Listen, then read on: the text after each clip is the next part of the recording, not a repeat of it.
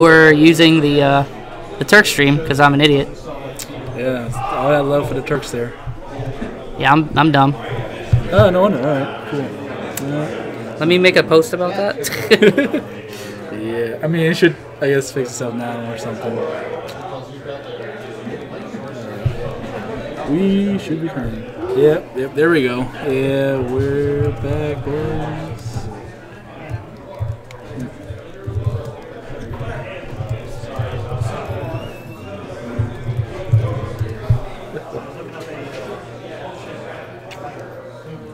Derp. Yeah, that's my fault. Yeah. Okay. No, all right, cool. So anyone tuning in? Yeah, so we're so Chris is on 4, Mike's on 1. Mono Lightning versus Earth Water Facility here. If you're watching from the Turk stream somehow and now you're tuning in, you're caught back up. This is our round 1 right now. This is a 3-deck format. I guess I'll go over that again. So this is going to be 2 out of 3. Each player has 2 decks. You know, if you win on one and then lose on your next deck, you have to play the deck you lost with to play in the 3rd round. We're doing 4 rounds of Swiss with a top 4 cut. And I think we're good now. Yeah, we're good. We have 16 people participating. A lot of people traveling from North Carolina, West Virginia, and obviously a lot of the Virginia locals here. Pittsburgh's here too. Oh, yep. Yeah, Mike is actually from Pittsburgh, I believe. Exactly. Yep, Mike Burns. And I should give him a shout because he does have a channel, Magic Man. He also does a lot of great Final Fantasy tutorials, breaking down the concepts and background. Oh, and he hasted him on to Dole the Noctis. That was a sneaky play. So Chris is still kind of on the back foot here. He actually has a board now. He's been kind of having trouble keeping a board alive with a couple of Adayas have came down, and I haven't seen Al Cid yet at all. So I'm not even sure if it's in the deck. We'll find out. Let's take a look here. Are we thinking about? He might be thinking about Exodus in here for 3. Oh, yeah. He doesn't. He runs more focus on the Cypher than the Gilgamesh. Ooh. Yeah, so no Al Cid at all? No Al Cid. There's a Fasolia in there. That's interesting. So it looks like he's Exodusing. He's calling 3.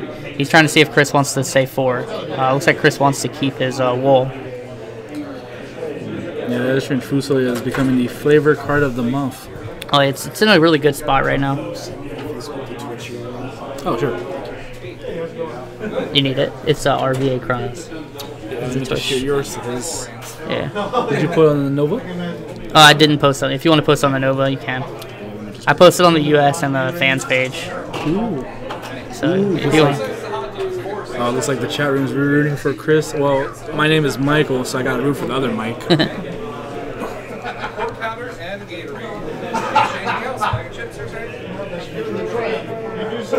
Yeah, we also get to see at least 2 times of Chris today, at least during this stream.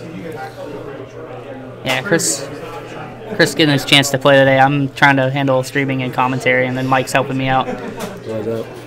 Yeah, if you don't know, Michael T, I was the guy who got ranched horribly at the Super Soldier Showdown. All right, so Chris is playing an Opus 4 Delita here, and this is going to be a really big swing. So what he's going to do is he's going to break his Layla, and he's going to break the Amon on the other side of the field. I promise that's an Amon. Now what Mike should do is at least dull something on the way out, probably the wool. Yeah. There it is. And now Chris needs to stop putting stuff on. Is he putting stuff on top of his deck, or is that his break zone? I can't tell. Yeah, so that's his he keeps putting. Yeah, he swapped it around for a second. Yeah, he just put a card on in the break zone. Yeah. Let me go over there. Oh, what's going on? It looks like he accidentally put a card in his. I'm just gonna hold on.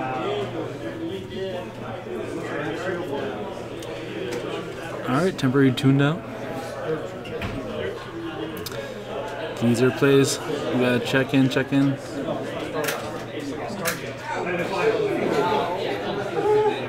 Alright, looks like they got a good thumbs up. Everything is sorted out.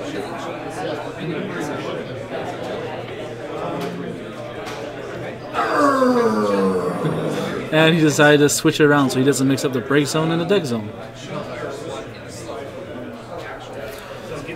Old man Chris figured it out? He figured it out, yeah. So he just put it back on top. Worst case, I was going to make him just reshuffle his deck if he had to. But it seemed like, they kind of worked it on their own. So both these guys are pretty cool dudes. They're not. I don't think anybody's going to accuse either one of them of doing anything shady. It was obviously an accident. Yeah, and Chris is, just to make sure, swap the decks in their proper places, so that way he didn't mix them up again. So he dropped the Minfilia, but I mean I was gone when he played it, so I don't know what he got back. Did you see? Last thing he did was he continued forward playing. Well, no, the Minfilia's been there for a couple of turns already. Oh, was it? Okay. I thought when I left he just had the 3 backups. No, it looks like 4 backups. Chris is okay. Good. So we're gonna go ahead and kill the Viking. It looks like. Yep. One less person to swing with. And there's a Lua there. Looks like we got a Gilgamesh, I think, and another Cyclops for Mike. So we're pitching. Looks like we're playing that Gilgamesh maybe. Oh, okay. No, is that the new Ramu? Oh, okay. Yeah. So that is the new Ramu. So what he did was he reduced everybody's power by 3. Then he played the new Ramu and reduced Wall's power by 7. So it's pretty good. But I think he's just left right now with an Alua in hand, which isn't bad. But Alua's kind of at this point a little underpowered compared to Chris's forwards. And as long as Chris can keep playing forwards out, he's good. I think he should go ahead and play that Layla again. Because, I mean, there's really no reason not to. Yeah, keep the pressure on. He's got the engine. Yeah. Let me do some housekeeping with just reporting for people. You're good. Yeah. So, yeah, so now that was a huge swing. Now we got 4 forwards out. Looks like he played. I can't see what that middle forward is. Apologies for the glare. Oh, it's an ephemeral. It's an ephemeral summoner. So this is pretty big pressure from Chris. Mike needs to respond, and his Cyclopses I think are all gone. 16 people today, Rice. So 16, 4 rounds, top 4 cut. And it's 2 out of 3 with 2 deck format. I don't think I have time because we had to do 4 rounds.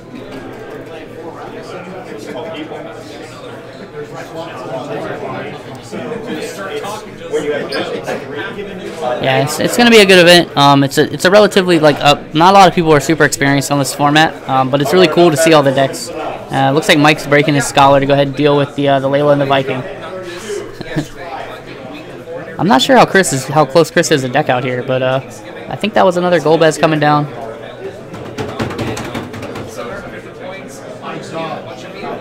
Looks like we're pitching. We got a Wool. Okay.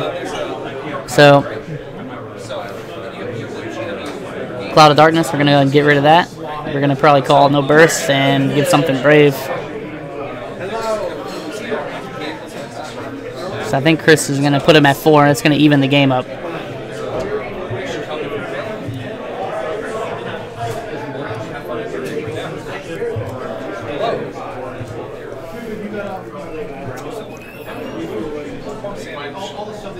So now Mike's pretty heavily on the back foot here, and not having an Alcid in the deck, it's going to really hinder the fact that, his comeback factor, he's not really going to be able to swing the board that well.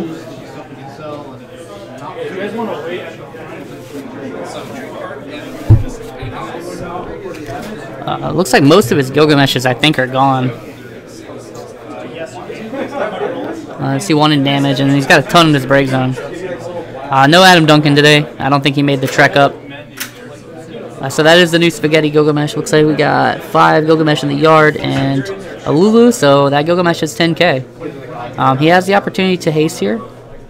It does have Brave, so he's going to swing twice for 10. I don't know, though, because Cloud of Darkness is going to come in for at least a reduction of 4k. So if he reduces by 4k, that's going to put him at 6k. And he can even buff the Ephemeral with Wool to get at least even with that. It looks like we're going to Hecaton like Lulu, so that's going to put Gilgamesh at a 9k. Yeah, so I think he's going to do Brave on Delito. And I think you do 2k. I think you probably do 2k on the Ephemeral, just to put it over the top of the Gilgamesh, because you're going to swing with Cloud of Darkness first here. Oh, maybe he's just going to Fasoya, actually. Duh. Yeah, he's just going to swing, reduce by 4, and then we're going to Fasoya. And I think that might just be game, unless there's Odins in the deck. He runs Odins. Okay, yeah, no, there's 2 Odins. So he needs to hit both, I think, in order to save himself. So it looks like... Okay, no, we're going to Ramu. So he's going to Dole 1, and he's going to deal 7k probably to the Ephemeral, maybe? So we're doling the Wall, and we're dealing 7k to Ephemeral. So that buys Mike another turn at least. So swing, we're gonna reduce by 3. There's Mike's 1 Fasolia. And then we're gonna, I think he buffed Delita, so Delita is probably at least an 8K right now.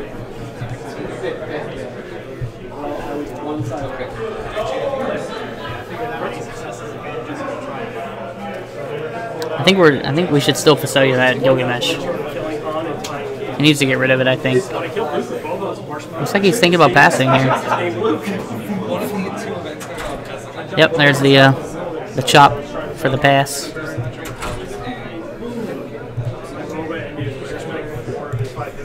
So this is the first time Chris has had like a true lead in the match, I guess. Don't want to be technical. I mean, doing 1-4 after another, making Mike Burns while he was still stabilizing was not bad of a trade-off over time. Yeah, I mean, that's what Fasolia does, right? Fasolia's there early game. You're going to take damage, but it's damage you would have already taken. So, Exactly.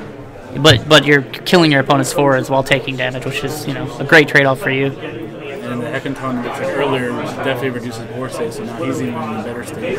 Yeah, getting rid of the Lulu was a big deal because that now puts Gilgamesh 1 shy of, you know, his 10K mark.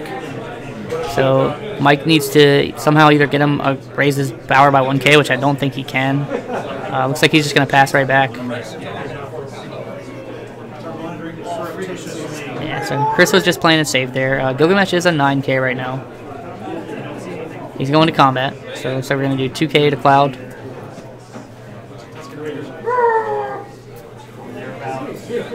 Yeah, and 2K and Brave is what it looks like. So Cloud's 10K, coming in for a 3K reduction. So that's going to put Gilgamesh at 6. Looks like we're playing a Cyclops, maybe? Or is that an Exodus? I think that's an Exodus in hand. Yeah, so we're blocking. And then we're going to cast Exodus, and we're going to... see. So Gilgamesh is a 2. He's probably calling 4 here, I guess, to get rid of the wool. Chris can just call like whatever. I don't think he needs to. Yeah, he doesn't. He can say 2, I guess. There's no reason not to say 2. And then swing with the Delita to put him at 6.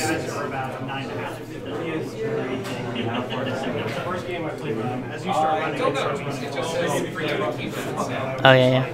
Chris point out Minwoo. So there must have been some kind of calculation over damage. That's another Gilgamesh hitting Mike's damage zone, so that's not good. Yeah, so they're going to go to game 2. Go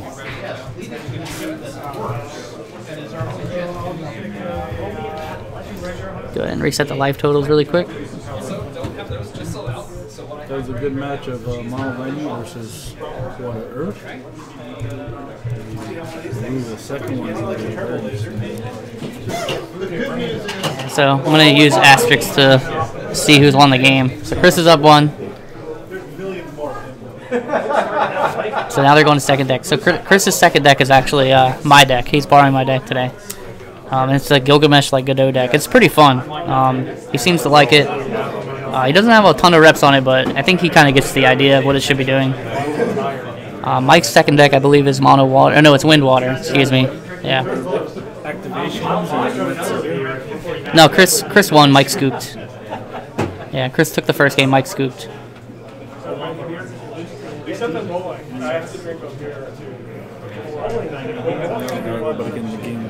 Yeah, Mike conceded. So Chris won the first game.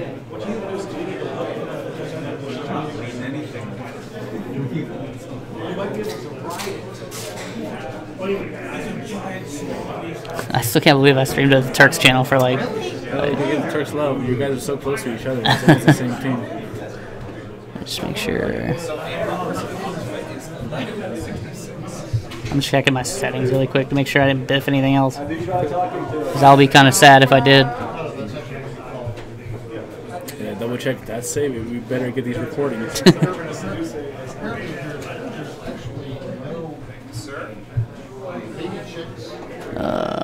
I don't know where it's at. Should be channeling videos, right? Let's see, video player banner, chat options. I know it's in here Oh, somewhere. your dashboard. Yeah. Well, I know we're live, so that's good. Yeah, okay, we're good. We're good.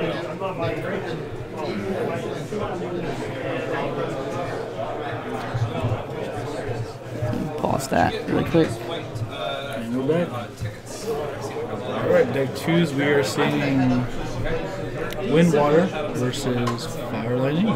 Yeah, it's Wind Water versus Fire Lightning. We're going to see a lot of rainbows today.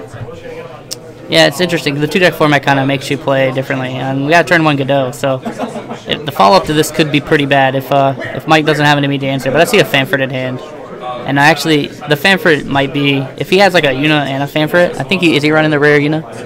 Yeah, we are. So a Una and a plus a Fanford here would be pretty backbreaking, I think. It looks like we're going to drop an Ico, and then we're going to overpay for Fanford, because I think I would. Because this potentially gets 2 damage here. Because whatever he plays is also he's going to get haste. Mike could be just waiting to see if he wants to play. So I believe that's a Warrior of Light. So we're going to swing, we're going to give haste, and we're going to swing again. So Mike's going to go to 2 pretty early. Oh yeah, he will die. He will totally die.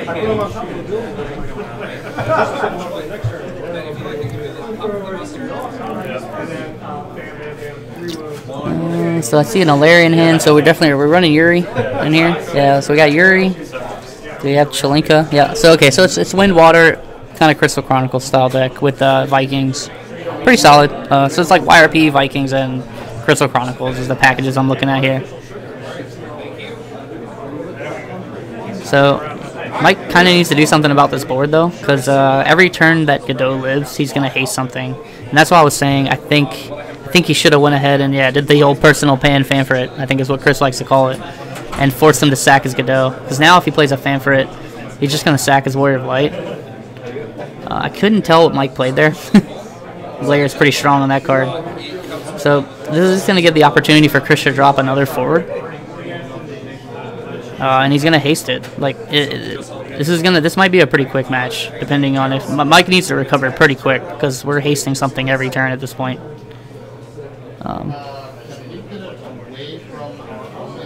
Chris is doing some math, trying to see what he wants to pitch to play things. So with this deck, he's just running off aggressively. He's not running. Yeah, the Gilgamesh Godot deck is pretty aggressive. I mean, it does have a pretty decent backup count. If it usually kind of stable. It hits around 2 to 3 backups, and then it kind of just goes. So yeah, we're gonna play Spaghetti Gilgamesh here, and then we're gonna play Sid, and we're gonna buff everything by 3K. So that's gonna put Gilgamesh at least a 7. I can't tell if there's a Gilgamesh in the yard. So okay, so Godot is given +2, so it's 4, 5, 6, 9, and 1 Gilgamesh in the yard. So Gilgamesh is 10K right now. 10K 2 swings. What's he got? Yeah, so 3 forwards are coming in hot this turn. Warrior Light's sitting at Warrior Light's at 10K. Godot's an 8K. These guys are big, and this is not good for Mike. Mike's gonna go right to 6, really fast, and then Warrior Light's gonna swing as well. Yeah, so we're blocking with Chelinka. Yeah, so good. It's pointing Godot. Godot's bigger, so yeah, that was a pretty huge swing turn. Chris has no cards in hand, but like, putting Mike to 5 extremely early.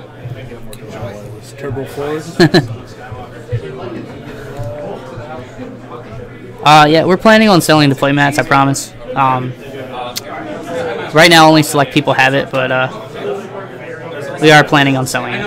I just don't know when. I can't give you a date. We're trying to figure out how to like. I mean, like I can sell them to you for like $30 a piece, but I'm trying to get more like a bulk deal. Like right now, we just get them from Inked, custom made, and I don't want people to have to spend $30 on it. Like I know, like I don't know. I would like to at least get to the point where we can kind of sell them and have them in bulk, and then people aren't paying $30 per mat. Yeah, fair enough. I avoided paying for a mat to actually one a mat. That's literally how it was. Yeah, so Mike's still extremely behind here. So we're playing a Barb. He's just looking for bodies. Gilgamesh, though, is now back down to a 7K, I believe. Warrior Light also at a 7K. I can't tell what the far left card is, though. If it's not bigger than Godot, this is going to be a problem. Yeah, so we're still coming in for 8. He's going to block with Viking and draw a card. Yeah, he needed to turn 1 fan for that Godot, I believe. Like, that needed to happen. So Warrior of Light is a 7K. He's going to die. Just another Viking at the end. Yeah, and so Mike does get to draw the cards from the Vikings. So not terrible, but yeah, Godot needed to die. Like I think that was the misplay was turn 1. I don't think he didn't want to overpay for the fan for it, but he needed to.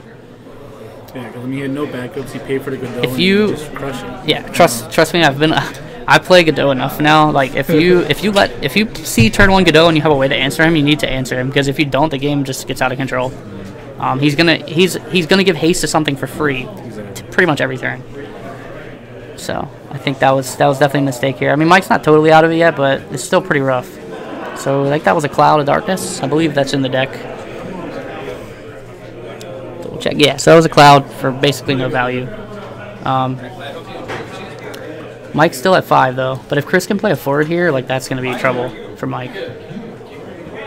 Yeah, I can't. He looks like he has 2 Godots in hand. I can't tell what that is. That an Aegis?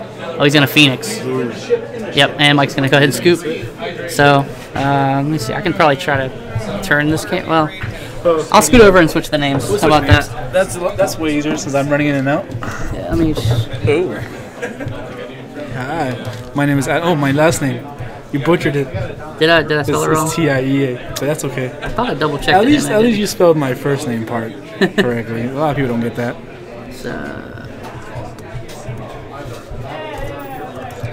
That's cool. Hey. Yeah. So.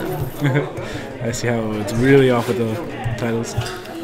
Yeah. So cool. I mean, Gilgamesh Godot. It's pretty real. Deck's good. Fast paced. We're just playing forwards after forwards, and he's playing. Let me go double check and see if the other game is done too. The other set on the other side. Oh yeah, we can switch it. Yeah, because we're running table 1 has a stream going on for the feature, and then our jerry rigged is simply we're twisting the camera around to see the second match.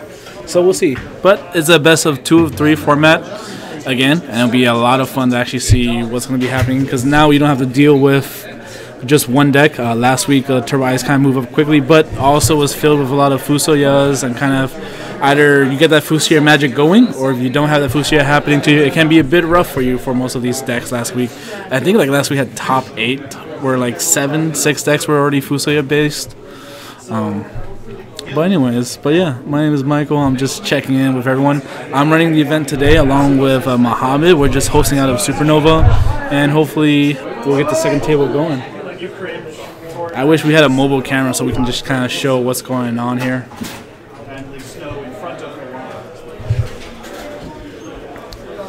Ooh, Chris lost game 1. What? Yeah. Let me get by it. Oh, yeah, snap. So, I thought like scoop with Chris decked out. Oh, you serious? Yeah. Wow, we totally did not see it. Yeah, they did call the chat right. It was a deck out. Yeah, so let me reset the score because Chris did deck out. Pretty sick. And let me update the score because that's completely wrong too. Yeah. Who would have guessed? 1-on-1 each. Well, we're on to game 3. Yeah, I thought I saw Mike concede. I didn't see Chris's deck was gone. Oh no. Yeah, this one. Yeah, so now it's Earth Water versus Wind Water. Ooh. Nah, this will be a very interesting matchup. Yeah, I got you for a beer. There is a beer spot next door here. I need food soon now. That Snickers is wearing off already. Ooh, just to let you know, there is a snack bar with those fantastic Nordic pretzel twist nuts. I'll probably be either getting that or I'll go to Chick-fil-A or something. Yep. But yeah, I am Michael running the DC area Final Fantasy right now. I guess it's DC area mostly we're going to call it. Nova is the term we like to be in Nova. We're all that elitist. Not really. But this is going to be interesting because both decks will require some time to set up, so we'll have to see which one gets to kind of push ahead.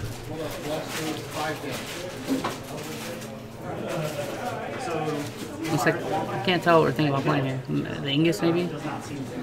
Oh, he's definitely playing the Fusoya here, right? I feel. Yeah, he should. I think you have to take your beats. I can't tell what's on the other side.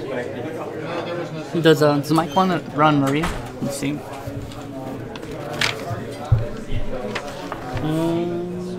Mike does not. So Mike has no way to really buff his forwards. Zidane's the only thing that's really going to save him from Fusoya here. But it looks like Chris is going to go with the Minway. Well, he is running 2 different types of pains. Yeah, so he has the Searcher Pain and Yep. 7 drop. Yep. When it deals the damage, is the forward also on the board? No, The damage happens first and then the forward. it resolves and then the forward comes in, and if the forward has an ATB, that goes on the stack after. So does my forward, before it's 8K, does that one lead before his forward comes on Yes, board? the damage resolves, yeah. Before the forward. Yeah.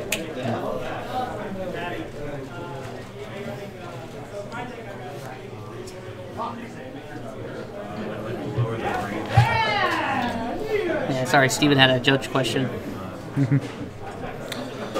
Judge, streamer, and executioner. Looks like we're swinging. We're going to look at Chris's head. We're going to get rid of the Cloud of Darkness. Chris is trying to decide if he wants to block or not. What do we got in hand? Yeah, so he just pretty much gave up Zidane to get a card out of his hand. I don't know if he has... Well, there's Minwoo, so nothing's really going to do anything here. Yeah, but Minwoo, yep. Yeah, Mike's just now realizing that Wall's just a 6K, but he hasn't taken any damage because of Minwoo. Yeah, he needed to play the Clouds first. Yeah, he should have played the Cloud of Darkness first, but I mean, normally the ordering's correct if he didn't have Minwoo.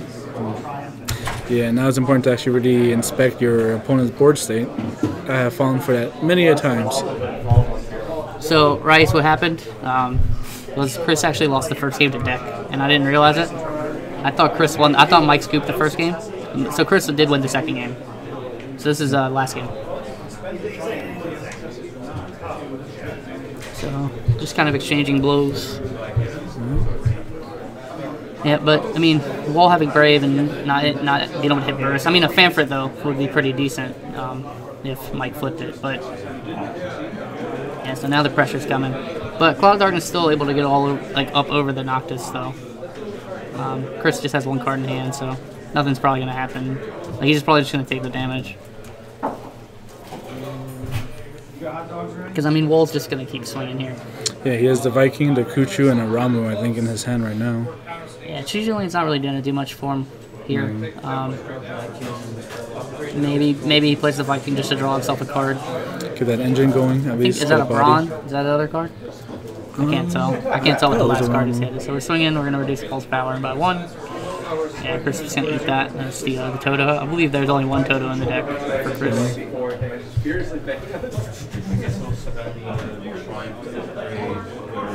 So he's breeding. Chris, I think, decided not to fight with Noctis, I'm pretty sure. I'm curious why he waited on the Viking if he's in turn. I mean, he hasn't ended his turn yet, I think. I think he's decided he wants to play the... There's no reason to play the Viking beforehand, really, unless he really needed to get a 2K reduction. Yeah, so drawing a card, I think it's probably just passed, yeah. There it is. However, now there's a double Famfrit. So, but the Facilius probably should have come down here and it's going to kill the Viking, probably. Just to get him out of the way and get 2 points of damage in. Oh, so, okay. He's allowing him to block. He doesn't want to take the extra damage from Facilius, I guess. Mike's going to go 3. So they're pretty much, right now, just trading back and forth. Which is why it says keep this part. I don't know if they're doing the raffle. Okay. Whichever one says you to keep. Alright, cool. Yeah. So regular size hot dog, and this is on this, so $3.18. So Chris is in double Famfrit minimum. That's not really going to get much action right now. You're ahead on board. There's no reason to cast a Famfrit right now. So it looks like we're going to play a Barb and then probably finish off the wall with Cloud of Darkness, which is smart. And now the Famfrit's going to probably come down. Yep. Yeah, so we're going to sack the wall. See what he wants to sack. Probably just the Barb, yeah. And then no reason to fight. Just take the damage, go to 3. Noctis is going to swing again anyways, so see if Mike decides he wants to play another forward.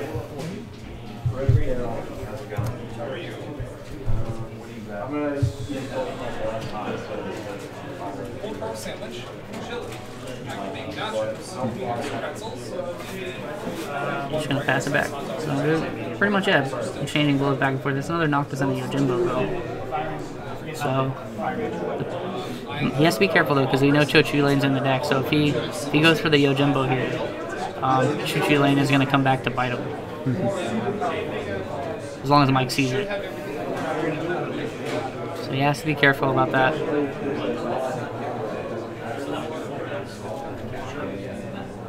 I think Chris is thinking about doing it. Yeah, okay, no, we're just gonna pass.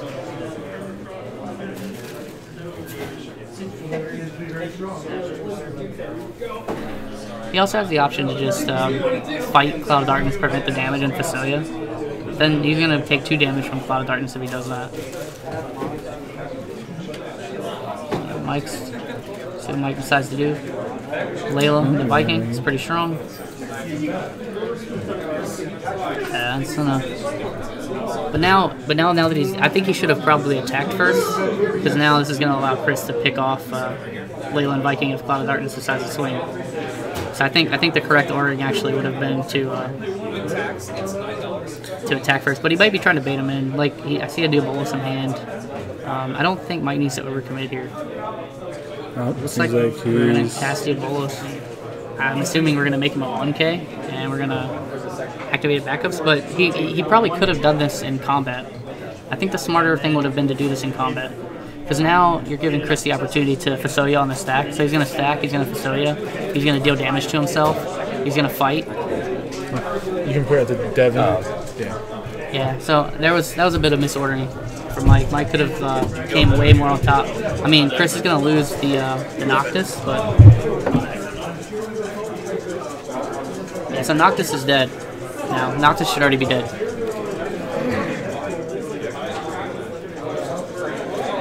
Not that it matters, but Noctis would have been dead anyways. Oh no, the Minwu, I'm sorry. Minwu, yep. Yeah, it's just, Mike could have definitely ordered that better. There's a lot, I mean, he had like kind of the right line, but... Yeah, so it looks like we're playing, I couldn't tell that, okay, that was another Layla. So. Still a pretty close match, 4 damage to 4. Mike's still got the superior board right now, because Chris doesn't have a board, but... Looks like we got a Choo-Choo Lane, we got another Noctis in there, so probably going to be another Noctis coming down here. Oh no, okay. Oh yeah, okay. Pitching Noctis, play Noctis. Looks like we're going to go ahead and deal with this board now. So he's going to deal 7k to Layla, then we're going to fight the Viking. Mike's trying to decide what he wants to do. I see a Choo-Choo Lane, I see, oh, there's another Diabolus. He's thinking about doing that, I think.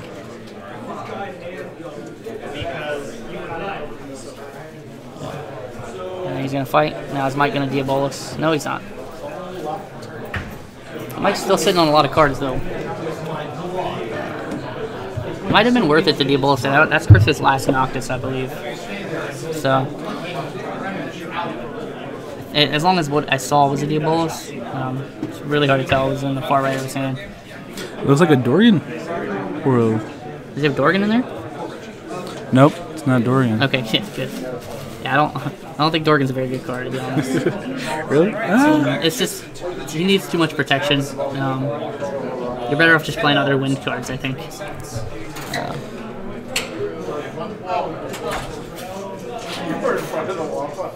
You're not on the total. So Mike's trying to figure out what to do here. I don't see very many forwards in his hand. I see a Barbarisha.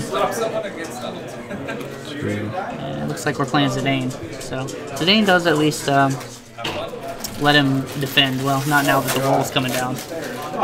Yeah, so the wall's coming down. We're gonna buff Noctis, and now we're going back to. He needs an answer, but I think he has. I believe he has a Diabolus in hand. Bait it out. If he has a Diabolus in hand, this would probably be a good time. So there's a Barb. He already has a Barb in hand, so that doesn't really do too much. Probably a good card for him to see go. Get something new for an option. What did he pill up? So, I mean, he's got a Barb in hand, but Chris's board's still pretty strong. I think there's an Ico, a Valafor, and a Diabolus. So the Diabolus was in hand. He could swing in, but, I mean, if there's any kind of trick that Chris has. Chris can't off-facilitate the Zidane, though. He might just take it, like if he swings. And if Chris doesn't have a forward in hand, he just loses because he can't untap the Zidane.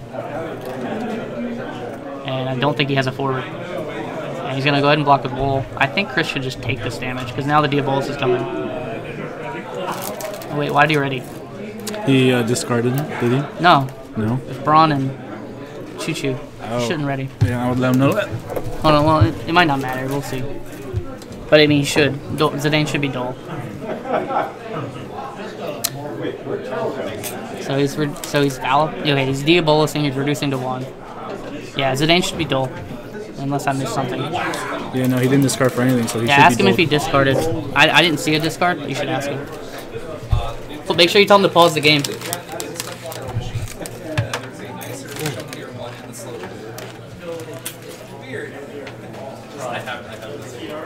Yeah, hold on. I'm just trying to clarify something.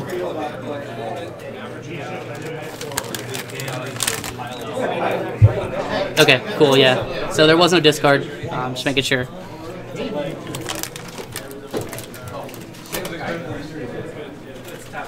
So now Anna's here.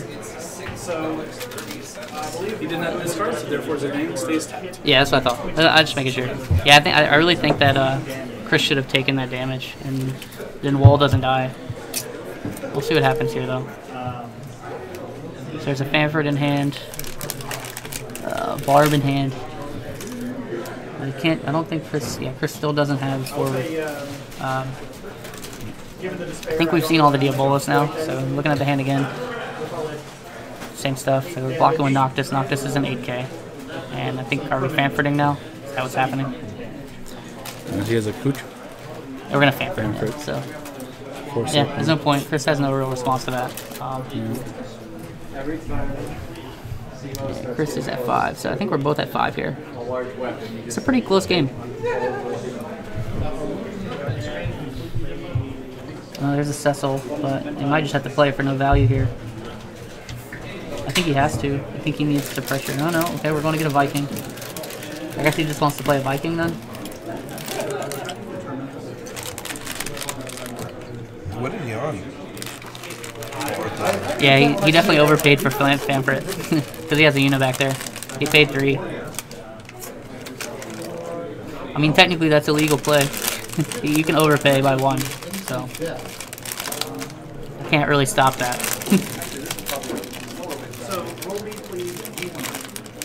Chris has to be careful of getting milled out though by Riku. Like he needs to like push.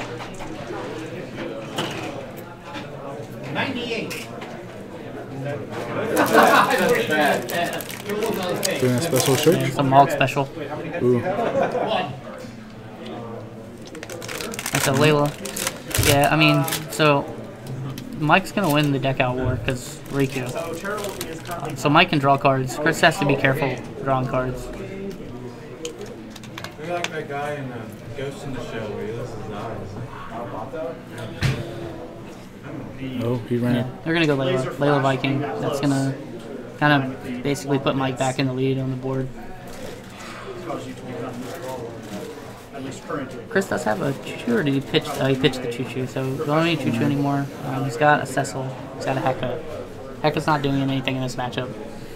There's really no targets to break.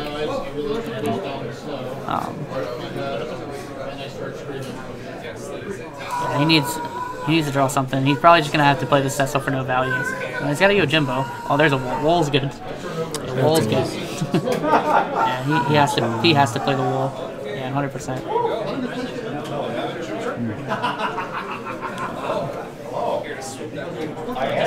And then honestly, like, yeah, I mean, obviously go to combat. Looks like he may have given the 2,000 for Viking. Yeah, he's gonna go 2K Brave. Easy. So kind of forces Mike to block. You guys want some nachos? I'm good, thank you though. I'm good. Cool, I smell spicy here I too. think he just has to pass here. I'm not sure how many cards Chris has left in deck, but he's got to be careful. Yeah, if Mike realizes mid-turn range that he can get ahead by just switching, I mean, pivoting. Riku, at this point, like Riku should probably be milling every turn because I'm pretty sure Chris is at less than like 6 cards in deck. So, I mean, even a Fanfrit here is probably fine. You could probably attack and then Fanfrit if you want to try to bait something. But Chris should know that all the Diabolos are gone.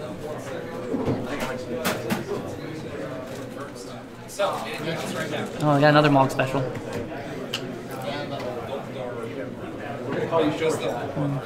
Yeah, so he's going to play the Cloud, kill the Viking, which is going to force him to draw. Yeah, if I was Mike, I'd be playing straight up for deck out right now. There's no need to even attack. Stall it out, just whip your deck out. That would be it.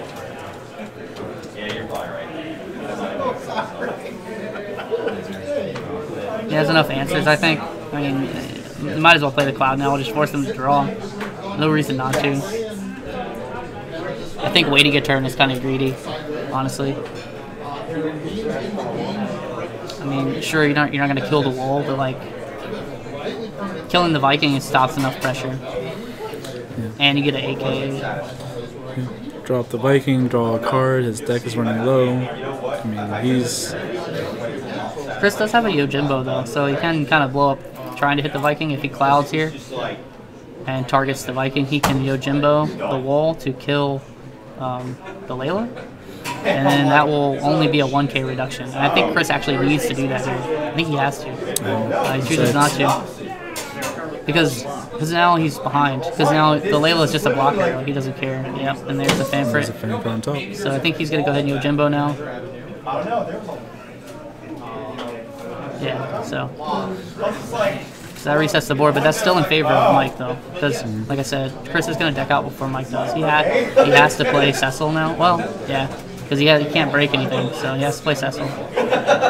Yep, no value in pass. And, I mean, as long as Mike can put a floor down, which I see a pain, he should be fine. And then you just mill him out. SuperNova Cup is in Northern Virginia. I don't even know the exact address here. Yeah, so it's Huzzah Hobbies and the edge of Ashburn. I always forget the address here. So Ashburn, Virginia, Huzzah Hobbies. There it is.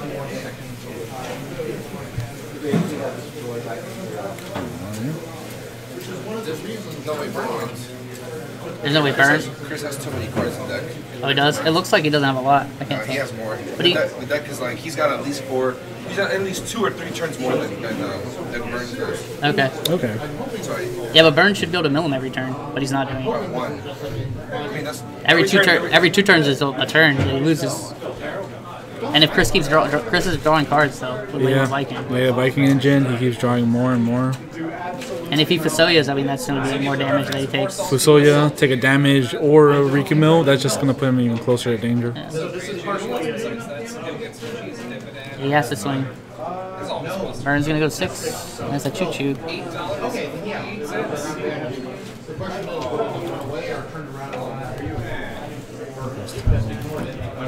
And that's exactly enough to get rid of the Layla.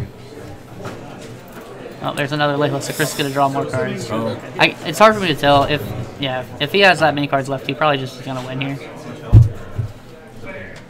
just put the bottle of wrench in there and be like, hey, you get a case for losing. We'll see. You thought? That'd be nice.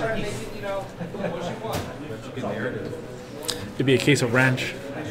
You got a case of Final Fantasy Ranch. Yeah, Yuri's not doing much here. I don't know if he can force him to draw a bunch of cards. I can't tell. Yeah, so we're gonna Valfor. That's gonna kill the Vikings and the Layla, and Chris is gonna have to draw 2 cards. Ooh, that is putting him closer and closer. So how many experience do I get for this? Yeah, so again, Chris has to be really careful that he doesn't deck.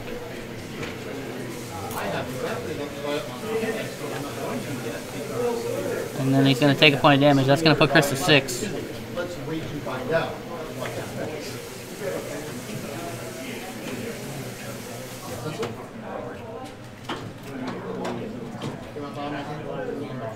But can Chris get rid of the other forward? I think he just loses, right? Is he just hoping for a Fanfrit at this point? We'll find out. Either he's going to take it. Oh, that's a Cecil. Yeah, but Yuri's not dull, so that doesn't do anything. Yeah. That's it. Mike's going to win. Yeah. That was a real close game there at the end. Yeah, that was pretty close. I think there was a pretty good amount of misplays, though, on both sides, to be honest. So, I mean, there was some overpaying on summons that Chris had to do. He just didn't have it. I mean, Mike overpaid a few times. I think he forgot his Uno was out. I think he paid 3 for like every Fanfrit. Oh, okay. I think Chris probably should have played the Cecil earlier, though. I think he needs the pressure. It's hard to say, though. I mean, it's a pretty grindy match. It is. I mean, it is a new format where they actually have to play. They played 3 games consecutively just now, so it could be just a little bit mental taxing, a little bit. Yeah. Let's see. Yeah, I mean, Chris also hasn't played in a few weeks, I guess. Oh, that's true. He was commentating the last 2 times. And hopefully everyone's able to knead his face back on cam. Ooh, that rugged beard. I can't grow a beard like him. I got that Asian beard, it's just chins and whiskers. Yeah, this grows back in like a day. I can't do that. I shaved this. This grows back in like maybe 6 months. Yeah. Oh yeah, Euros did. I think they're nationals. I'll let Chris sit down. He can talk about it if he wants. They want to tune in. I'll see if he wants to. I'll be right back. All right, cool. I'm just gonna sit here and chill. We got a nice back mat wall. It's a lot more fun. I think this is a really small group here of 16 people, but there's actually a very high skill level. Everyone here more or less is competitively playing well.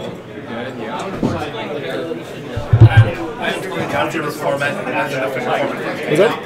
Cool. Hi, Mike. 2-1. Reach out to Devin. He'll be keeping track of the scores. They told us to come to you. Oh, yes, Devin. Front desk. Yeah. You report? Yeah. Yeah. Also, I mean, everyone want to take a view. So we're at Huzzah Hobbies in Ashburn, Virginia. There is a snack bar to the, well, it's my left, and it looks amazing. This guy got nachos right here. Here, we're gonna preview some nachos action. They serve alcohol too. Oh, and there's some beer as well. So people are gonna get drunk. They're gonna play some Final Fantasy, and we're gonna go on to round 2 pairings in a moment here. Let's see. Yeah. Is everyone done more or less for the next round? Okay, cool. So we'll be next coming back here in a moment here in about probably 10 minutes here for the next feature match of 2 of the day for Swiss Robin round 2. That's how it is. It's almost a tongue twister. All right. Well, in the meantime, what do I have here? My biggest goof was locking myself out of backups. Yeah, sorry. Getting that early on.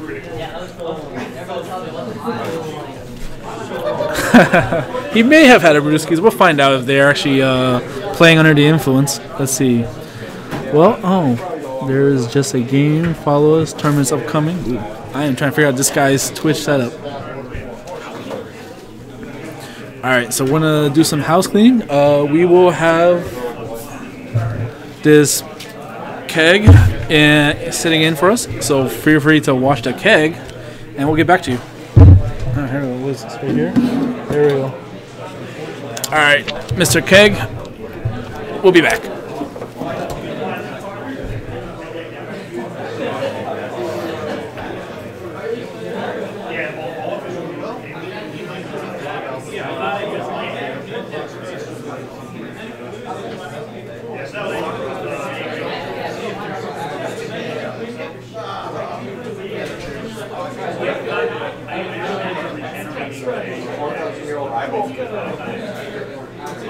We do have 4,000-year-old don't we? They're puffy UBIs, but still.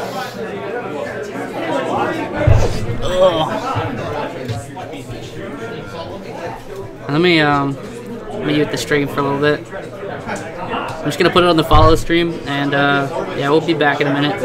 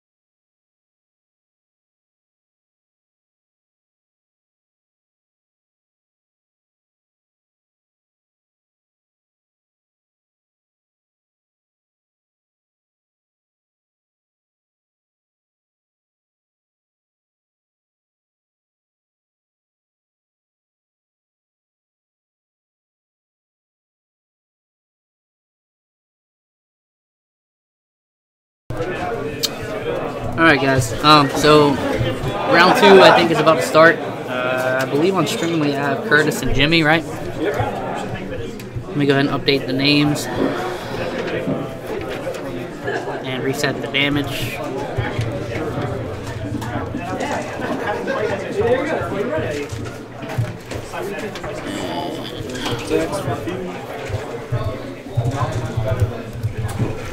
So we're gonna have Curtis Kang and Jimmy Shing. Let me go ahead and reset the timer. Stop the timer. Reset the timer.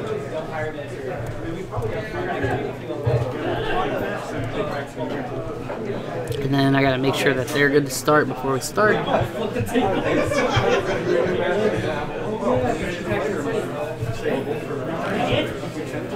Yeah, let me go ahead and tell them that they can start. Should be good. Be right back. Can you give them the thumbs up? Just tell them. Okay, they're good. They know they know they can start.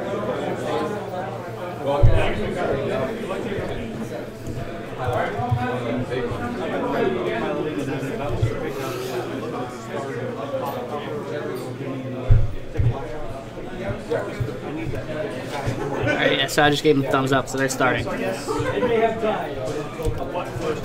so let's see what people have brought today. So on the right we got Jimmy. Jimmy's on, looks like mono water, and I know that's water lightning. And mono fire? Yeah, so Jimmy's on mono fire and water lightning. Pretty interesting. Curtis is on earth ice, I believe. Earth ice, yeah, he was messing with that. And mono, or no, water wind. Water wind. Yep. So should be pretty good. Yeah, so Curtis starting out with the Jill. Seeing a lot of play right now because of all the facilities running around, and then followed that up with a Noctis. Looks like Jimmy, go ahead and say he swung already with a Lua, so let me go ahead and update the damage. Always love that first turn of Lua. It's pretty strong. Yeah, so, I mean, pretty good start though. Jimmy's got his unit down and a Lua. Looks like we're gonna swing with a Lua, and he's gonna let it go through. That's a Noctis, and he's gonna have them fight, which is gonna fizzle, right? Yeah, it should. No. But it resolves before. Well, no. I think I think Noctis targets even if he doesn't have 6 points of damage. Yeah. So that fizzles the Alua shield. Let me but double. It's an expert, so it would go off before the shield anyway. Well, but the Noctis EXperts doesn't do anything because it only does something on 6 points of damage. Oh, he's talking about the Noctis on the field then. Gotcha. Yeah. So I think Noctis does target no matter what, even if he's not at 6, he still targets. So it lets you remove the Alua shield. And giving him, and so he fanfred on top of that anyways. Did he fanfred or choo-choo? Okay. No, he fanfred it.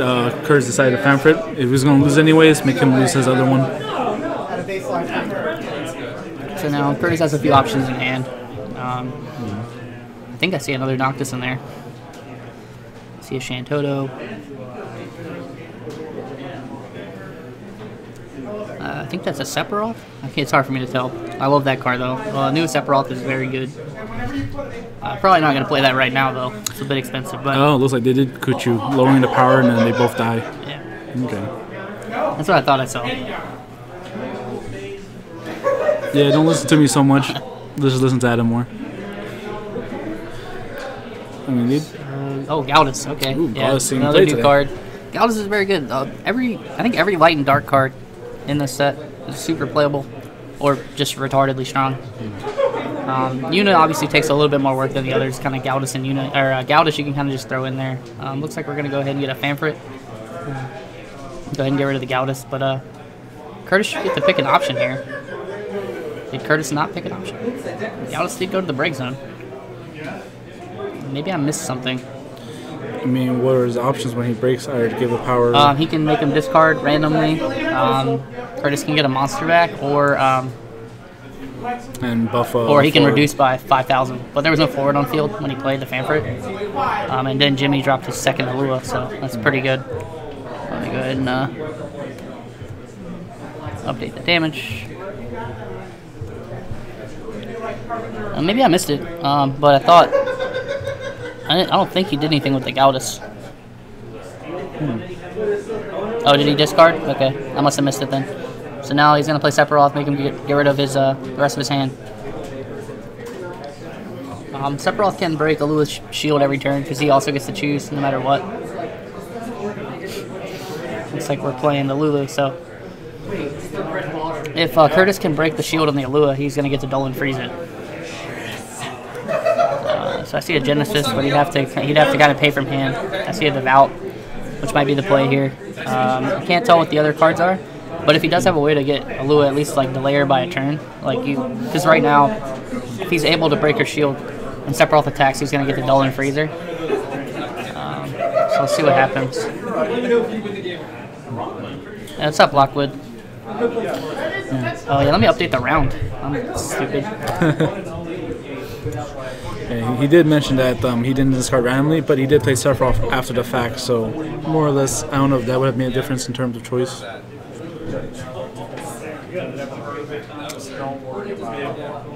Yeah, I mean, at this point though, like the game's kind of gone too far. I can't rewind back to the point where they didn't randomly discard. I don't really think I can do much about that. So he's gonna play the Devout. Yes, he not. Did he not attack? I guess he's just keeping it up to block the Alua. If Jimmy keeps playing Hellbent though, he has to be wary of Sephiroth. Looks like we're gonna go get Fanfrit possibly. And then it's just, it's insane now. This place is 100% different. Yep, there's a Fanfrit. Jimmy's gonna put that on top of his deck. Is Jimmy? I assume Jimmy runs Fasoya. Yeah, we got 2 Fasoyas in there. Just haven't seen them yet. You know, they have a couple different ones. So, you even have one that's a Mind Flare, if you know what that is. It looks like we're just gonna pass back. There's a couple different types. I think there was another Galdus I just saw. Like Gen Con or something like that. They always run like $500. They're super cool, but I don't know if I can do $500 for a wall deck. Curtis trying to think what he. It looks like Curtis has a pretty good amount of options. Yeah, definitely. I think the Galdus is probably pretty good here. A Genesis could be pretty good. He could attack with Sephiroth to break Alua's shield and then Genesis her down. Looks like we're gonna play the Galdus though.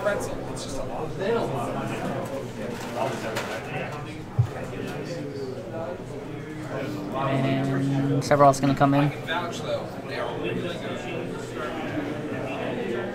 Ooh, there's the Fanfrit, yeah, as expected, obviously. And then he's gonna sacrifice the Galdus, force him randomly discard.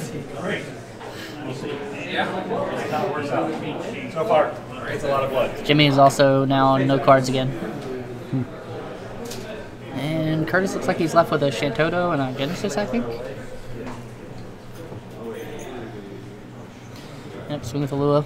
So it's 4-1. Let me update that.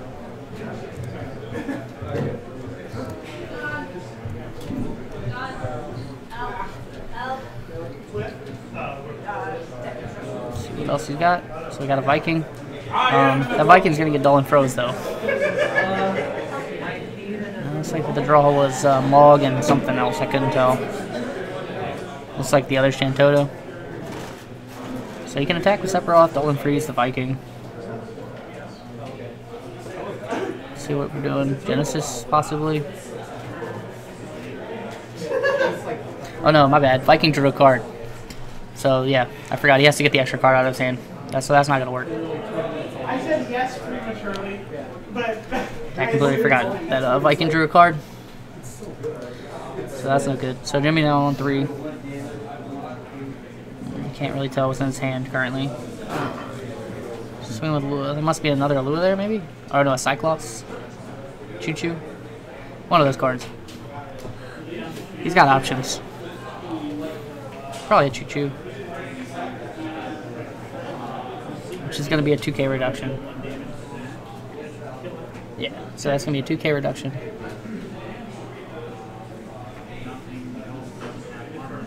Looks like probably going to pass it back. Yep. This might be the turn where the Devout gets cracked, possibly. Just bring back Genesis again. I'm not sure there's other targets in the break zone right now. But at least Genesis can keep his Viking locked down. He does have a Heka though. That could be pretty good. He's going to target Alua. Nothing's going to happen. Just to fizzle the shield. And it looks like we're going to probably Heka. He's gonna have to pay from hand because yeah, Sephiroth. He's basically telling what he's telling Jimmy right now is that Sephiroth always targets no matter how many cards are in hand, and then he checks at resolution, and if you have no cards in hand, then it's gonna dull and freeze that target. That makes amazing. But Alua, I mean, he's just using it to break Alua's shield, so now he's gonna Heka. And then he's like crack the Devout, get the Genesis back, and maybe freeze, or is it gonna get the Gautis? I'm not sure what the target is here. Renoa. Oh, make him discard too. Yep. Ooh. Smart. I forgot that he had pitched that earlier. So yeah, I mean, I think this is a big reason why Sephiroth is very good. Like now, Jimmy's at the point where he's basically on like 1 or 2 cards every turn, and if he plays off the top of his deck, then Sephiroth's gonna dull and freeze every turn, and that's just gonna be bad. So we're gonna swing with Renoa. It's gonna put Jimmy to 4, and see if he swings with Sephiroth. Nope, looks like he just swung with Renoa and went to next turn. Yeah, it looks like he's going to main 2. So you're gonna play Mog, Orphan maybe. Who's the pull here? Oh no, Sid Reigns. Okay, no Orphan in the deck, I guess. Probably no Orphan. Sid Reigns is good too though, because now if the Viking tries to do anything, Sid Reigns is just gonna get him and then make him discard. Yeah, so Earth Ice is picking up a lot of steam. I blame Okimoto though. He's kind of the pioneer of that deck, and now it's kind of catching on everywhere. It's been pretty popular here in Virginia. That and Earth Water been extremely popular in our events, as well as Mono Water, obviously, which has won both events that we had. So, let's see what Jimmy answers with. Another Viking. So Jimmy's sitting on 3 cards, I believe. He's going to pass it back. So there's an Ultimecia, Time Mage. Ultimecia, another new card. Pretty interesting card. Basically lets you pick 1 of 3, but if you're on 6 damage, you get to pick 2 out of 3. And then you back up? Yeah. Oh, no, she's a forward. And then, she's a forward? And then all the effects are pretty strong. Freeze all forwards, freeze all backups. So that's a burst. Seymour, he's going to get a favorite and put on top of his deck. Jimmy hasn't seen a Fustoya, though. Which is kind of sucks. But he is keeping cards in his hand to fight the Sephiroth. Looks like Curtis has something at the end of his turn, maybe. Just a Time Age, and then he's going to pass.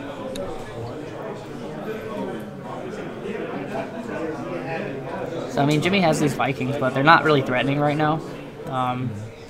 Curtis knows he has a Famfrit, but he's just going to get rid of the Renoa if he decides to Famfrit here.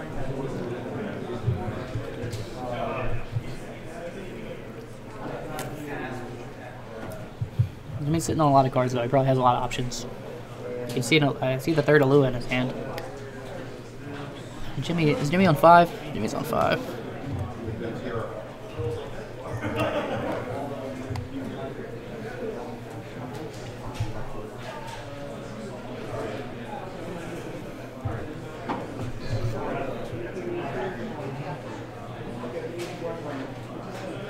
Alua, Alcid, looks like. I can't see if he has an Alcid. Oh, he has a Lua, but Alcid's not going to kill Sephiroth with just an Alua.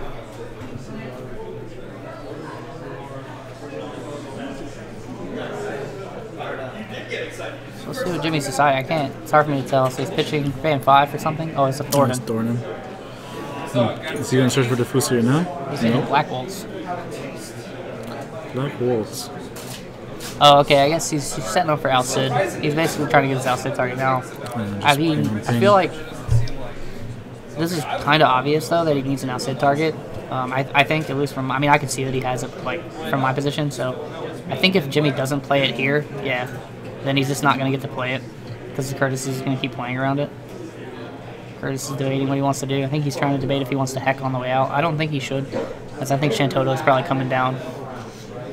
Yeah, and he's just going to take 2. I got a judge call. So I'm going to take over. Sounds good. You took a hit, and that triggered. Ooh. And his Heckin.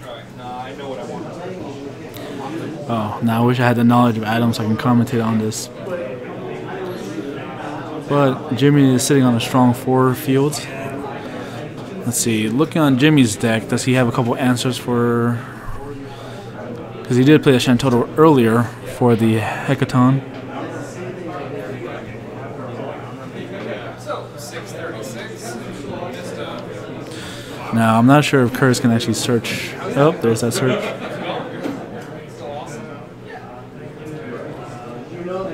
Checking out his break zone. Ooh.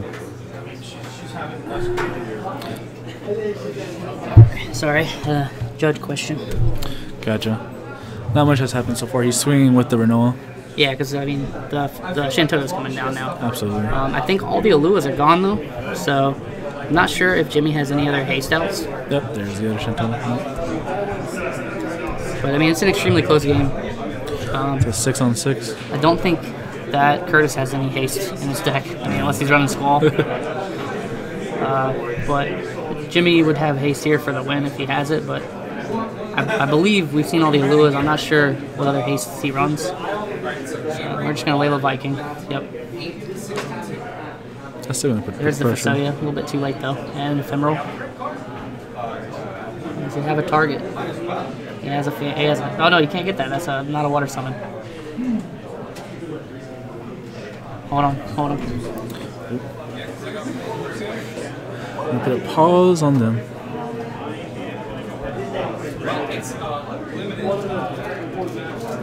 Oh, looks like he's changing targets. Hi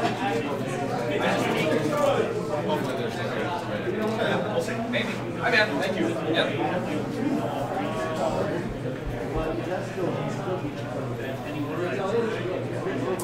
They caught it. Yeah. I just want to make sure they caught it. Yeah, because ephemeral summoner can only grab a water summon. And he tried to grab a Cyclops.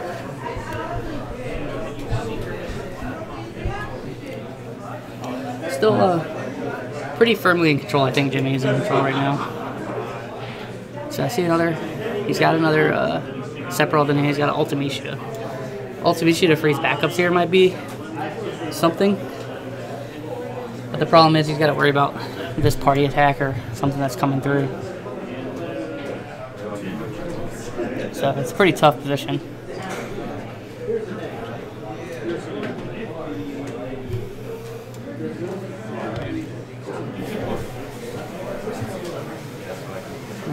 So it looks like we're going to play Ultimecia to freeze the backups, probably. Oh, he's on 6. He gets to choose 2. I'm sorry. So he gets to dull 2. He gets to dull 2. Yeah, he gets to pick 2. Because I forgot, because he's on 6 damage.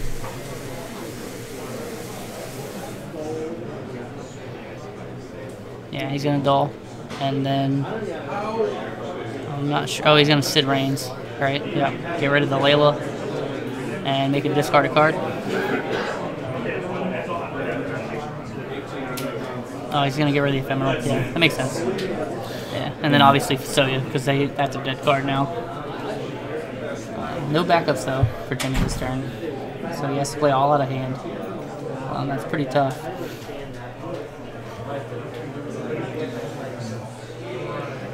And I believe Curtis is still sitting on a Sephiroth.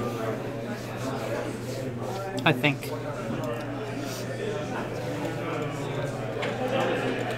Which is going to just get rid of more cards, and then he can also...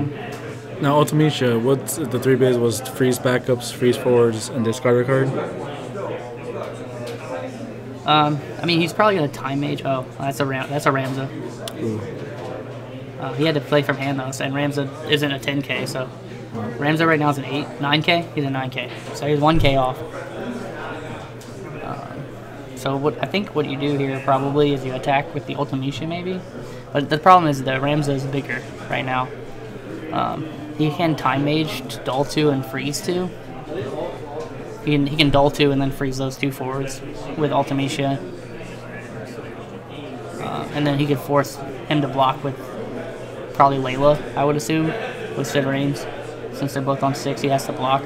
Oh, he does have he has a Cecil in hand. Okay, so I think he's trying to calculate if he has the CP to do this. But because if he Time Mages, that's going to tap out all of his CP. If he can play Cecil from hand, he can get rid of the Ramza, dull the and then dull the Viking and freeze it, which that's what he's doing. So he's gonna dull and freeze forwards. Yeah. Oh, looks like, is he freezing backups? Okay. And there's Delita. He's gonna break to break Rams. Okay, so And that's a swing. he was probably one short of the Cecil then. Yep, and then that's it. That's game 1. That's a really good game, and a lot of interesting, at least card decisions. Curtis with a big thumbs up. Curtis was looking at the camera, I think. Let's reset the damage. So now they have to go to their second decks. What was they again? I believe Curtis is on Mono Wind. Yeah. Oh, and Jimmy's on Mono Fire. So the cool thing about the 2-deck format is you see a lot of different decks. Different decks, different interactions, and you're always not concerned of whether or not if one game didn't go so well, you always have another game to come back after. I like that a lot more as I play on it. Yeah, it's cool. I think it was really good, because when Turbo was a thing, a lot of people weren't very happy if he lost to Turbo in like a best of one situation, and then that's kind of it. You're done. Now, if you're playing Turbo, I mean, you could I still think that people should bring Turbo. I mean, it's still legal right now, and it's probably still the best. But if they do, they still have to bring something else. They can't just win with Turbo. They have to win with another deck as well. And I'm just kind of curious about the players of how they're deciding their first deck. Are they going with the strongest you think first, and then just simply whatever happens? It's tough, right? You have to make a call. Like if you think you know what they're going to pick. I mean, obviously we're in early rounds, so people don't know what everybody's on yet, and these are long rounds, so it's hard to scout. Exactly. But if you know you're on Turbo, obviously you probably want to put your deck first that's going to go to Turbo, that's good against it. I'm pretty sure Curtis's 2 sets of sleeves that he's shown on stream are worth more than the decks that he's put in them. Dang. I mean, that's not true, but those sleeves are worth a lot of money. You guys are balling out with your sleeves, and I'm just here with my non-foils. I've gotten the problem now with like foils, where I kind of want to try to foil a lot of stuff out, but I need to try not to. Yeah, I can't play that foil game. It's too rich for my blood. And then those sleeves. And the non-foils do the same stuff as the foil cards. Exactly. So it's not a big deal. So I couldn't tell. It looks like Jimmy's going to go first. No? We got Ifrits in there. We're going to play an Illusionist. And we're going to pass. So actually, Mono Wind does have trouble with aggro. So I think Jimmy's list is pretty aggro. Yeah, it looks like it's a Godot and a bunch of 2-drops. And then he's got Yuri, Zonde, Eject. So Mono Wind does need time to set up, so him not playing an Aegis or a Godot turn 1 kind of gives... oh, my bad, it's Wind Water. Yeah, he has Wind Water, so he has He still needs to kind of set up, but he has a little bit more answers. But he still needs time to set up. It's not as slow as Mono Wind. No. I mean, he runs Leia Viking in this deck. He'll have the bodies. Oh, yeah, for sure. And then go to Bro, and we're going to pass. I mean, lately, let's see, with Wind and Water, they work well because they both love power reduction. Yeah, so Jimmy's 2-drop choices are Frit, Soul, Warrior. Is that it? Just those 3? Yeah, those 3. That's about it. Yeah, interesting. I guess he doesn't favor like the new Furion. He's only running one of those smaller Phoenix, so. But he does get Aegis Soul out. That's gonna. I think that was an Ilaria. Yeah, it was. So he's gonna go get a Chelinka.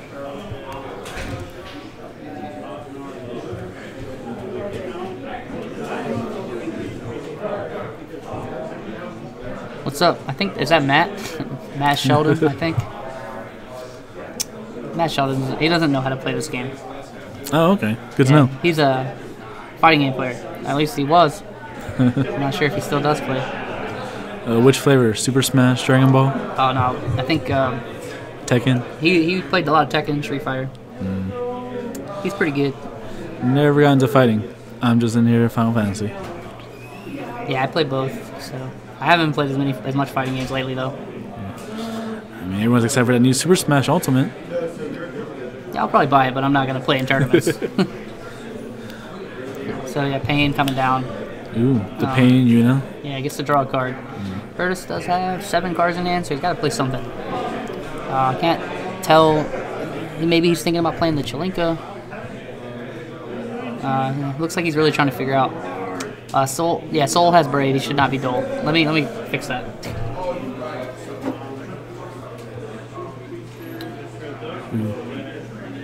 deciding where to take the block.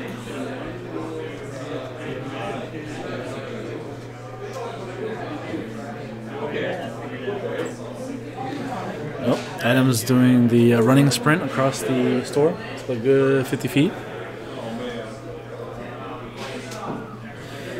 And that's taken care of. Yeah, Jimmy forgot that Aegis gives Brave. Now, at what point do you leave it to be misplay, or I mean, technically you can't do that. so it's not a legal action? Yeah, but honestly, it's probably not going to end up mattering because it's not like Curtis can swing. Like Sure. I don't think he's going to get Aegis or anything. I'm just curious because I'm very new to just competitive in general, so like I'm not sure. Is it like So chess? in Final Fantasy, it's weird because in Final Fantasy, it tries to prevent as much as possible from being illegal. In Magic, if that would have happened, it would have just been like a miss, I guess. Yeah. And then you'd warn both players. But in Final Fantasy, you actually rewind it as far back as you can. Within rules, obviously. Understood.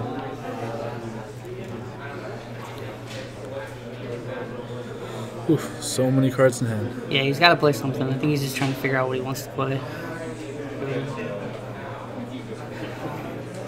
You get that option paralysis. Looks like he's trying to pay 5 for something. I see Diabolos. That doesn't make too much sense to me. Maybe he's thinking about going Diabolos into Valfor to kill the Aegis. Looks like that's what he's doing. Yeah, so he's going to turn Aegis into a 1K. And then it's going to activate his backups, and then he's going to pay 2 for the Valfor. And then with Yuna, he'll get more backups again. Yeah, he's going to, he'll be reactivated again. Yeah, so right now Aegis is 2K because of Lebro. Oh, just Cholinka. Oh, okay, yeah. Cholinka does 2K on entry, yep. Exactly. Yep.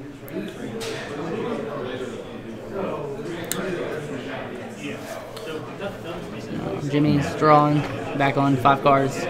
Now he's just kind of left with just a small Soul. Soul's just a 6K right now. See what he decides to do.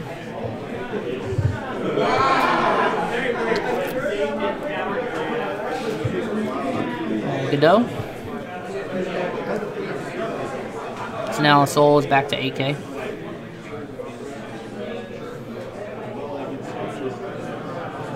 That takes the damage.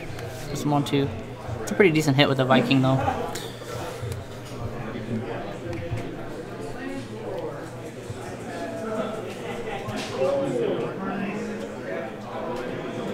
So now I think we're back on Curtis. See a Yuri in hand. Nope, dropping cards, dropping Yuris. At least in the lap, no reveal.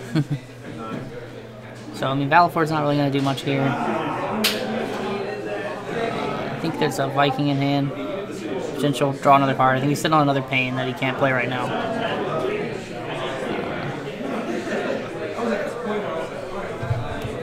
Maybe he's debating on party attacking. He does have a second Diabolus here. He could potentially attack and threaten. Yeah, so we're gonna play Yuri. With the, he has mismatch backups right now, but he does have Cholinka out, so he's threatening to break something. So Jimmy has an Ifrit right now. That's probably what needs to be played. I'm not sure how many Ifrits Jimmy has, but I have seen the 10K Ifrit.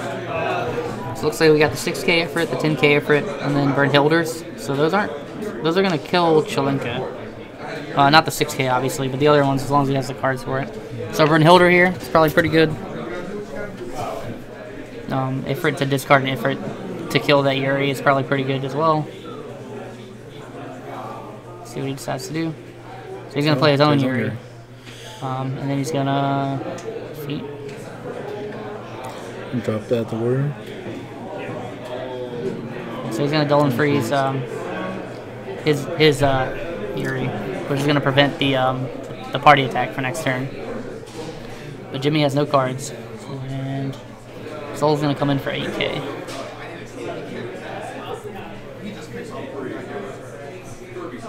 It's a Cloud of Darkness. That's a pretty good hit.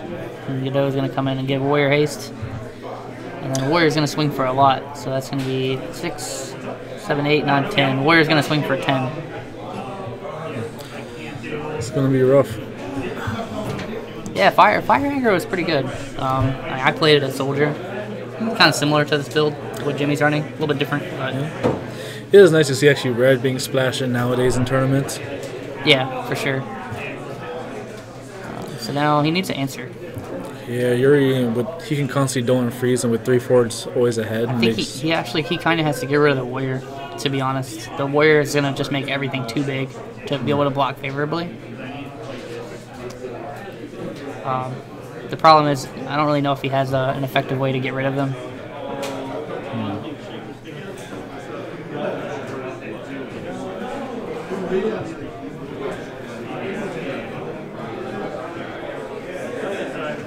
He has Diabolus in hand, but that he can't Diabolus. He has to Diabolus probably the Godot, but then he has to have another means. I think he has a Valfor also. So he could Diabolus Godot maybe, and then Valfor, but that's only going to kill Godot. That's not going to kill anything else. Oh, he's at 5 damage, not 4. All right. Hey, how are you? I thought I saved it. Man, another quick round? Yeah. Yeah, so he's going to do bolus. Oh, he's going to activate his forwards. Okay. And then I think you turn Yuri into a 1K. And then the party attack comes through. Quickly. Not bad. Yeah, so that was pretty good. Lets them catch back up. But Jimmy's still pretty much in the driver's seat, I think. And it's back.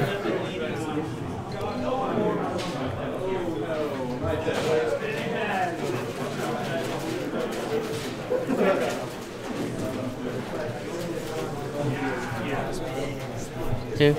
Oh, really? So that warrior is pretty big. Yeah, he's forced to block here. That puts Curtis on 6. Game 1 was like 5 minutes. He played turbo. Oh, so he either won or lost? What? He lost Oh, fast. won. Yeah.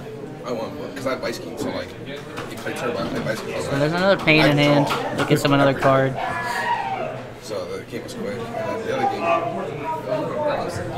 I mean, this is tough. So he can party attack to kill the Godot, but he still has to be able to block both these forwards. He could play a pain and draw a card, but he has to hope to draw another forward that he can play. So I don't know if he can party attack this turn.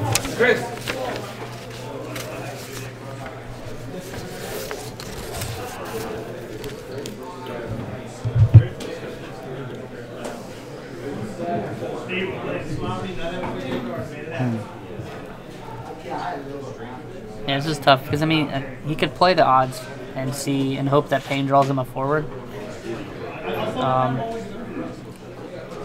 It's tough though. I mean, Yuri. The problem is his backups are mismatched, so he can't really use Yuri to dull and freeze anything.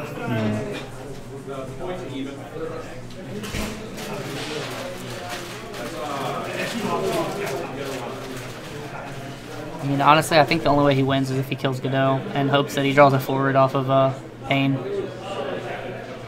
I think that's what has to be done.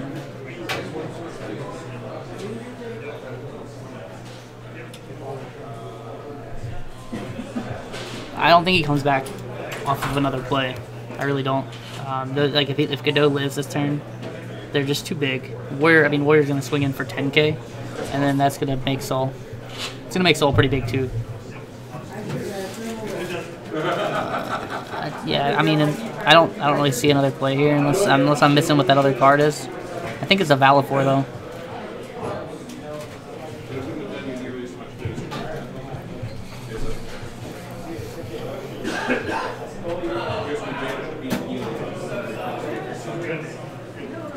Yeah, so he's gonna play Pain. I guess he's gonna play Pain before he attacks, just to see if he gets a forward. Oh no, we're gonna choo-choo. Okay. Okay. And draw a card. Is that a Famfrit, I think? I mean, the Famfrit doesn't do him too much good here, though. He has to play the Pain. He has to play the Pain, and now, like, I think he can't even swing. Yeah, he can't swing.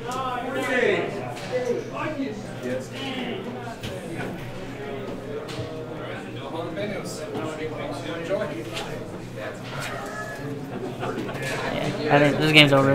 Game 3, pretty much. I don't think Curtis really has an out at this point. Yeah, Yep, he's gonna there scoop it is. it. Yeah. Somebody on to game 3. Curtis Scoop? Yep. Yeah, he had no out there. What do you lose to? Fire. Come on, fire. Well, Godot, fire, man. man. Godot, 2 drops. Too fast. Get that Warrior popped up, get that Soul popped up. That Aegis was also ready. Jimmy's making the bold move of using the same sleeves for both his decks. I don't know about that. Well, yeah, he got a sleeve bunch of- nasties. He has a bunch of those on the pre-release. Yeah, but what if like one falls into the other deck? I was like, well, let's check. I mean, I would assume he'd be in both boxes, right? Separate boxes. You know, Curtis' sleeves is probably worth more than Jimmy's entire fire deck. Yes. Yeah. My goodness. Yeah, there is a Steven surprise. That is correct. With his nachos on the side, he's munching on. You hear me? They can hear I can you. probably hear you. Yeah. Sorry, guys. These nachos are good, though. Dude, The the hot food dog. here is The right. hot dog was good too. Yeah. The hot dog? Damn, alright. I got a cheeseburger bite hot dog from there. It was delicious. I would say, like, dude, if you're hungry at events, like, we got you. That pretzels, though, are dank. They look good, man. Who's on here right now? Who's on what? Rice was in here. I have a couple of my buddies are in here from like fighting games and stuff. My brother, it looks like he's in here. A few other people. Yeah, sprinkling He's in. a scrub. He probably can't hear you. He's probably just got the stream on the background. At this point, like his kids are coming any day. So How's his wife doing? How's the wife doing? she's on bed rest now. She's not allowed to leave the house. Ooh. Oh, snap. It's a nice treatment, right? I'm sure it's pretty miserable though.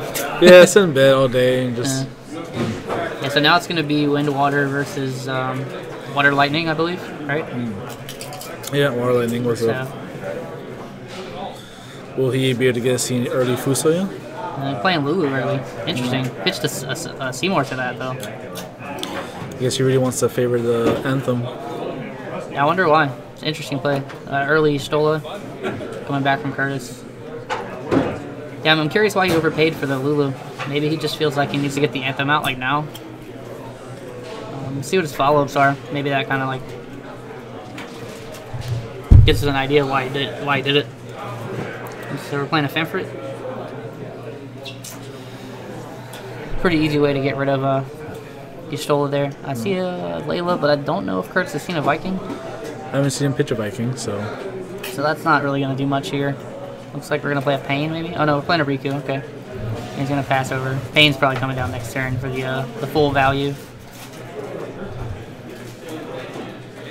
So looks like we're playing a Scholar. Huh, he's giving up the searches for these other backups. He might, I mean, maybe he wants to have the Scholar down for some reason. Once that's set up. Yeah, the early Lulu is surprising. I feel like the Seymour, just to get like a card in your hand, would have been fine. But he does hit Delaria there, which is going to give Curtis Chelinka. Looks like he's already sitting on Yuri Chelinka. I petitioned the other one. I guess you haven't since then. That was dumb. So now it's just So Pain can come down here and give him a card if he wants to. Basically for free almost.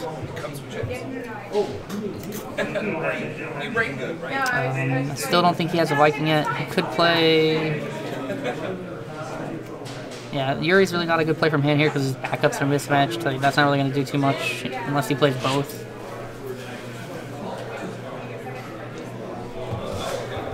Yeah, Curtis has a lot of lines here. It's really hard to tell which is the correct line. But you don't want to let Alua punch you in the face too many times. She can like take a game away from you. Alright, so we're going to drop the tree. So that's going to be a good way to kind of blow up her shield, essentially for free. And we're going to play Pain, to activate his backups, draw a card. And now probably drop a backup here.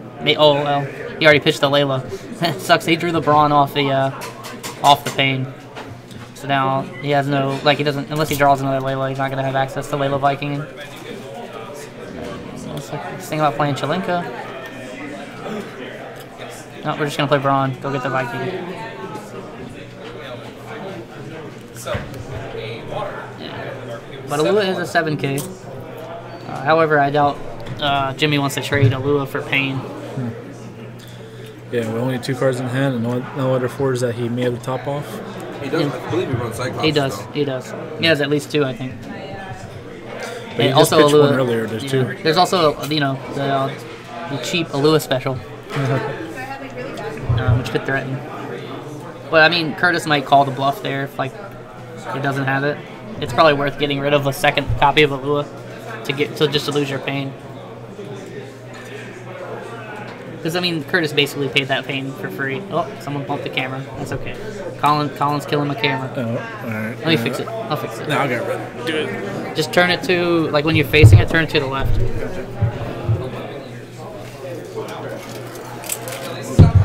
And we're back, guys, for another episode of Adam commentating the stream.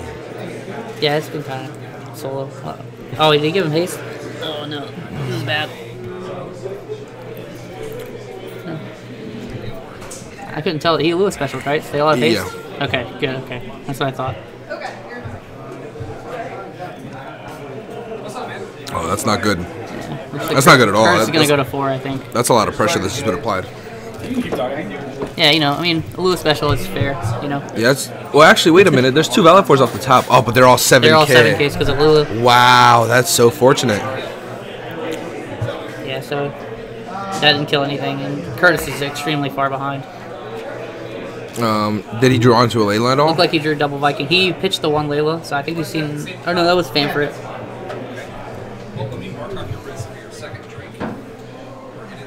Yeah, I don't really know how Curtis gets out of this. I mean, he could put a Yuri and a Chalinka on, or he could cast a Fanfrit and then maybe pitch basically everything to play Yuri Chalinka. But then Jimmy's just going to sack his Alcid.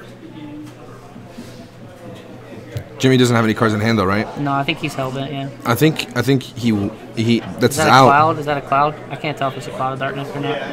So, but yeah, I don't think he has enough to play 3 forwards. I think that's kind of a little bit too pricey. It's super good. It's just so expensive. $8. It's tough. I know, but fancy ingredients made for He's got 5 cards in hand. He's got 4 untapped very backups. nice pretzel. It's just it's good though.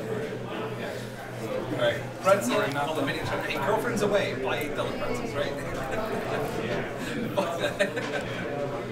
Yeah, Curtis looking through the break zone, just seeing what he's seeing so far. Yeah, that Lewis special though was pretty big blowout. I think he does play the Chalinka and the Yuri. I think if you do that, you might as well play the Fanfrit first, right? Yeah, of course. But I mean, the only thing that sucks is it's just getting an Alcid.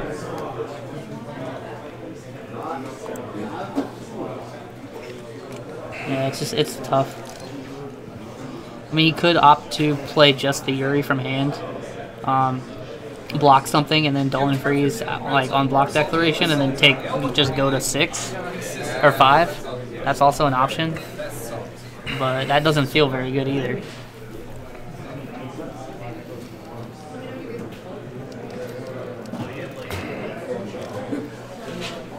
There's actually, so Matt, there's a way you can go online. I think it's there's a tutorial on Final Fantasy Trading Card Game.net or .com, and it's kind of a visual tutorial. You can go through and play, and it kind of teaches you how to play. But the online client Octagon isn't just for Final Fantasy. It's built for a bunch of other things, and that's how a lot of people play tests and stuff like that.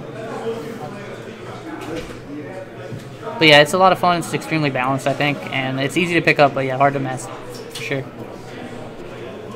All right, so it looks like maybe he's going with the Yuri Chalinka, maybe. Or is he playing? It's tough. Okay, Viking. Yeah, I think you just slammed the Yestola, right?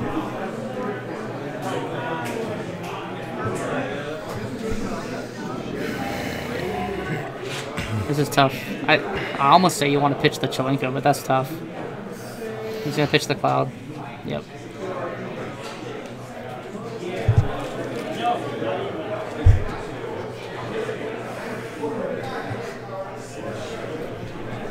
Yeah, Curtis is still pretty far behind. So he's going to attack with Black Wolves, probably force a block from the Viking here. Yep.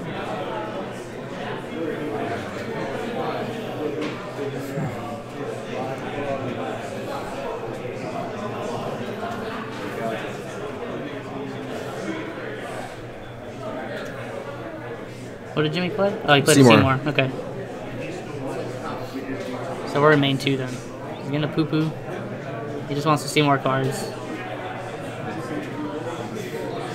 I think you would want the Cyclops to close out the game. I would think the Cyclops is probably the best bet too. Yeah, because Curtis is not swinging into him. So the Curtis isn't swinging for a very long time. I don't think. So at that point, the Cyclops will probably win you the game, or at least keep the pressure applied pretty bad. Or force him to break his stole it and cancel it. Yeah, like he's losing forward no matter what. So can't see what he drew. There's a Diabolos. You can. I don't know. Maybe I think you might just play Chelinka and pass. I mean, you can honestly. It's gonna feel really bad, but play Diabolos, target the Black Mage, activate backups, play the Chelinka. Now you kill the Black Mage off, and you got 2 blockers to his 1. And yep, that's all. That's what I see at this point. Oh, he's got Layla on board. Oh nope, never mind. That's Yuna. For some reason, I thought it was Layla. It's the promo Yuna. It looks. Yeah, it has like. For some reason, it just looked like it was Layla. Oh, Opus Dopus. You're a nice guy, or gal. Yeah, that's the tutorial I was talking about. It's like a visual tutorial, I'm pretty sure, where it like walks you through a couple turns. That's how I actually first learned and started playing. He's like, "What aside, try it out. All right, play some starter decks. That's good to go."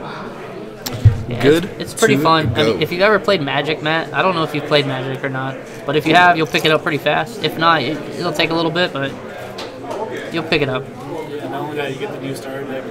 Dude, yeah, the new starter decks are pretty good right off the bat, man.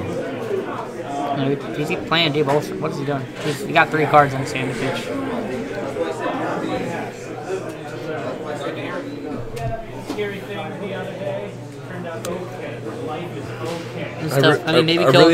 I really don't see any other line of play at this point because. Well, he could. So I'm trying to think. What's the bet? He could ping the Alua, right? Fizzle, hard cat, and then tap 3, play Diabolos, turn Alua into a 1K, activate his backups, and then ping her again. He can't ping her right now. Oh, he doesn't control. You're right. Yeah. He has to have Chelinka on board. Yep. So maybe that's why he was counting the 3 cards. Maybe he feels like he has to play her and then play Diabolos on him. But I think he's a card short.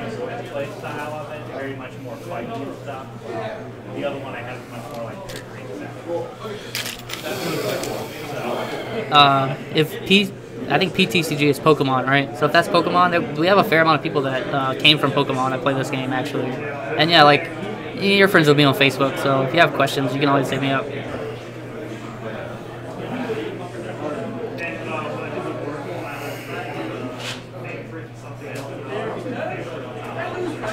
So, looks like we're playing Chelinka, maybe? No. Okay, we're going to Diabolos. Yeah, he's got to do that play. Yeah, and then he's going to play Chelinka, right? He has to, yeah. Yep. I honestly don't think there's any other like optimal play. Yeah. And he's gonna reduce. He still has power, but it wasn't like Curtis wasn't gonna swing anyway. So he needs blockers. So now we know one of the cards in Jimmy's hand is a poo-poo. Yep. Yeah, he's fetching, bro. Discarding Cloud. Cloud 1-2.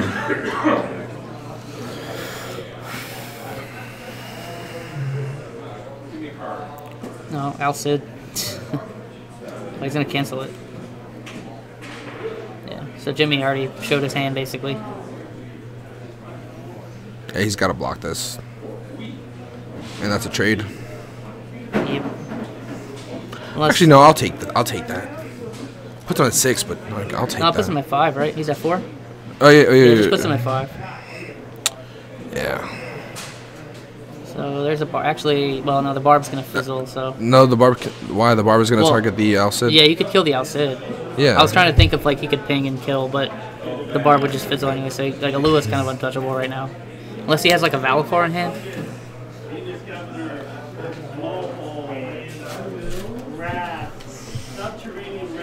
At this point, even though I think Lua is the biggest problem right now, you gotta.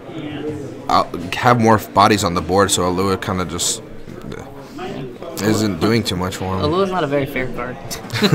I like it. I think that card's good. It's fair. What do you mean? The S is kind of makes like, okay, so she has a shield. That's cool. All right, she doesn't need the S. Like I'm fine with her being like an annoying haster, but like the S is over the top. Like one or the other. Like that's the problem. Like it's hard. So yeah, he's gonna ping the Alcid, and then it looks like he's gonna reduce him to 1K. Yeah, it sucks that Yuri's kind of been sitting in his hand for a while. Next turn's probably gonna be Yuri coming out though. Yeah, I would assume. Because I mean, he could probably dull the tree, right? Hardcast the Yuri from hand, and then dull Yuri in 2 things. Oh, okay. Wow. It's pretty good. You really had the other Alcid. It's pretty good. I think that's a wrap. Yeah, this is tough. It's a cloud and a. Yeah, I don't know. This is tough. That's a wrap. He doesn't want to kill his Alua though. I don't know why. Like, you apply the pressure. Like, he's got nothing on the board.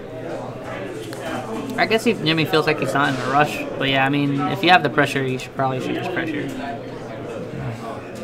But Curtis is having a hard time dealing with the Lua, so I get it. Like, he doesn't really have a lot of good ways to deal with it.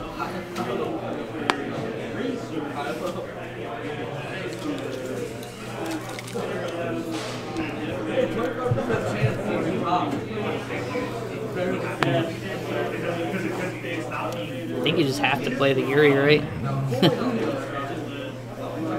Yeah. I think you have to play it from hand. You have to hard cast the Yuri. Oh no, you could tap your 2 wind backups, right? And pitch, or you can tap your 2 water backups, or however you want to do it. Mm-hmm. Okay. Yeah, you're right. You're right. At least you get a block and the dull and a freeze. Mm-hmm. You might have to take the damage from Black Wolves, though, or else you're just gonna like you. Well, so the Black Wolves, I guess, yeah. I mean, because Yuri can block the other ones favorably. So what Jimmy should do is attack with Black Wolves first. Obviously. Yeah. If he doesn't swing with Black Wolves first, it leaves Curtis the opportunity to kind of control the board. Yeah. To an extent. I mean, Barb will trade with Alua all day long. Yeah, so I mean, I'm thinking you probably dull your 2 water backups, you pitch a card, you play the Yuri. And then that gives you at least a block and a dull and a freeze, hopefully. Unless you like top decks Ramu or something. And then it's just GG.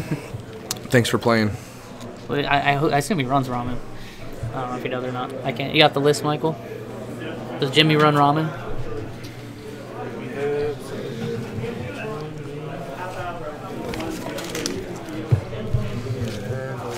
That was him, right? Yeah. No Ramu. So no Ramu out. But Curtis doesn't know that.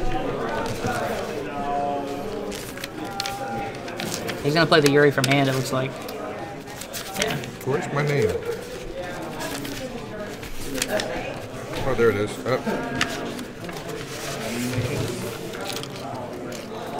Nobody sees this. I'm not the one posting anything. No, like nobody even looks at it unless it's a deck check necessary. Okay. Oh, we've been the only one looking at it. Cool.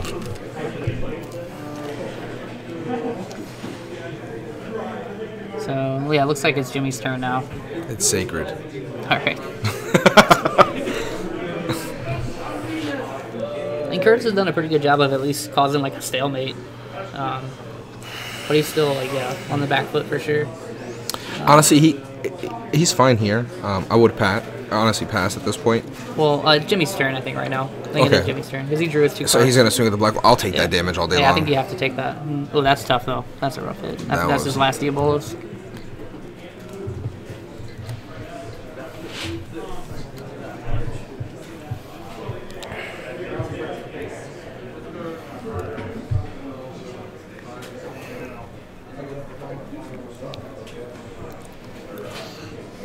You block that all day long. Yeah, I think you have to block that, right? He's a 7K, right? Well, does he have the Alua, though? Because, I mean, Yuri, obviously, he has to have something. Yeah, he probably has a Cyclops, right? This forces a Cyclops out of his hand. Or something. Oh, so we're going to fan for it? Interesting. Oh, he's going to stack to reduce. Oh, that's interesting, though, because she's still going to be marked for 5. So I don't actually like this play that much. Because, okay, so he's going to... She's going to be marked for 5k. She's a 7k. Barb's going to die. Black Wolf's going to die. If he swings with Alcid, or even if he doesn't, Alua's going to die now. Because he has the tree, right? The tree's going to fizzle her shield, and then Yuri can ping her to kill her off. Wait, how is Yuri going to ping her to kill her off? The shield gets broken by the tree. Yes. And then you dull Yuri in the 2 water after he passes his combat to ping her. Because she's going to be marked. Because Barb is blocking her, even though their power reduction's happening. Mm-hmm. She's only going to go to 5. But he's got to pick one to die, too. Right. So I get what you're saying. Yeah, so she won't be marked for damage at all. She won't be marked for damage at all. Yeah. I mean, he could do that now if he wants to loses Yuri. If he wants to trade Yuri to kill Alua. But then he'll still lose the Barb, right? But then he'll still lose the Barb. So I think, he has to do that. Yeah. Yeah, so it just fizzles the attack. Yeah. Yeah, but Jimmy has to choose the, if he chooses Yuri, then the play changes. So because they have to select on resolution. Okay, so he's choosing Yuri. So now he's dulling freezing Alcid. Milling in for 1. I just got the Chalenka. Man, so actually, I think Curtis might have turned the corner just now. This is tough because now he can get rid of her shield and then dull and freeze at Lua if he wants to at the beginning of his turn, and then at that point, like, Yuri and Chalenka are just gonna start killing things unless Jimmy starts drawing answers. Yeah. So actually, yeah, Curtis played this game really smart. Now, are they going to have enough time for Game 3 is the question. That's 24 minutes. This is Game 3. This is the last game. Oh, it is Game 3? Yeah. Jimmy won with Fire. Curtis won with Ice Earth. Oh, okay. I wasn't even paying attention. Forwards are like creatures. Matt. They're like your minions. And backups are kind of like your mana crystals, kind of. It's the best way I can explain it to Hearthstone. And here comes Chalenka. I'm gonna get a 4. I'm gonna need 1.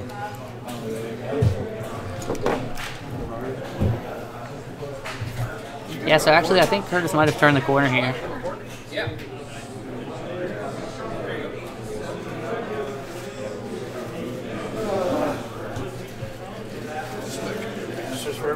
So, I mean, he can swing with a Lua, but I don't know if Jimmy has any more tricks left. And if he does swing with a Lua, I'm sure Curtis is just going to block with a Viking.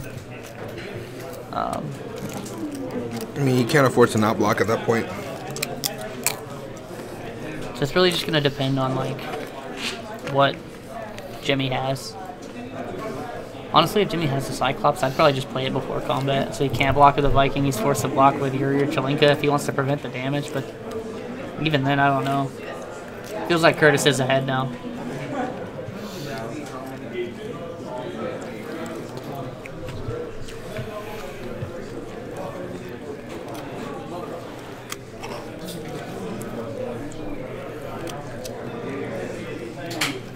The nuts would be like Fanfret into the 3rd Alcid. That would be pretty nutty. That would just be unfair. I mean, top deck the second one after the first one died. Yeah, so he's blocking with the Viking. And does Jimmy have a follow-up with the forwards?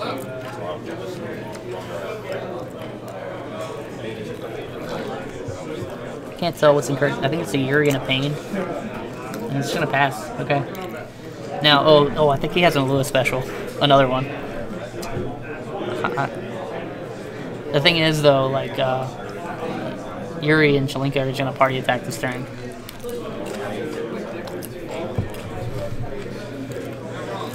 And he's got a free Pain. Yeah. There's no reason to play that now, though, right? Like, he could just ping the Alua to get rid of the shield and party attack and kill her. It forces him to use the Alua special now if he wants to. I don't even know if you use it, though. No, you don't use it.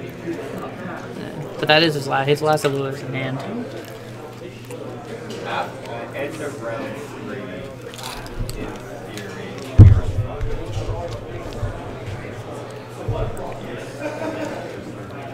holding up the whole Yep.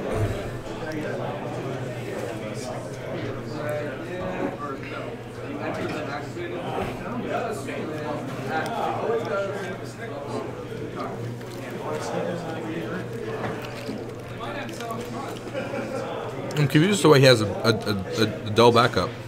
Yeah, so he's fizzling the shield with Sacred.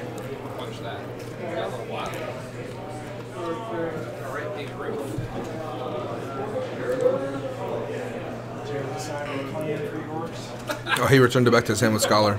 It's been killing me. The Alua? Yep. That's actually pretty smart, I think, because now he's got a special locked and loaded. If he can play 2 forwards next turn and still keep the Alua special, that's going to be brutal.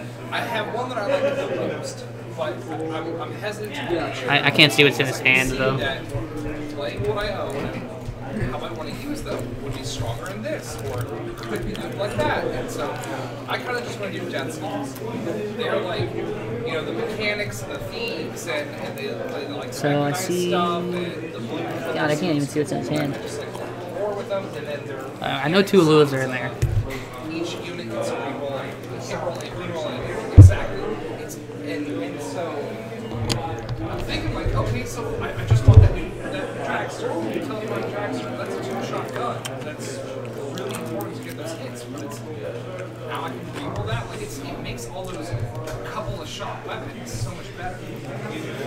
Jimmy's really thinking about what to do. Because, I mean, like, theoretically, I don't know if Curtis has an answer if he can do that. Yeah, Jimmy's doing math. He's like, can I win? Can I win? I mean, if he can play a forward Oh man, you just have and then the Lua and then a Lua special, sons for your shooters and It's game. it's game unless Curtis has an answer in it too. I think we've seen all the Diabolos. I mean, maybe a Fanfrit. I think that could save him a turn.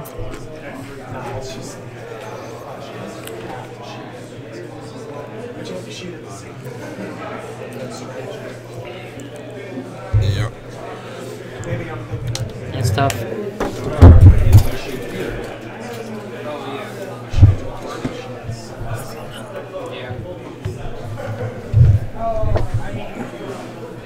But like, because even for like your boys that get to jump up the field or whatever, they got that 9-inch I think Jimmy's trying to see like what really messes with him here. I think I saw a Cyclops. I saw some backup, but I couldn't tell what it was. You know, but it's a +1 against an 8. Yeah, that's right. So needing an 8-inch, here we go. You know, even if the sun's He does not have the Alua special. He doesn't? Oh, I thought I saw the second Lua in the hand. Never mind. But he does have a Cyclops. Okay. Just as bad, I think, at this point. Yeah, but he can't swing for game though. No. Because he can't swing with 3 forwards. He's playing a choo-choo? well, so the difference is So that's minus 1, 2, 3, 4, 4K? I guess he's trying to like reduce the Cyclops now, or You could reduce the Chalinka and play the Cyclops after, right? what are we doing here? Whoa. He's pitching I'm everything. confused. Okay, so he's reducing The Chalinka. power by 4K. He's drawing a card and then he's in Cyclops, I guess. Yeah, I mean, that's his only target that he could get rid of. And then this is going to force the Pain to block the outfit, essentially. He's going to Fanfrit it. Yeah, so that's going to... And then Jimmy's left with 2 cards in hand, one of which is an Alua, obviously. He could play the Alua, but he loses his last card. Yeah. But it does force... I mean, he'll probably block with the Pain at that point. Doesn't look like Jimmy opts to do it. I think now Curtis is in firm control of the game. Yeah, that's a nice burst, though.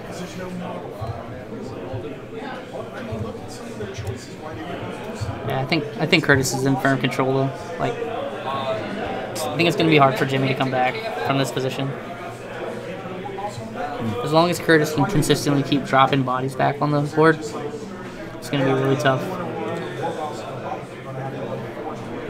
Yeah, it looks like he's also running very thin with his deck. I mean, he's been running Vikings Layla for a bit.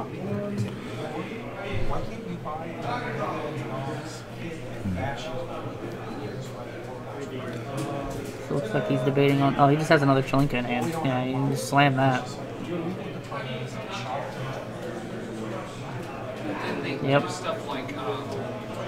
And he's got open backups for Yuri. He's got a lot of options right now. Barb for next turn, no matter what he drops. So typically tournaments are best of 1. This is best of 3 because of the format. It's 2 decks. But typically a tournament is best of 1. You bring 1 deck. At least right now, it might change. First to 7 damage wins. When the timer hits 0, you then go into what's called extra turns. The current turn is turn 0, and you play to the 3rd turn. And at the end of the 3rd turn, if it's just in Swiss, if it's not in Top Cut, it's a double loss. If it happens in Top Cut, then you go to what's called sudden death, because there has to be a winner.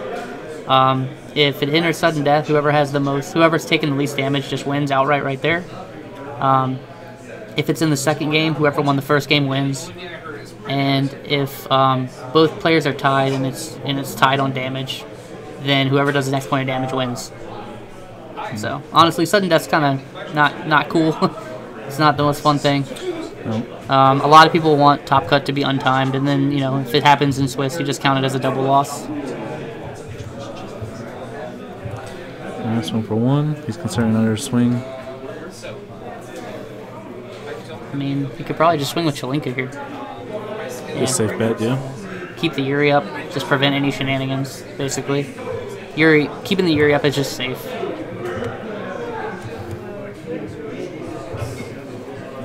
And looks like he's gonna play a Layla. Wolf, yeah, I think this game might be over. Ooh. Yeah, Curtis has really turned this game around.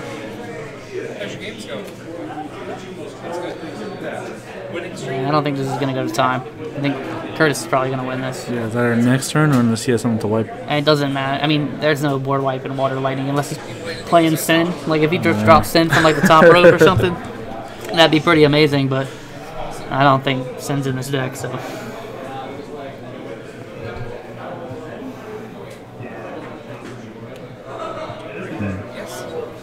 Yeah, I think he also ran out of Cyclops just to kind of deal with the Layla and Vikings.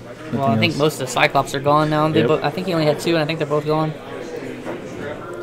I don't think Jimmy really has a good answer to this board. 2 backups. Most of the cost will be coming out of his hand anyways. So. There was one right there. Right there. Yeah, this is tough. I think this is over though. Okay, we're gonna play Layla.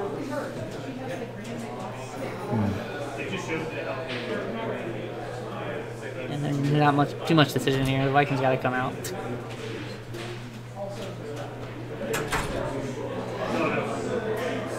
I think you have to play another forward because Valafor is just like that. Well, actually, he has Yuri Chalinka, so the tree's just gonna ping for 3K across the board. And they would all just be dead. So he has to play another forward. Actually, there's a fair amount of people that play Yu-Gi-Oh! That play this game too. I know Curtis played Yu-Gi-Oh! I know Muhammad, another player here, that came from Yu-Gi-Oh! So it's not uncommon. I'd say most players that are at a pretty high level are Magic players though.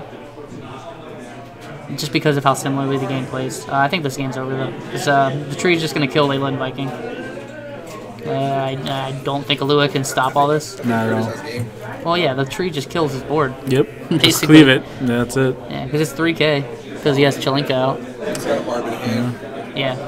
He's a Lewis specialing. But that doesn't really matter. That kills the Viking.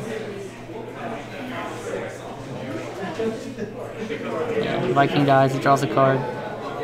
So that means the special resolved.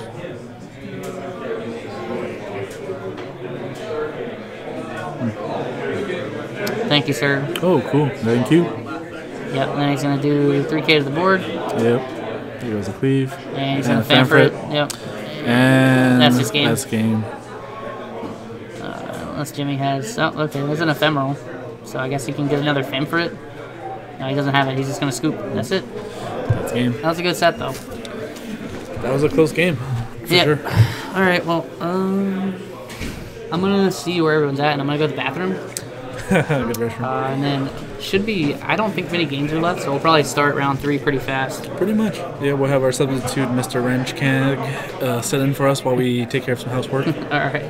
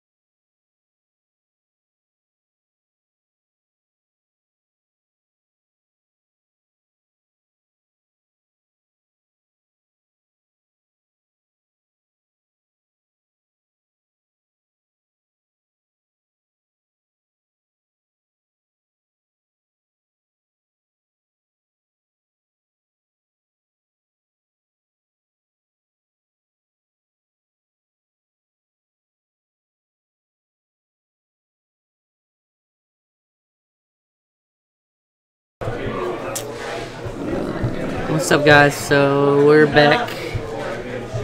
This should be the start of round 3. Go and update that. We're gonna have Brian and Steven. So let's see if I can find their deck list really quick. So it looks like Brian is on Water Wind. Yeah, they can start. Yeah. Between the 2 planets, yeah. Oh, it's baller. I like it. That's my world.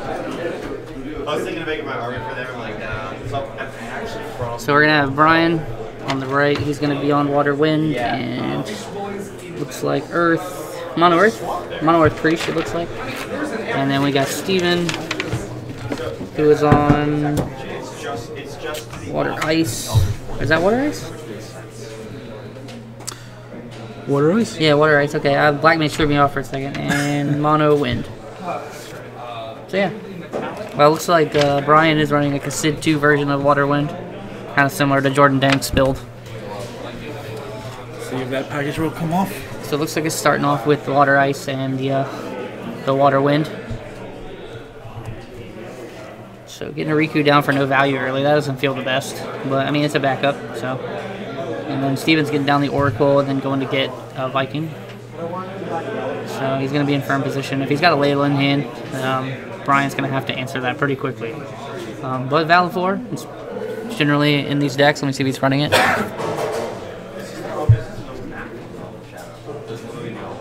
It doesn't look like we have Valor in here. I'm not seeing. Oh, and that one does. Oh, okay, yeah. He's got 3. It's all kind of jumbled together, but there's 3 in there. So yeah, Valor is gonna be a good answer to that follow-up if he's got it. I really need to turn off autofocus for that camera. It's annoying me. Especially if Steven's shaking his leg. Ooh, the Steven shakes. Let me see if I can fix that really quick. The autofocus. I don't know if I can.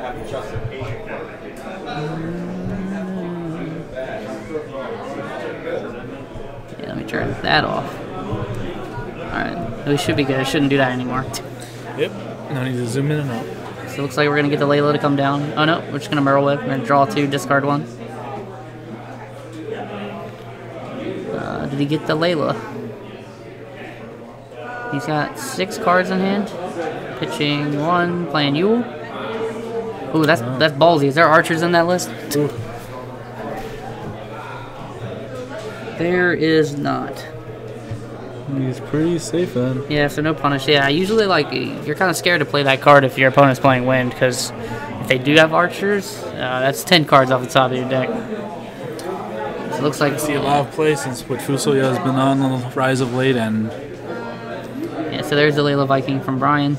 He's gonna swing with Y'shtola, and that is another Merweb.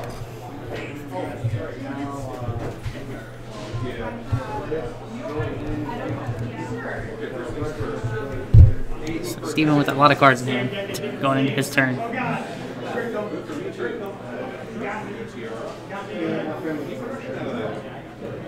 Looks like he's going to pitch an Ultimecia, play Porum is what it's looking like. Nope, we're going to play Genesis.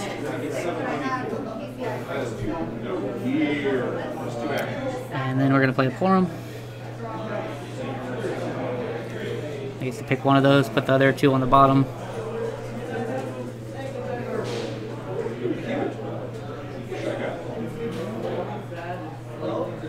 Pass back. So yeah, Brian needs to get some backups down pretty bad. I see Invoker there, so that's probably going to come down. Not seeing the Sid 2 early probably hurt a little bit. Looks like he's going to try to play something else, I guess. Maybe a Cloud of Darkness on the Genesis. But I don't know if that's that great. I'm not sure if he has it in hand. He definitely runs 3, so yep, there's the Cloud. Yep, so then now he can party attack if he wants with the Layla and the Viking to see if he wants to lose Porum. Yeah, 5 for 5. I mean, I think he might as well. It's worth. Yeah, get a trade in, get back. Oh, he's gonna pass. Yeah, I think it was worth the pressure in that position. You're already behind on backups. You need to get damage in if you're that behind on backups. And I mean, if he loses his Porum, you probably just lose your Layla or your Viking. That's not a big deal. And what are we playing here? I think was that a Nidhogg? I believe that was a Nidhogg.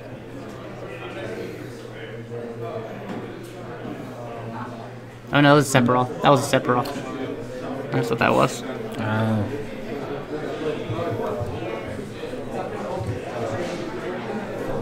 So Sephiroth coming down, making him discard 2 cards. He does have a Pain, but that's not really going to do too much. It's just he doesn't get the card because he doesn't control Yuna. Can't tell the rest of his hand. He can swing with the Cloud of Darkness and just straight up kill the Viking if he wants. Then he would trade with Sephiroth. He could reduce Sephiroth's power, but then he doesn't really get any further. I guess he could attack with the Y'shtola if he wanted to, just to keep some pressure on. Looks like now he's going to party attack. Interesting. So he's coming in for 5. To me, that smells like either a Fanford or a Valifor, maybe, but Fanford's not really going to do too much because. Oh, that's a Shiva, so he's going to Dull and Freeze the Cloud of Darkness. Opus 1 Shiva making a comeback.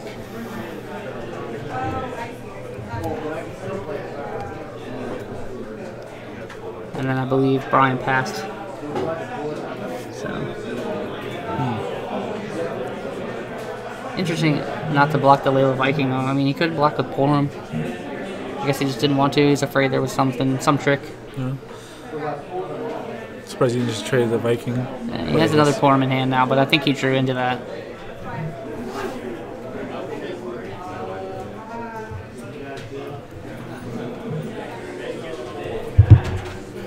So he's going to Ultimecia and he's going to freeze all of his forwards. And then he's going to swing with Sephiroth.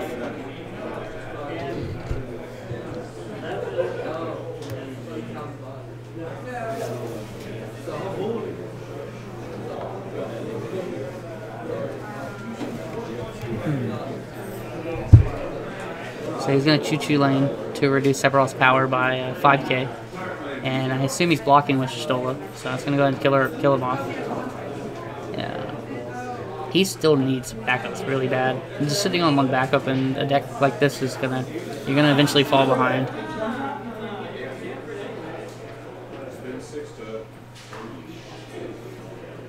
I think he just passed back.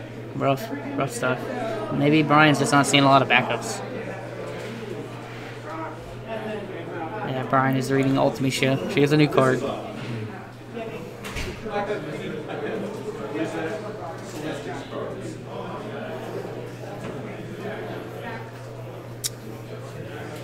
we're pitching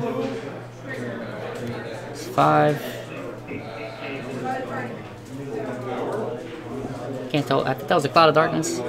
So we're gonna 8. Oh no, that's a Fanford. He meant to play the Cloud of Darkness. Okay. Yeah.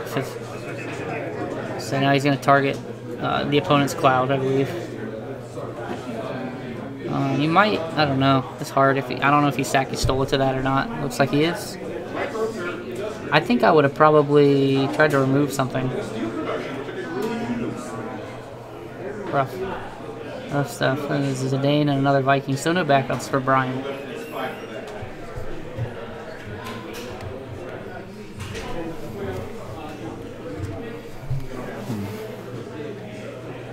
Yeah, this board state is getting out of hand. Well, I mean, yeah, and Brian's pitching more cards out of his hand to pay for stuff than Steven is because Steven's paying with backups and Brian has 1 backup, so it's kind of tough. Has he not been seeing backup all this time, as far as I can tell? It seems like he hasn't. He did pitch an Invoker that he could have played earlier. And I think the right call would have probably just been to slow the game down and play that Invoker. Because now, I mean, he's drawing stuff that's pretty good to play, but he's not really, like, he's... Yeah, able to take the options. Yeah. And looks like now he's in a Chaos Walker. So he should have probably done this on the stack to the Cloud of Darkness targeting his Cloud, because then if Steven doesn't have a forward, then at that point he's allowed to, he can use Y'shtola to cancel it. But if Steven didn't have a forward, it would actually allow his Cloud of Darkness to survive. So,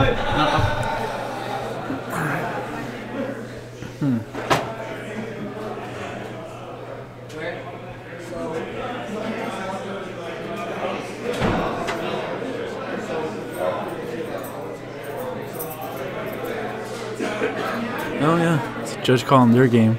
So I guess they're trying to see how they're gonna resolve the chaos. We'll see what that's gonna be like when they come back.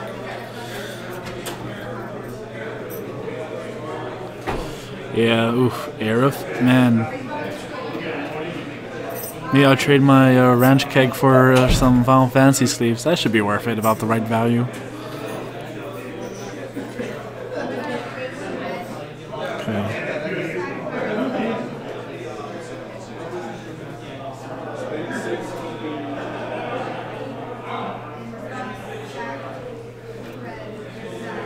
What will happen?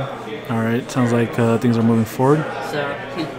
So Steven accidentally looked through his deck instead of his breaking zone. So he got a warning, and therefore he's forced to shuffle his deck, and if he receives another warning, he's going to get a game loss. So he's just got to be careful. It's an accident, you know.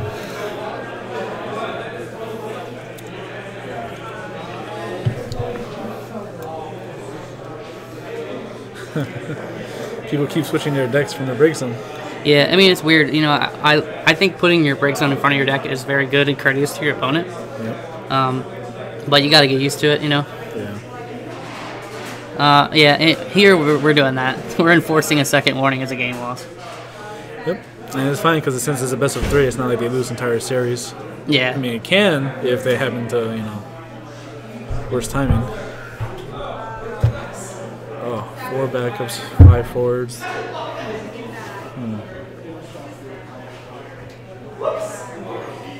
Yeah, I mean, Brian's still having trouble getting backups down. So he's just like he's just gonna keep falling behind. Steven's gonna keep picking his forwards off and outvalue him at this point.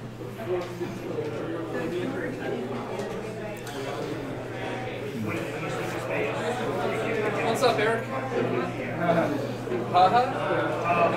So it looks like he's gonna play Fanford. And they're both going to sack their Vikings, or Brian's going to elect to sack his Layla. And he's going to draw a card.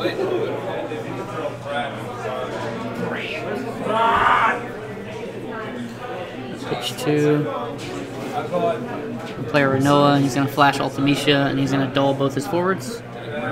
And now we're going to swing for a lot. Oh.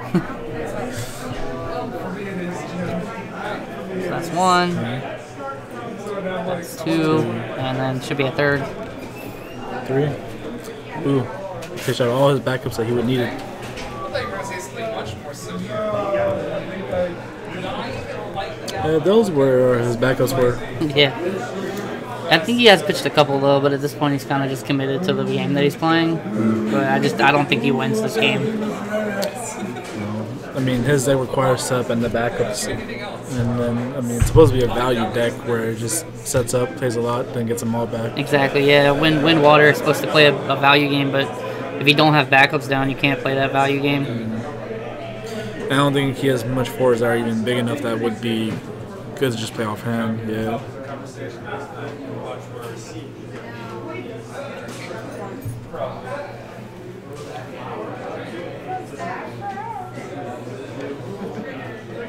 Yeah, so there's another Layla coming down, right? I think that's what he played. Yeah, Viking, get more bodies. Yeah, he's still only playing on 1 backup though. Like, I mean, yeah, he's drawing cards, but like I said, Steven's just outvaluing him, and his board's just constantly bigger. I mean, Cloud could swing here and kill the Layla, I guess, if that's really what you want to do. I don't know though. Yeah, but if he swings it, he opens up because all he has is Vikings and Layla to block, which. Yeah, it's a pain.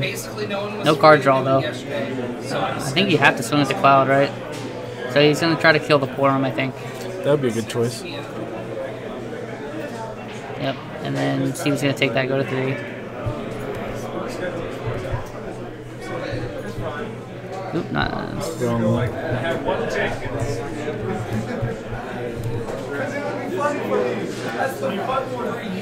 gonna look at the top card for free with Yule. See what Steven's got. Steven's got another Layla in hand. He's got. Can't tell what that ice card is. Was that Laswell maybe? I don't know. Or is that Shiva? It might be Shiva.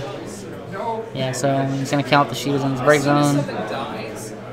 1, 2. So it's gonna come for 8K. And that's gonna take care of the Cloud. Yep. for a pinfall. And that is a big deal. That was, I mean, that was the biggest floor. That was definitely the most high value target. Fucking, oh jeez, that makes a difference. So anyway, Steven decides he just doesn't want to pressure right now. I mean, he's winning. He's very much ahead on board just because of backups. hopefully not kill you. And then leave you in your shit. Brian does draw another Waylo, but that doesn't really help him much. I mean, I honestly don't know what the best play is in this situation. He could, like, sacrifice his own Layla, basically. It looks like he doesn't even want to do that. Steven also sitting on a bunch of extra Laylas. Whirlwinds, and they're like, and then they get blown up, and you're like, doesn't matter, because rolling off this edge, more whirlwinds, and then it gets blown up over there, and then on the other edge, more whirlwinds. Looks like he's going to play Genesis, and Dull Freeze the Pain. That's rough, because that was like the only blocker he had of substantial size. So, now he was just come swinging through regardless for the trade. Yep, he's going to block, draw a card, and he's probably going to block this one and draw a card. Yeah, I mean, it's just tough. Steven's very well ahead. And he just pulled the Fusoya, so yeah, Fusoya's not going to do anything in this match. And now we're going to swing with... He's going to swing with his Layla. There's no reason not to. And, I mean, you might as well. What is he thinking of? I guess he's trying to think of how he gets punished if he swings here. And I don't see how he does, really. Yeah, now the Viking's going to get in for a point of damage. So, and there's the Sid too.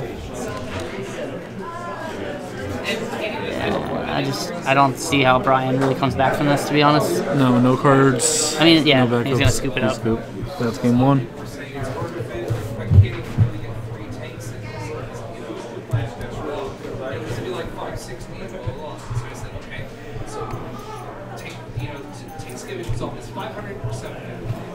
So now they're going to go to their second decks, and which I believe for Steven is Mono Wind.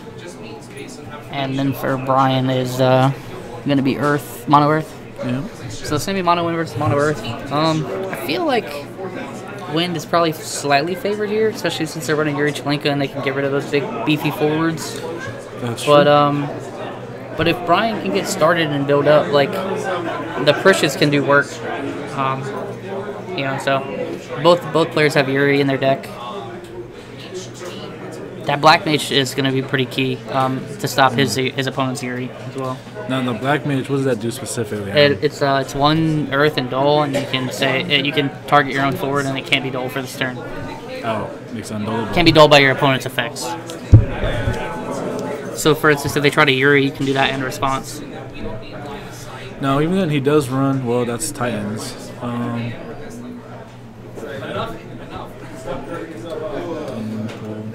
Which Titans is he running? Is it the new Titan or the older Titan? No, the It older looks Titan. like the newer one. Okay. Yeah, so that's the Battle Titan. I mean, he's got all the big guys. I'm worried that his hands are going to be really clunky, but I mean, he's playing as Mono Wind, so he'll have time to set up, I think. Yeah. It's a pretty greedy list, I think. It is. A lot of these costs are pretty high. 4 more, 3 or 4. So the number of backups, let's see here. 3, 4.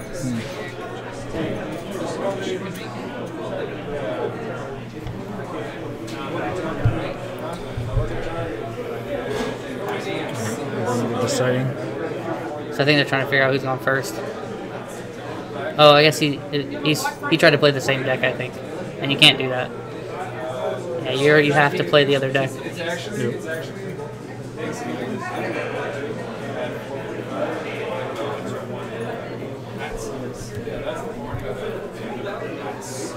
So again, Steven's sleeves are probably worth more than his opponent's deck. Everyone had the sleeves. Curtis sleeves. Yeah, these sleeves are they're chapter sleeves. They don't print them anymore, so they're pretty rare. Typically, you can only get them if you know someone or you ordered them from overseas or Japan, and so they typically cost a pretty fair amount. They are really nice looking sleeves. I wish that they would print them again, but right now all we have is like the character sleeves, and then we have like the Sephiroth sleeves, the Squall sleeves, those type of things. The only thing that kind of sucks with those sleeves is like they're really nice looking, but you have to oversleeve them to protect them because they will like crack. Like if you shuffle too hard. They keep telling me, but I mean, I like to have a gentle touch with my sleeves, so I never have that issue. Oh yeah, if you don't have issue, you don't have issue. I know I do. The only time I concern is when I hand it over and then you hear the people like smack it off. Like, what the? That's my sleeve. Yeah. And then, the guys who bridge their decks, I cannot get those guys. Yeah, I don't bridge mine either. If we're talking like poker cards, I'll bridge all day. Yeah. But yeah, I don't like bridging my other cards. Imagine bridging a wall. Looks like Steven's on the play. Turn 1 tree. It's pretty good. Looks like he's got a pretty good follow-up too, and the mother. He's probably going to go get him a Chalinka or something. Is he going to play it now? Oh, we're playing Echo. Okay. Oh, he wants that. He's going to look at the top card and draw a card. Yeah. So pass over to Brian. Looks like Brian has an early Prish, which is pretty good, but does he have the follow-up Prish? I don't think so. So probably a minor coming down. It looks like he has double minor, so he could pitch minor and something else, play a minor, get his minor back. Looks like that's what he's going to do. Probably going to hold the other minor because it doesn't look like he has another backup. Otherwise, like, he'd probably just drop both minors. It's a pretty good turn 1. Maria, it's pretty good. Both building backups pretty early. Brian, that's a botanist, I think. Is he playing botanist? Yeah, right there. Yes, still one. Wow, okay. That does get back Prishes, I guess, which is pretty cool. He's going to go ahead and echo the Maria. Yeah. It's pretty good. Not getting a backup down kind of sucks, though. Yeah, the only thing is there is an errata to botanist. You can't grab a standard unit with it. I mean, I don't really think it was that broken, but I guess Square thought it wasn't the way they intended it to do. Oh, really? That was one thing. It's an errata, yeah. You have to grab something that doesn't have the multi-unit symbol. Oh. He's gonna play. He played the mom. I think he got Chalinka. That explains a lot why no one plays that as much. Yeah, Brian is playing. He's not super heavy on. I mean, he's got a pretty good amount of Prishes. But he's not so all in on the Prish. It looks like he's still playing like some other cards, but it is mono earth. I mean, I would consider it a Prish deck. It's enough. There's like 12 in there, or it looks like maybe 10.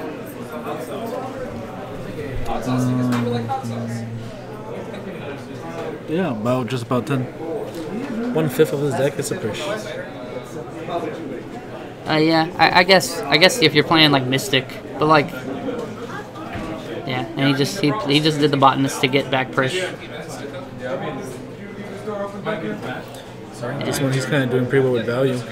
Yeah, I like seeing cards that I don't see as much play, and botanist is definitely one of those cards. It is pretty interesting in a Prish deck though, for sure. I like it a lot. We got Lesiford coming out. I couldn't see the first card. Can't see the second card. That's an Aerith. Yeah. Let's say Barb and Chaos Walker. So he's gonna play the Aerith onto the field. Put the rest on the bottom. And just take beats from this Prish, which isn't that big a deal. I believe that is a Prish that has Brave. I think that's TCP. Prish. Or no, I think she has Brave when you have so many X amount of Earth characters. I can't remember the exact number. She got Brave now, though. There it is. Yep. And then I couldn't tell what that was an Echo. So as he looked at the top and he drew one. Steven again sitting on a lot of cards. He has a lot of backups, and Brian only has 2 right now.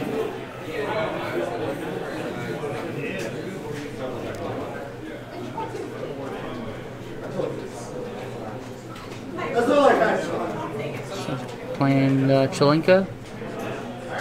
Oh no, that's the Zidane. That's the Thoughtseize Zidane. Looks like he's going to get rid of that Prish out of his hand. Sorry to hear that. So right now Zidane is a 3K.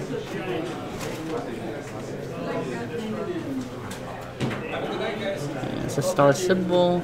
I can't tell what I think that was the Yojimbo. So probably go to combat first. I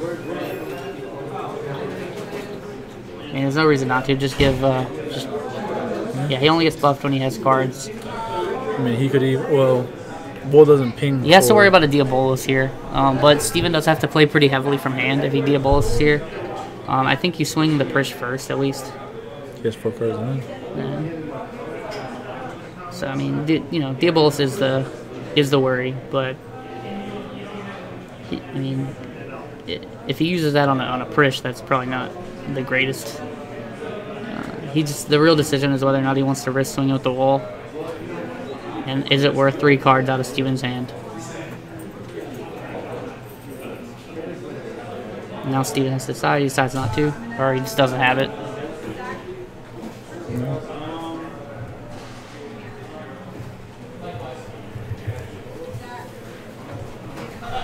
Looks like he's gonna make him a 1K, yeah. So now he's gonna do it on 5 backups, and then he's gonna go ahead and ping him off. I think I would have responded maybe to that, but I mean, it doesn't really. I don't think it's really gonna matter too much in the long run. Oh, he's gonna kill both. Can he? Well, no, he's gonna play Chalinka. Yeah, he's gonna play Chalinka. That kills both. Yeah, yeah, that kills both. I think he probably should have responded to some of that. He does have a Hecaton chair in his hand. He could have at least taken one on the way out, and now his backups are gonna be unused pretty much. And that's a Titan. Hate to see that.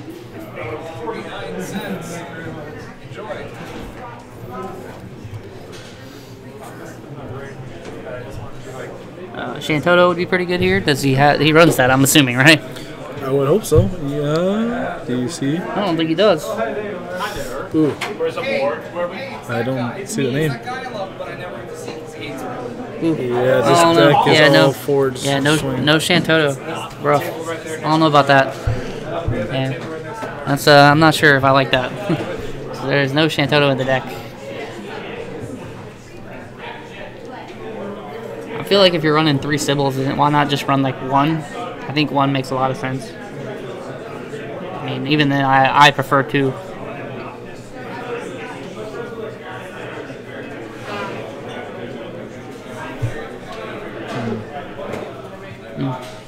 Brian's still trying to figure out what to do here.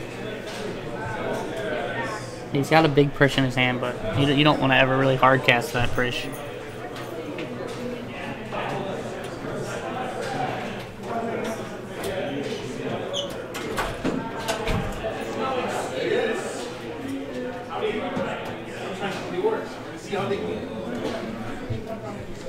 Yeah, that's gonna be hard dealing with trying to play and build up forwards as he's dealing with Stevens. You got Chalinkas, you got Anaheim on play now. I think he probably could have just taken beats there. This Yuri is wide open because his backups are dulled. So if he can deal with this Yuri, like, he's gonna lose a lot. So yeah, he's gonna ping him down. Looks like, yeah, so it looks like he has something. He's got a Bart's in hand, but that's not gonna put him enough over the top. I couldn't tell what that was. Back there. Oh, it was Bart's, I guess? No, what was that? Oh, it was Vada. That was Vada. Oh. Yeah, now he's going to play Bart's. And then that's the 3rd ping? Yeah. Rough. 2.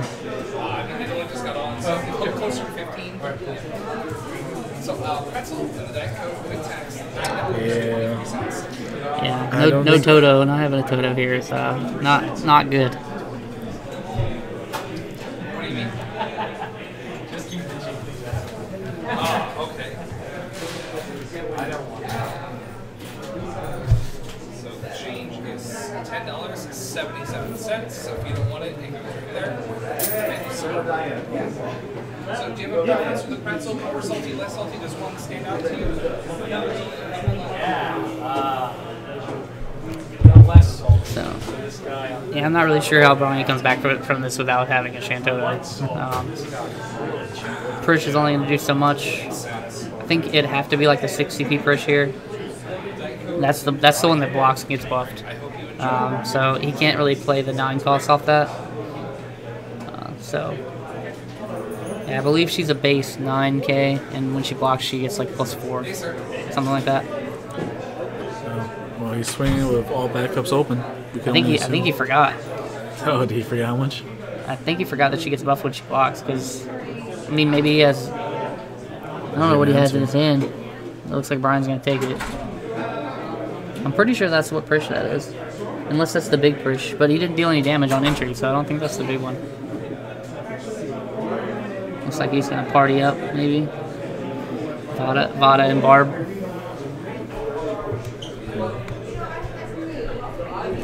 Okay, there it is. Party.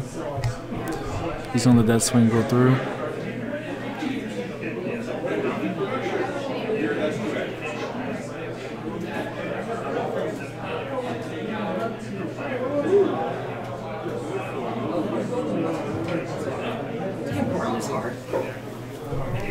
Something from the bar?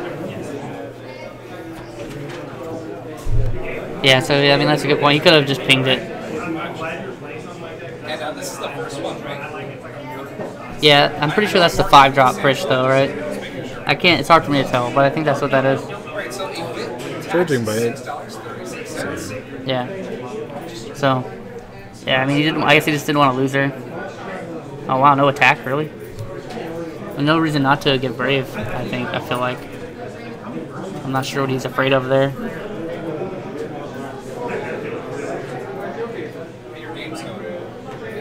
I mean, I guess he just didn't want to lose it to Chalinka, but I don't know.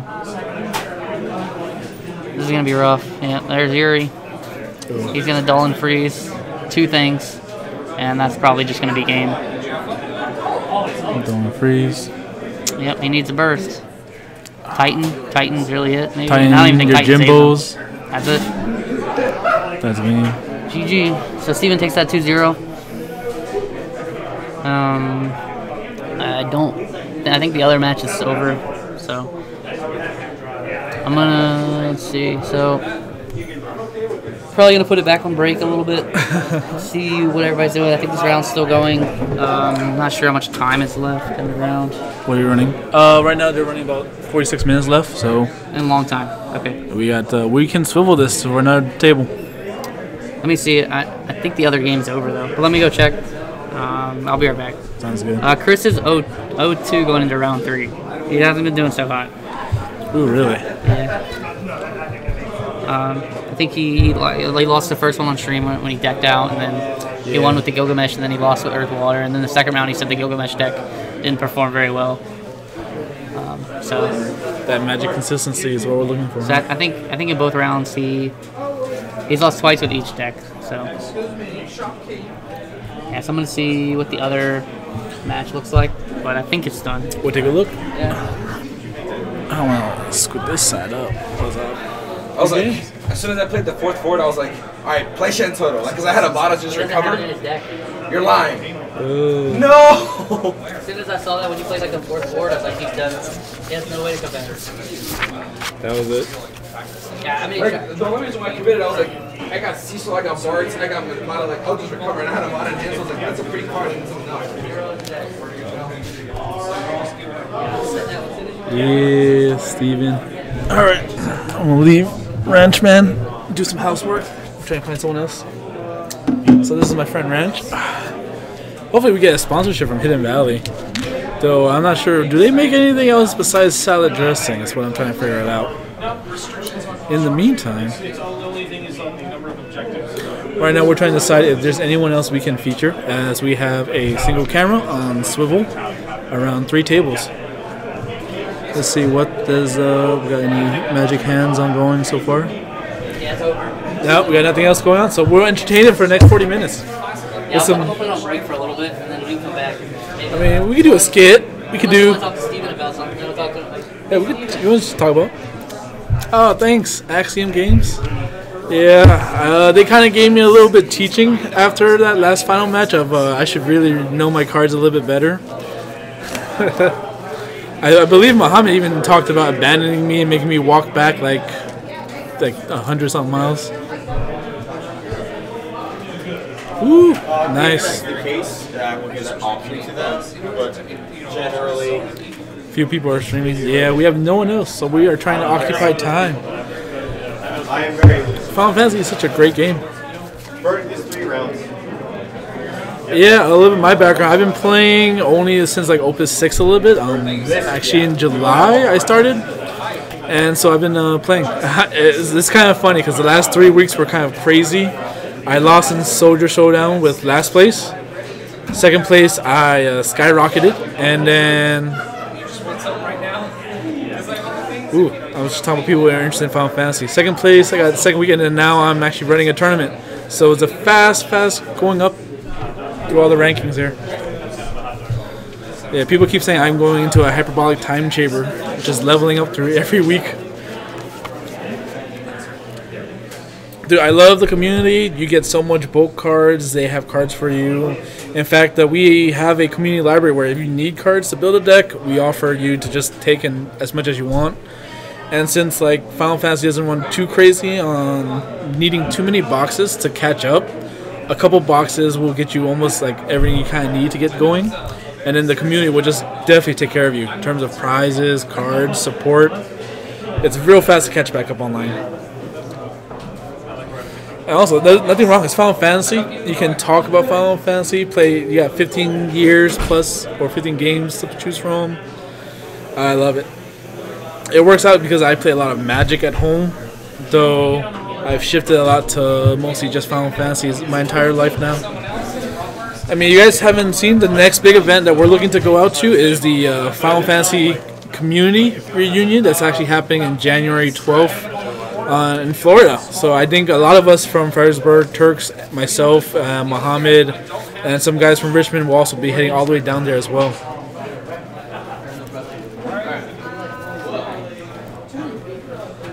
Yeah, you're right. 15 games numbered, but then there's like Crystal Tactics, Crystal Chronicles, you got the DS games, you got Dissidia, there's just so many. I actually started playing a lot of it around Final Fantasy VII, and then 9 is one of my more favorite games for Final Fantasy. Yeah, I wish there was a wig on this keg of ranch.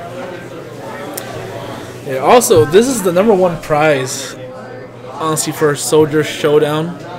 Simply because this thing is like worth 100 to 150 on eBay. And for last place, this is amazing. Can't get rid of that ranch.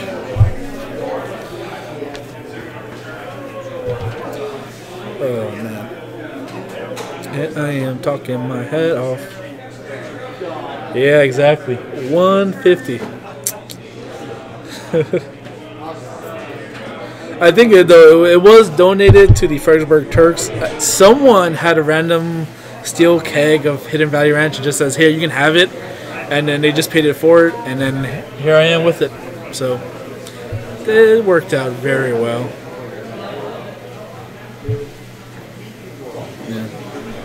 Alright, so what are we having for next game?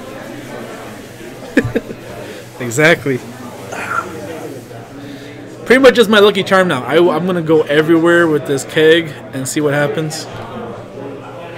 I'm not sure how airport security will like a steel keg, but we'll see how that works out.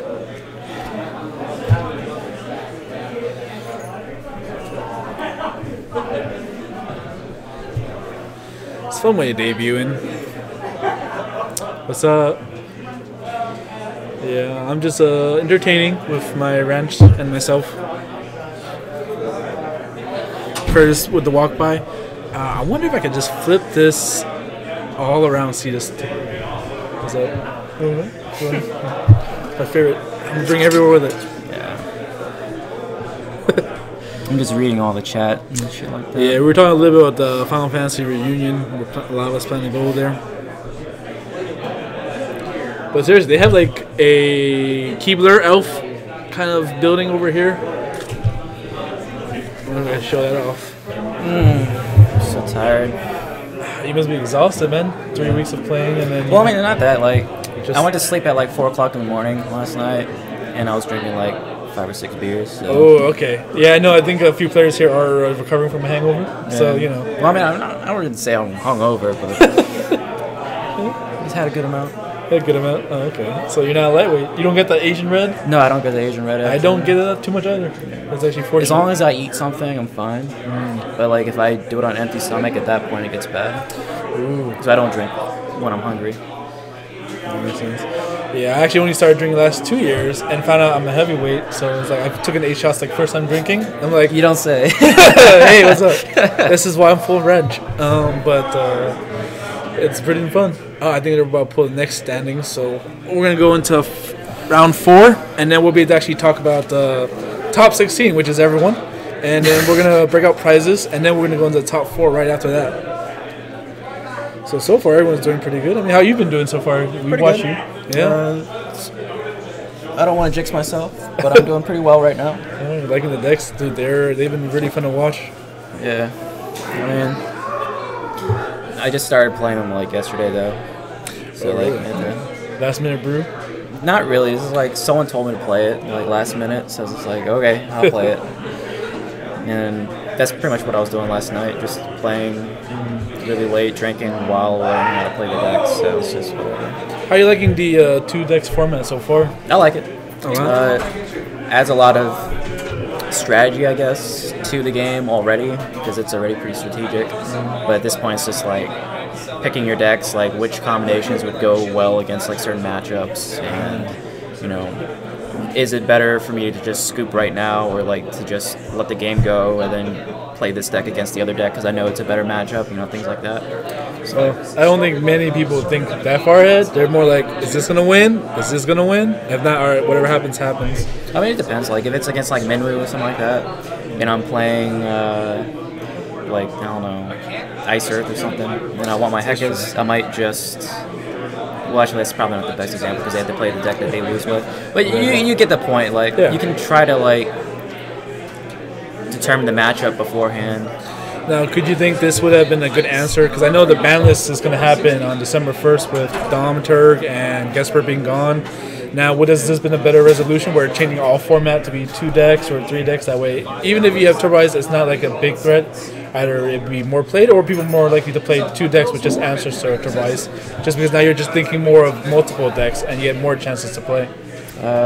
I'm not a fan of the 3-deck format, but I do like 2-deck formats, and I think if Turbo was still legal, I'd be okay with Turbo being here if it was a 2-deck format, because I mean you can only play Turbo once, and from there you can like pick a deck that's good against it, and then play the other deck too. So I don't know, I like 2-deck format. The only thing is the tournaments will take a little longer now.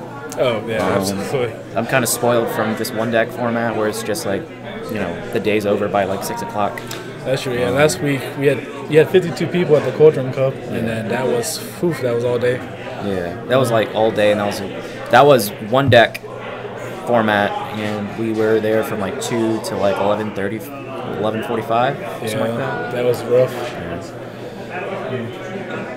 Oh, I think they're gonna be cool. I'll let you entertain them, and then I'm gonna check the standings. Don't do that. No, don't do that. Yeah, you can have them with you. No, don't do that. I don't want to do this.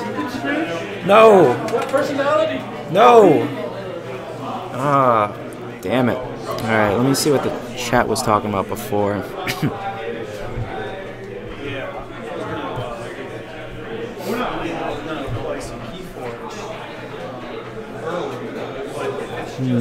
Well, how you guys doing today?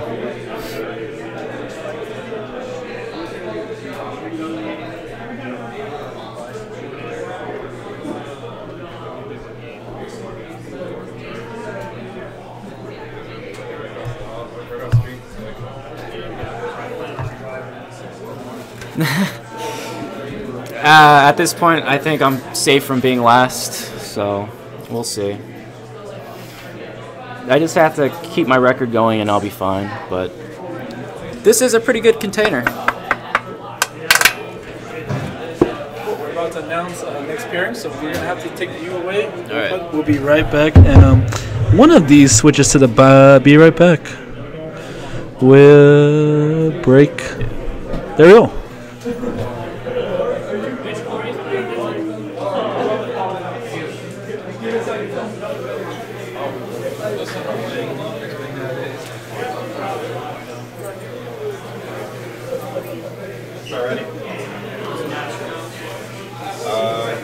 It's you and John.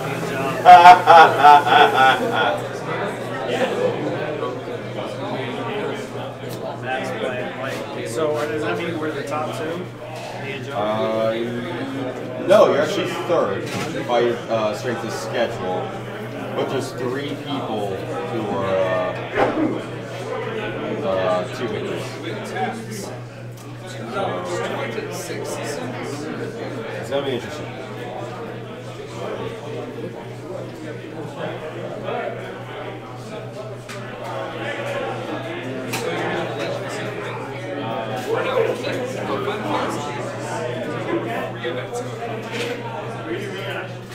Thank you, sir. 74 cents. Thank you so much.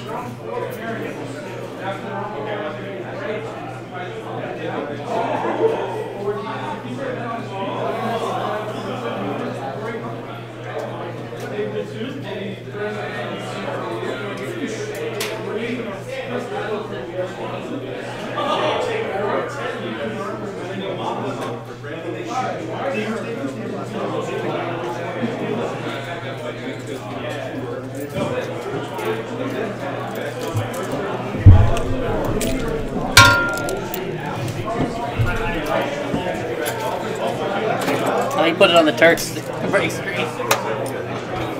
That's fine. That's funny. Oh, there. Y'all have a bot. I accidentally recorded half of the first match on y'all's stream.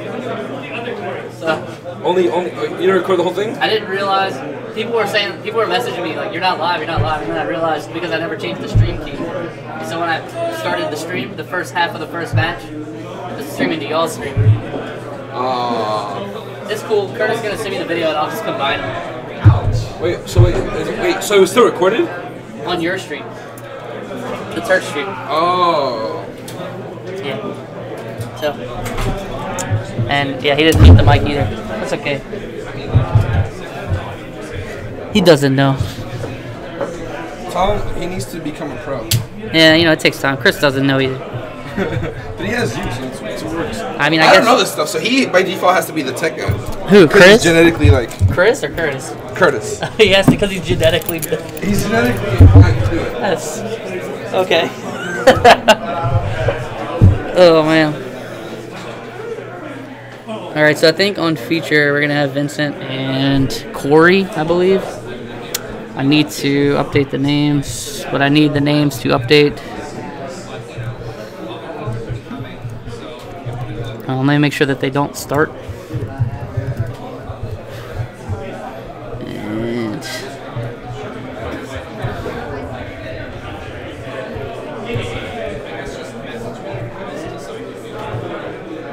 yeah, let me make sure that they don't start. I'll be right back.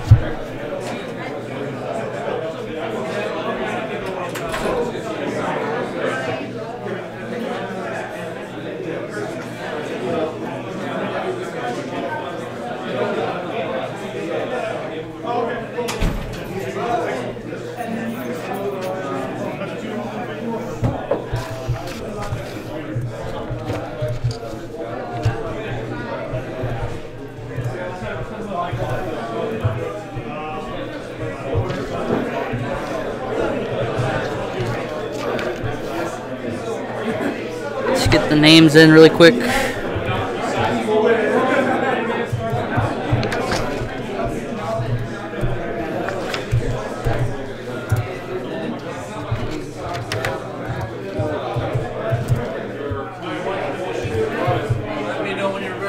They can start.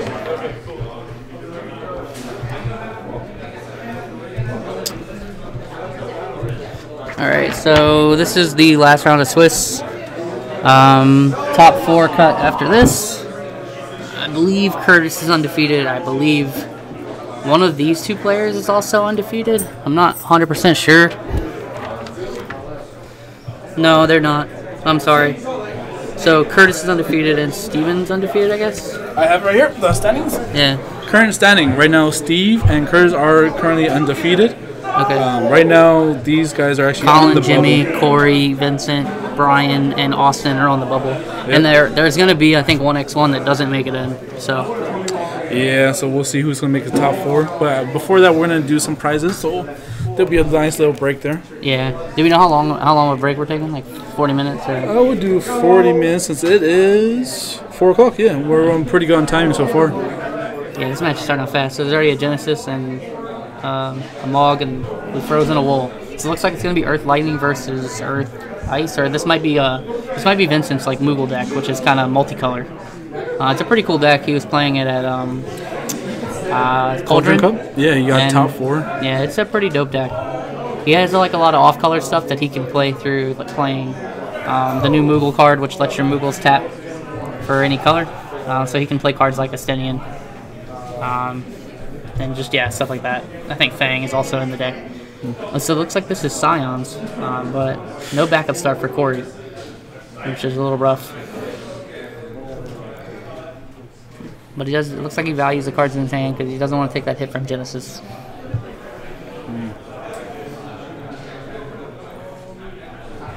So let's see if Vincent has another backup to play and probably just pass it back. That's probably the best play he could make, but we'll see. Unless he has some kind of trick. It's pretty obvious at this point that Corey's on Scions. I mean, you've seen he's stolen Urion J.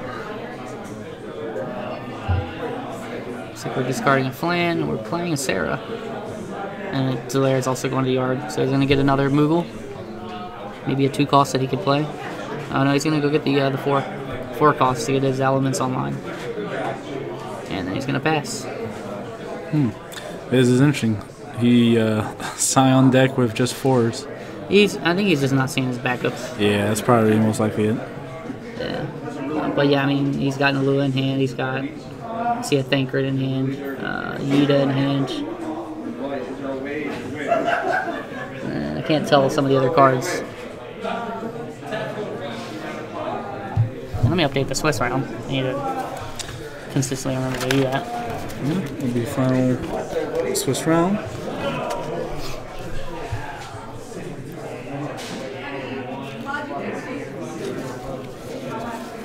So yeah, I mean, I think he's good. There's no point in not going to combat first here. You could probably get away with just a Brave and no burst on the wall. Since, oh no, he doesn't have enough Scions to even give Brave to Estola, so he probably just swing with 1 here. Probably just the Estola. Looks like we're giving Brave to Wool. And SuperNova.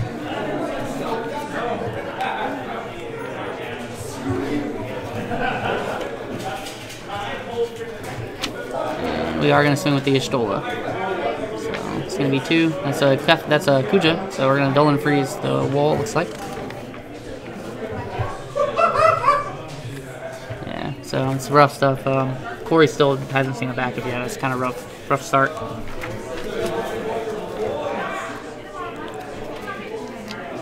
So, I mean, Genesis is going to come in here pretty free, I think, forcing a discard. It looks like we're going to do 7K and Dole. That's probably fine, I think, to play out of hand. I mean, you have the wall. You can aggressively swing every turn. Yeah, wall is dull and frozen right now, sadly due to the Kuja. But I mean, you can still at least give the Estola. So now he's got the Moogle down. His color fixing is online. Still no backups for Corey, like I said, which is kind of rough. Maybe playing the Alua here might be the play. Maybe you just go all out at this point. And just put him at 4. Force him to have to recover, to have some kind of recovery. But if he plays Shantoto or something, that's just lights out probably.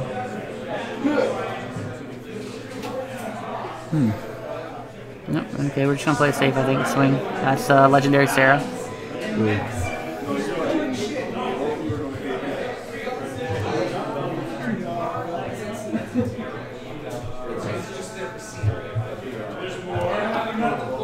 So we had 16 players today, which counts to 4 rounds of Swiss and a top 4 cut. So this is the last round of Swiss, and then we're going to cut to top 4. Looks like we're going to play a Flan. And we're going to go get another Flan. With the old Flans are just for the new Flans. Yeah, and that Moogle, the new Moogle, is allowing all of his Moogles to tap for whatever color he wants. It's amazing. Oh, he's going to double down the Flan. Yeah, it's basically just free CP almost. He's going to pitch the Flan, it looks like, to play a Yule, and he's going to pass. Seeing a lot of comeback for the new Yule. Everyone just likes seeing what the top card is. Well, so with Vincent's deck, he's running the new Vanille, and it gives him free triggers off that. I believe that's the only thing in his deck. I'd have to double check. But if things like Seymour and the new Yuna, that also works with them as well. So yeah, a lot of people are starting to play that. But if people start playing more archers and mono wins better, a more thing, it's pretty dangerous. It's a dangerous game. So Corey's still pressuring quite well, unless there's a Shantoto follow-up to this. Even though he has no backups. So we'll see. So he goes to combat. Looks like he stole a Brave. And of course, Vince's going to take that. That's a Minfilia. Let's see if we're probably going to attack with the... I believe the Thinker came down last turn, right? Yeah, so Thinker's swinging. There it is. It's going to put Vincent at 5. That's a Sephiroth. And he's going for one more. Yeah, I mean, at this point, I think Corey's kind of all in. Like, he's the aggressor. Now the question is, does Vince want to go to 6 or does he want to block? And he's going to go to 6. Now, unless he has the Shantoto for an answer, this would be definitely a time to play it. Yeah, he needs Shantoto. Really bad. Or I think this was just game. There were no Dragoon decks, I believe, today. Not that I saw any. As far as I don't even tell. think there's a lot of Lightning decks that aren't either Scions or I think Water Lightning is a couple people in the field, and they're Scions. I think are the only Lightning. No Dragoons. Yeah, so I think this kind of has to be Shantoto, or else this game's pretty much over. So let's see what Vince has.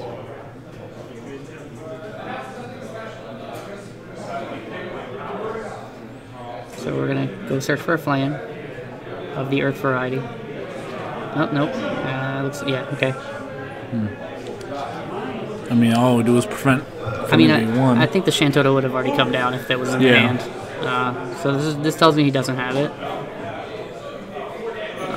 Looks like there's a Sephiroth in hand, but that doesn't do too much. So now he's trying to see what the Flan does. Now, the new Flan, if you pitch it, or if you play it and then discard it, they have to pay 3 if they want to attack with something. Mog Mobius, we're going to go get a forward. There is that Shantoto. So which forward will you... he can't get Shantoto with this. He has to get something else. Ultimecia probably not bad, but the thing is he could only dole. He could dole in 2 and then so actually he's playing the Ultimecia. He's going to dole the 2 remaining forwards and he's going to freeze his board. That will have to do with only just 1 left with the Flan after play. Yeah, which is going to allow him to at least last another turn. But he's going to have to get rid of his whole entire hand to do that. Yeah, his whole hand's gone. But he has to survive. Yep, there it goes. Okay, you're going to dole 2 and we're going to freeze everything. And, I mean, you might as well get in there with Genesis, to be honest. And there's a Ramu. Okay, so now Vince still needs another answer next turn, though, in order to kind of stave off this. And I mean, that Zapped is going to go get his last Ramu, assuming that Corey runs 3. So Vince is still in a tough spot.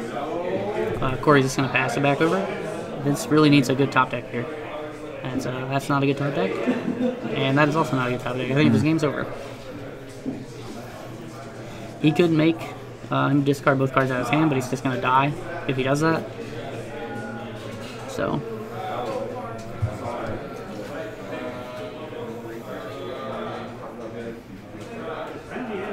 Yeah, this game's just over. Yep, there it is.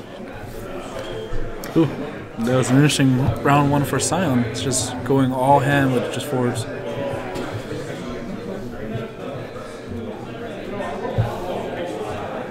Oh, it's actually not. Yeah, Corey played no backups there.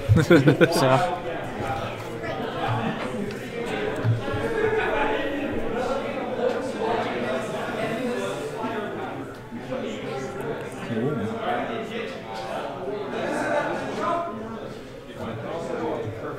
So, what is Vincent's second deck? This one's actually going to be a fun one. So his colors are a bit everywhere as well. It looks like almost like a 4-color mill deck. Earth, Wind. Might just be Earth, Wind, though. So it's going to be Earth, Wind with a splash of he's got Fire and Lightning. So it is 4-color. It's almost like an Urion J mill deck, but he's only running the 3 big Phoenixes.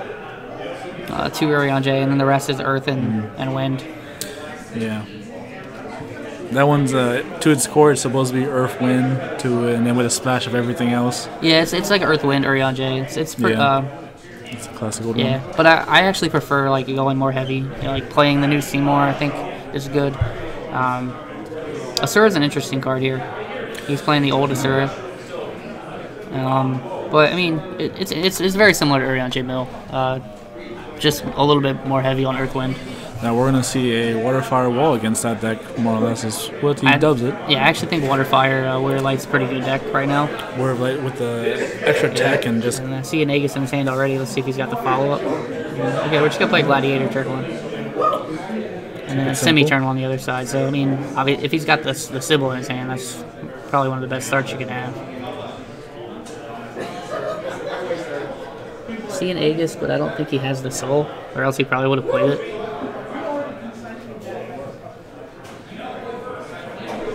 So that's the Stola in hand. I believe there's a Cam in hand. Looks like an Urianger as well. So this is definitely not going to be the same game as the last game. We're going to pitch 2, that's 5. We're going to play Cam. That's a dangerous game. If there's a Fanford in that hand, does Corey run Fanford?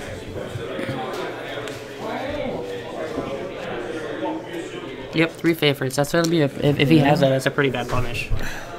I mean, because obviously Vincent's not going to be able to play another forward. That's not Cam. And Fanford's just going to get so much value. See if he's got it. And if he has it, you just slam it. Right off the bat. And it doesn't look like he has it. It's rough though, but I mean, because I don't know, that is a very risky play to play. And if you see the water backup come down, like Fanford's definitely something you got to be thinking about. So it's a Layla, and here, I mean, this is a Fanford. That's still really good. I can't tell. I don't think it was. I don't see it. Yeah, we need body counts for these players. That's maybe like in the future. Yeah. Feel free to support everyone. Donate for body counts.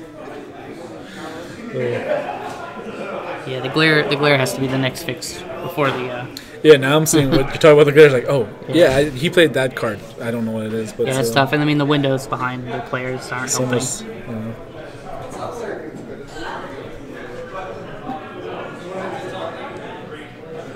So he's got Urianger, but no target in the yard. I believe that's his hand. He's got a Layak. So he's going to play the Layak. I think I would have just played the Mog. Just tap 2, play the Mog. Maybe he really wants that maybe he's looking at playing the Ishtola here. And he wants the Ishtola. Okay. I mean, I think the Fanford here is still pretty sick value. Like, the worst case, you're getting rid of the Ishtola, and that's pretty good. Yeah. And he would still have 2 forwards on the field just to resolve a... Yeah. And we're going to draw a card. Let's see if the Fanford comes off the top now. Fanford's still pretty good right here, for sure. It still doesn't look like he has it. He fires. That's Aegis. What's the follow-up? Soul? Okay. Soul is a 7K with Brave now.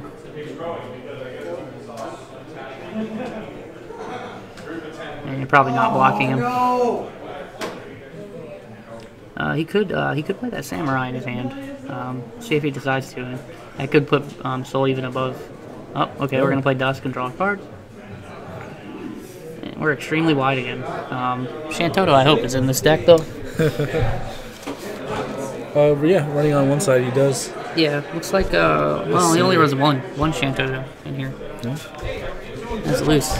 It's loose cannon. I mean, he's probably running 2 in the other one, so you gotta make or trade your decks. Yeah. I mean, I feel like Vince was making some pretty risky plays, but they're paying off. His opponent's not drawing answers. I mean, especially the early Cam against the water deck that you probably can assume runs 3 Fanfrit. And then, I mean, one Shantoto seems a bit greedy to me, but I guess is he running Shantoto in both decks though? That's probably what it is. Yeah, he has 2 in the other, 1 in this one. So I mean that's probably what it is then. Because this one does have the star symbol to search it, so at least you have that option. Yeah, but you're going to struggle against stuff like this if you don't see the Sybil or the Toto. Well, so here's the thing, I think a little taste test, you know, if you're not certain, you're going to be like, well, what does this taste like? I guess we're still in combat here. Okay, we're going to buff the Soul. So, with tax, it's $6. $36. I don't think he would have blocked anyways. Because he would have had to have already traded his soul no matter what. Oh, yeah, I forgot about the late act, so duh. Activated. So now he has to decide if he wants to trade, which he's not. And that's simple. You probably go get your Toto.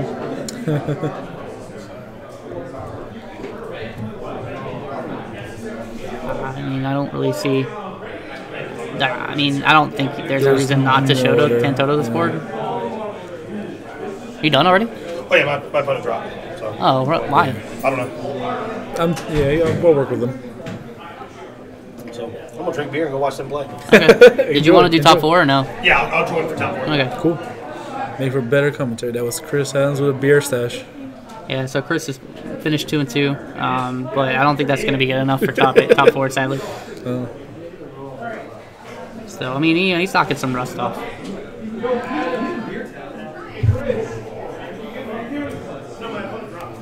What's up, Danny? We're almost at the end of Swiss, and then we're going to cut to top 4.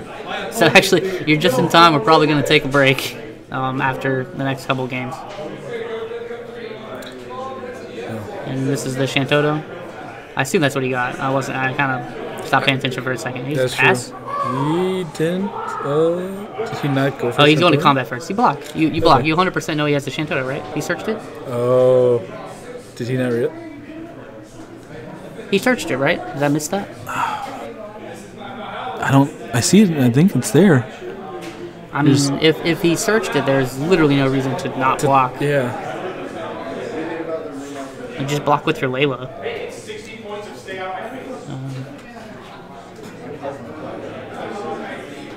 Yeah, there's no reason. Like he took that damage for no reason. There it is. Yeah, he took the damage for no reason. Did he just compete for God? I don't know. I'm not sure. Yeah, I don't. It's kind of a weird, awkward play. Because now he's very behind for sure. I would just probably play a backup here if you can, but I think he's just gonna slowly fall further and further behind. It's gonna be hard. So light wall, pretty good play. Got a hit at least. 2 hits. So he's got the starter warrior light and the soul. Picks the soul.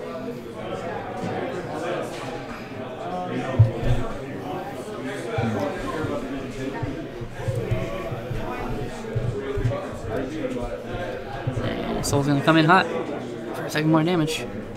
And there's another Sybil. Alright. Well, let's see. Here he searches Cam. His Shantoto is Mog, probably. Let's see what he's got in the list. Probably Mog at that point.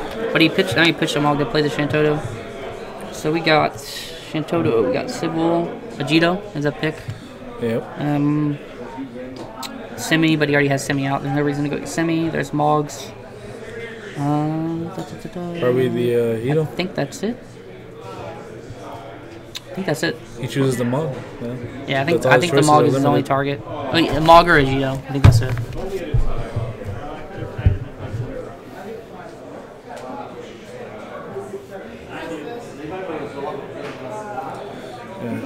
Unless he had a 3rd star Sybil, but I don't think he did.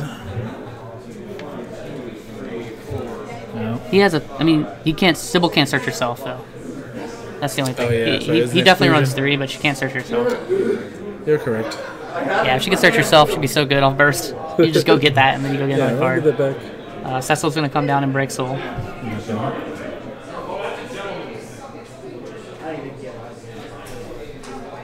See, can't really tell what's in Corey's hand though. Samurai's still not live yet. So that's not really doing too much. Looks like we're going to play a Brawn. We're going to go get a Viking. There it is. But I believe that's the only card in his hand, so he can't really play it yet.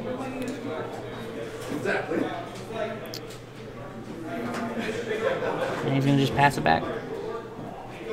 Yeah, and this is where Vince can kind of turn that corner. I mean, not that he's really far behind. But his stuff's just going to probably be bigger, really. I think if, I don't know if Corey's running it, but the Legendary Warrior Light, the light one, is probably what he really wants here. Ooh, for the reductions or but is he running it? But he doesn't have he's running the wall, so he'd have to somehow get the wall off the board. He's I swinging. don't think he's running it. No, he just took a second point of damage with. Yeah, he is not. He is not running the light Warrior of Light. His only light Warrior of Light is the wall. So Cecil swung, right? Hit a second Astro.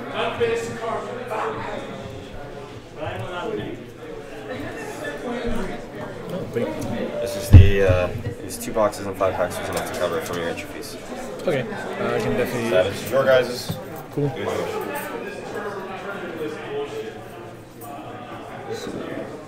Looks like he swung with the Cecil and then passed it back. This is tough because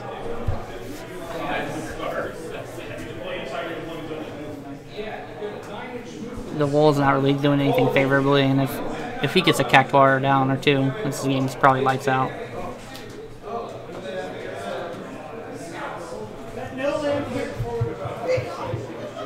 We know Corey, one of Corey's cards is a Viking. Layla Viking could be pretty decent here. At least it gets him some cards. It doesn't look okay, just the Viking. Basic value. Oh, he runs a bit. I think I want a Choo-Choo Lane, which could end up being pretty good. But the problem is, as soon as you target Dottaluma, it's just going to put 4K somewhere. So yeah, that's going to take care of the Viking, take care of anything else.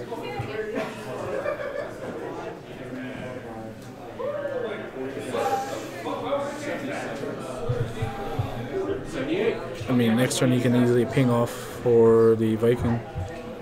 yeah, you'd have to spend all of his backups though to do it if you wanted to. But if he does that though, it opens him up to like a Choo-Choo Lane, which is, I think I see that in his hand. Yeah, and he just pitched it though, so he's gonna fan for it. He's gonna sack his Viking. I don't know about that because I feel like if he sacked his wall, I mean it's gonna be a good fan for him no matter what. I think he drew another Viking. But if he sacked his wall, he would have kept 2 forwards on board. But I guess he's afraid of like the Cactuar potential. We'll see what happens. Oh yeah, because this wall plays a wall or yeah, 3 of less from the break zone. So he's got a Refia in there. He's got Dusk. But the thing is, Dusk isn't. He's not gonna play Dusk because Dusk is not gonna trigger unless he controls a second Warrior of Light. So he'll probably get Refia or Lunith. I mean, he is running low on resources. Maybe he's just hoping to get closer to something. That's the Urion J. We're going to get a Cactuar. It's pretty good. There it is.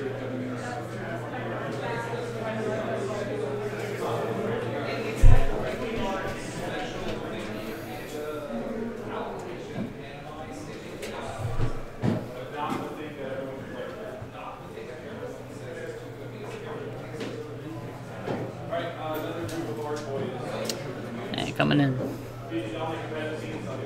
Just gonna take it. Just gonna put him in 3, and that's a Yuna.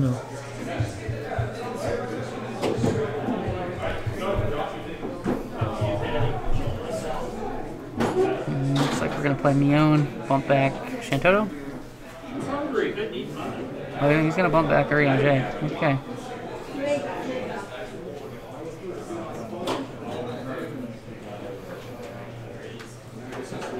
Interesting. This kind of opens him up to a fan for it.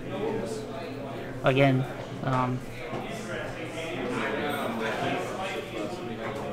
Yeah, Fanford here would be pretty brutal. That wouldn't be much way to play around it. I think you swing first. If you have it. Yeah, the Fanford here would be pretty brutal actually. That would be a pretty big punish. See if he has it. Oh, he's tapping 3. He's got it. Ooh. Nope. Okay, Viking. So exciting. Rough. Yeah, I mean, if he sees another, if he would saw another Fanford there, like, I think that might let him turn the corner. It's gonna be rough because that Viking's gonna be gone. He's gonna kill it. This is Bursky too, because if he draws a Fanford off this, I would overpay, 100%. I couldn't tell if that's what he drew, but as soon as you do something before the end of your opponent's turn in this game, you are passing priority back to your opponent before the end of their main 2. So when you do that, when he kills that Viking with the Cactuar, if that last card that he draws is a Fanford, he can still get punished again. So you got to be careful with things like that. Because I mean, I'm overpaying for Fanford to kill a Dottaluma every time. Absolutely. Yeah. No reason to when you have wall that brings back anyways. But Yeah, exactly. You're going to get an equal power forward after that. You're probably going to put Lunith on the board, just because that's a target for your Samurai. Sybil? Get a Mog, maybe? I think those are his only targets left, really. He could. I mean, at this point, I'd probably just get a Semi just to get it out of your deck. It's a dead draw. It looks like he's getting the Agito. Yep. But he's locked on backups right now. Until he can like get the Star Sybil down. Yeah, that video is only a break.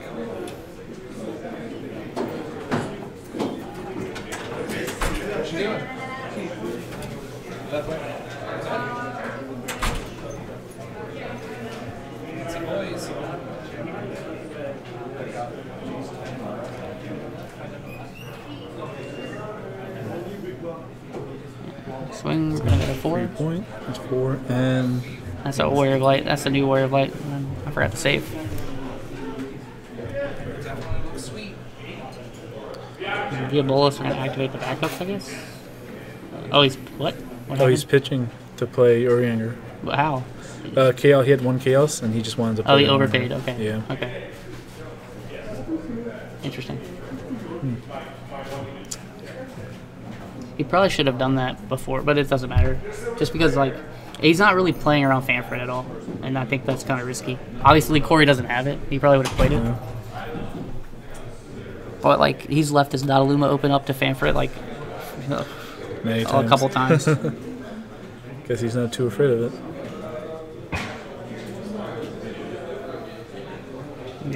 So, you know, it's kind of late, though.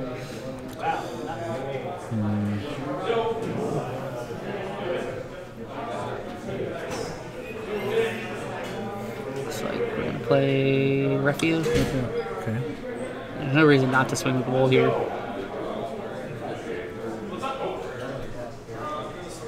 I mean, I guess there is, because the layak's gonna trigger. Yep, there it is. Actually, he could just kill the wall off. He missed a Cactuar. So he should have pinged his own Dodaluma to ping Wool.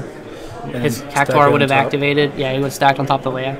You ping your Dodaluma again, and then you ping the Wool again, and then now the Wool's attack. It doesn't matter.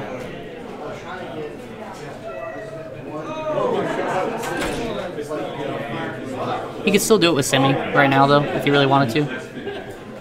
He's going to take it, though. And that's a pretty good hit. I feel like he could have traded even for both.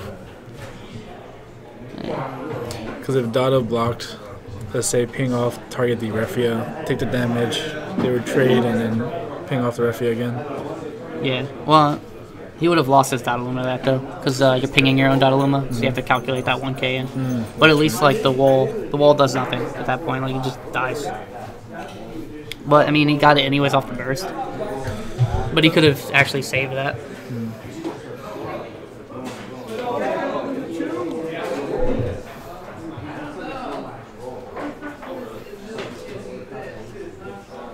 Pitching for 2. We're going to play another Wall. Got it. Get the top 5. There's the Fanfret. I'm just going to go to the... Oh. He whiffed? I think he whiffed. Rough, yeah, rough no stuff. target. That's rough. Going to ping the Refia. And he's going to... He's going to Semi, yeah, to ping the Refia off.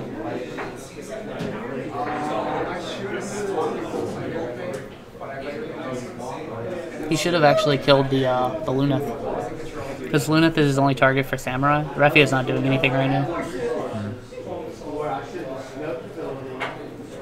That's okay. I mean, I think Vincent's still a fairly new player. He's still kind of getting the hang of things. And it's not like what he's making is just like some terribly wrong decision. It's just little things. Yeah, it takes some time because, I mean, he's also about as green as I am. Been playing about just only 1 month after me. Yeah. We had 16 people today, Danny. 16 people total. Chill.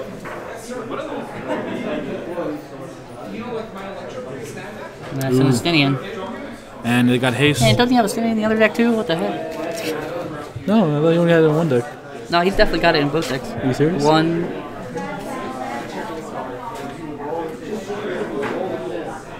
I don't see a Estinian in this list.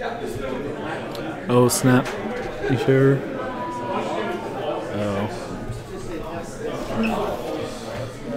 Ooh. Can you count it to see if that's 49?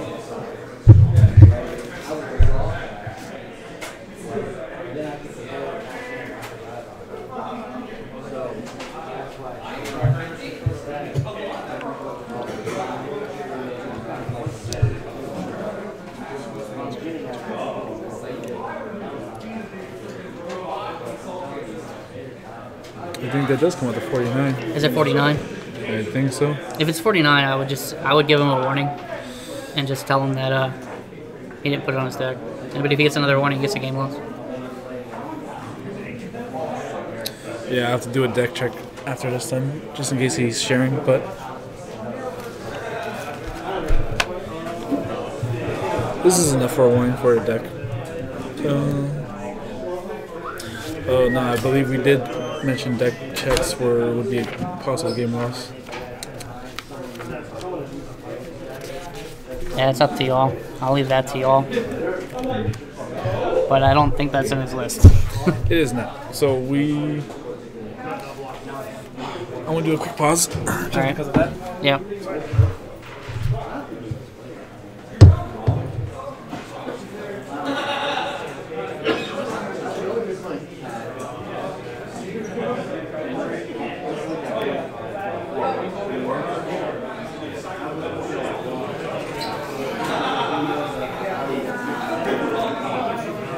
So he's going over. So Vincent has a Astinian on the board, but that's not in his deck list.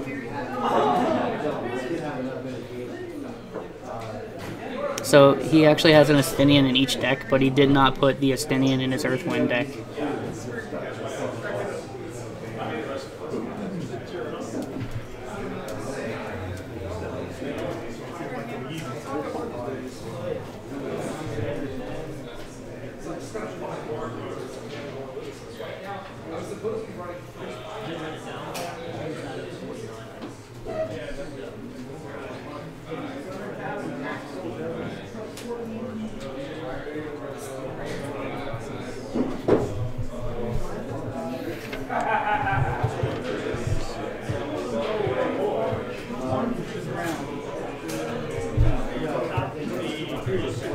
Yeah, so I think we're just trying to figure out what's going to happen. I think he's probably just going to get a warning. But they did talk about before that there would be, you know, if there was a wrong deck list, potential game loss.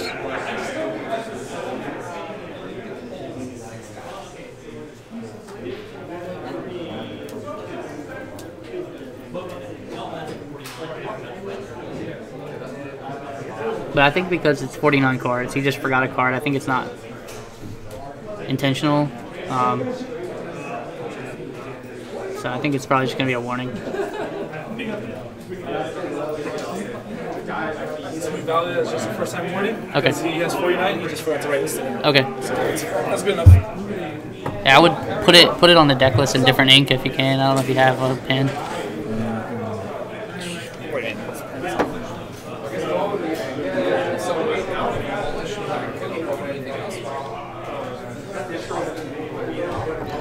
So yeah, Corey's pretty much on the back foot here. Samurai's live now, but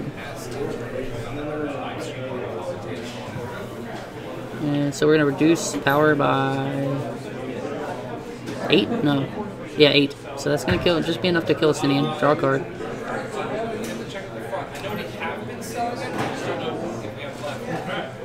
I think. Well, that gives him enough time to at least survive another turn, but and I don't think there's really another. There's no more Astinians in his list, so shouldn't be another way to have haste. But the problem is Viking, you can't target with Samurai, so he needs another forward out because Cat Card is just gonna kill it. Yep, there you go. I think a Dagluma here kind of is almost lights out.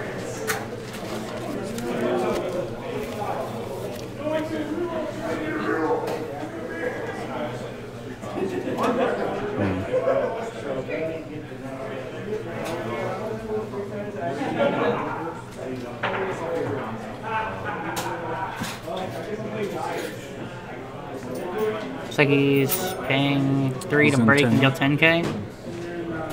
Does he have the win card in his hand? If he has the win card, he can just ping off the Viking.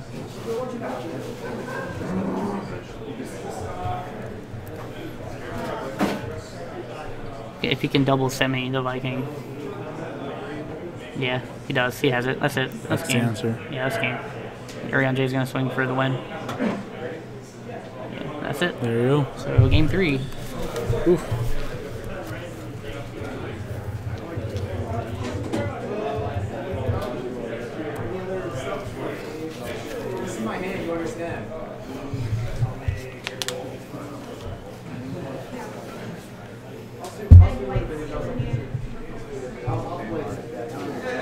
So I think Vincent has to go back to his Moogle deck, and then Corey has to play the same deck again. Yeah. Which still, I mean, Vincent had trouble with the speed of Scions, and I feel like if he gets a pretty heavy opener with like Aegis Soul or Aegis Word of Light, he could be put on the back foot again. Yeah, that's what I'm saying, because both decks do require SEP, and they say he does splash of other colors, so if he happens to draw him, it just takes another turn.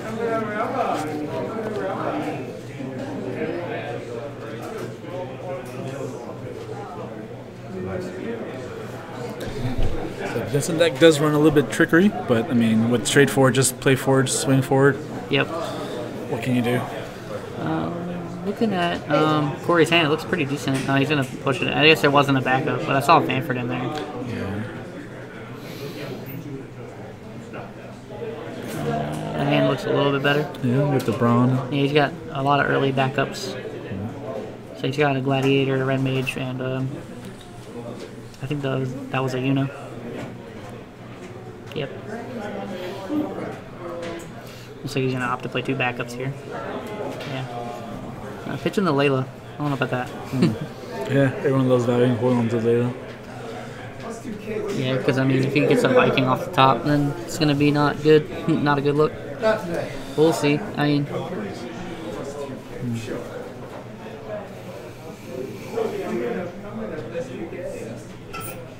there's the Shantoto. So he's playing the Mog early. So that's one Shantoto gone. Only one more left in the deck. So. There's a Viking he drew, so he's probably kind of regretting, unless he has another Layla in hand.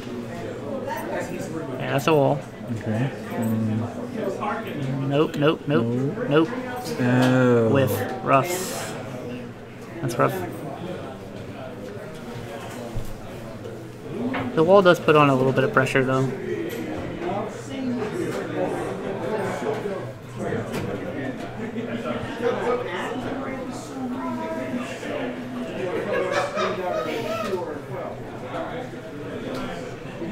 So I'm not sure what the play is here for Vince. I see a Flan, an Earth Flan, I see a Celis in his hand. I'm not sure what else is in there. It's an Ice Flan, and he's going to pass. It looks like he's going to take some beats. So if he can go play a Soul here, that would be pretty good. I can't tell if he has it in his hand or not. But his backups are both water, so he'd have to pitch from hand. Looks like he does not. That's a rare Jill.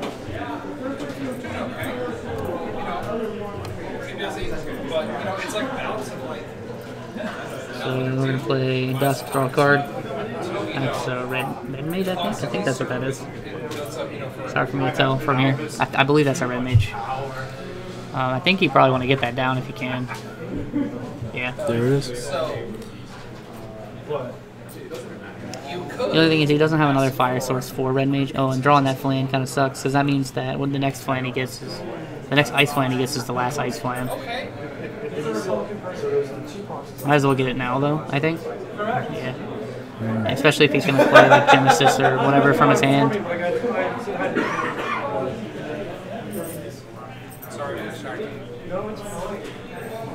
Looks like he's going to get Earth Flan, actually.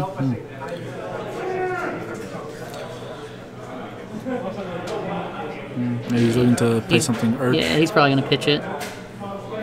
He's got to get a forward down, I think. He needs to kind of stabilize a little bit. I think I see a Genesis in hand. He's going to play... Celis? Yeah, okay, so you're going to freeze the wall. I almost like freezing the red mage. Just to stop his fire source. But if it's his only fire source, well, that's a point too. Yeah, because wall's not big enough to tackle the Celis anyways. He can't party attack right now. He's already susceptible to Fanford anyways. So I feel like instead of dulling and freezing the wool, it's probably better to stop his fire source. We'll see though. And it doesn't matter anyways. He would have been able to play that no matter what. Astro does allow him to ready forwards, which is going to be pretty good in this matchup, I think. Because I believe Vincent runs a lot of things that like to dull or deal with dull forwards, and you can just make him fizzle with Astro. He plays with the Sarah, discard and Moogle, and then he can dull. Yeah, and he plays Vanille as well. I believe he plays Cecil. So a lot of things that need things to be dull. And if you do that on the stack, it will fizzle the effects. Looks like he's going to pass it over. Genesis still in hand. Yeah, and he's still running off with only one backup. Yeah, he definitely needs some more backups down. He needs to play a longer game, I think, in order to win. Because right now, Corey's got a lot of backups down. He's just pretty much ready to play the long game. Is this a Shantoto? It's 5. That's a Sarah. Yep, that's a Sarah. So we're going to go get probably a Moogle backup. More, maybe like, let's see, what are the options? You got Mog 13, you got Mog Mobius, you got, looks like he's pulling out the Mobius.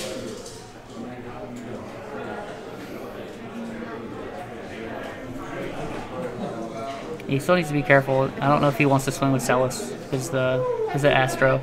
We'll see though. And there's the Mog. And it looks like he's just gonna pass.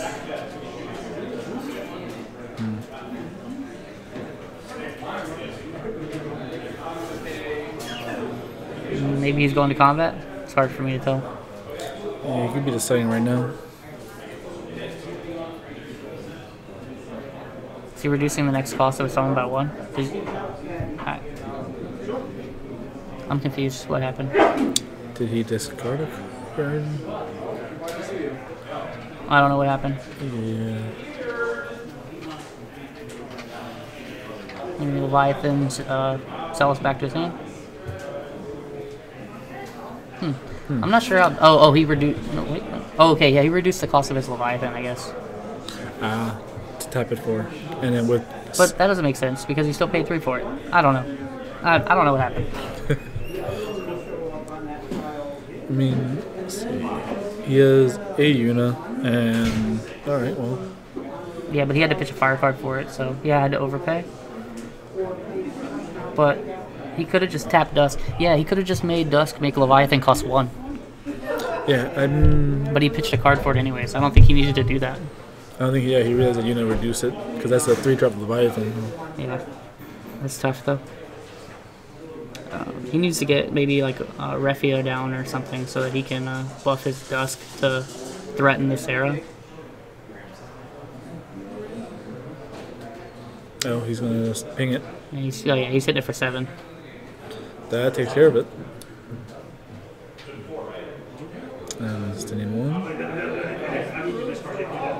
I don't know if I like blowing up the Red Mage. I think I would have blown up the Yuna. Yeah, he's not getting much value of the summons. Now that you have another fire thing, you're forcing him to play 2 forwards to be able to block. So I think I like blowing up the Yuna. Because you're not really taking advantage of that really right now. And if you already have Dust, that can reduce the cost anyways. You can for tapping, but I feel like you want to play more aggressively in this position. And because, Lulu's giving you that extra fire source for you to need for the Red Mage, I feel like that's just the play. Because if you keep the Red Mage out, he's forced to continually play 2 forwards. He has to have 2 forwards out every time. Or he's just going to lose. So it looks like Celis is coming down again, probably. Nope, Genesis. Interesting. I think Celis is probably the better play. Because now if he plays a Warrior Light Buffer, Dusk is going to be at the same power level as Genesis. And that's probably not a trade you want to make. We bring in 8 very fancy pretzels usually and sell them out. Oh, that's it. They're kind of expensive, so you don't always buy them. I see an Aegis, I see a Soul. Soul would be a 7K. It's like a really he's got 2 Aegis in hand, it looks like. It's made by a local place delivered to us fresh. But you probably don't want to play too heavily into a Shantoto. Looks like we're going to do it, though. Oh, well. I think he's basically, at this point, he's just saying if you got it, you got it. So, I would pull the trigger. Yeah, to be fair, he has a better board setup in general. Yeah, but this opens him up to a bigger punish. And it's gonna go. That's a Sephiroth off the top.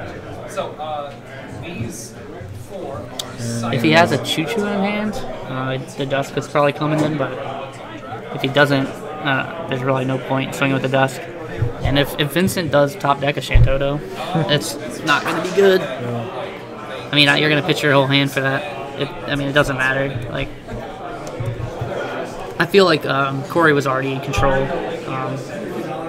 He could have just played the Soul, I think, and been fine. And he's going to go ahead and swing the Wool as well. So he paid for Astro to ready his Wool, and he's going to swing with the Wool. Now, if he doesn't want to block this either, because if he blocks and Wool dies, he's going to get back, I think, a Refia from his yard, and then that's going to put Dusk at 7k. So, and there's an Ultimecia. Or was that Ultimecia? No, that was a Kuja. So he's going to Dull Freeze the Aegis.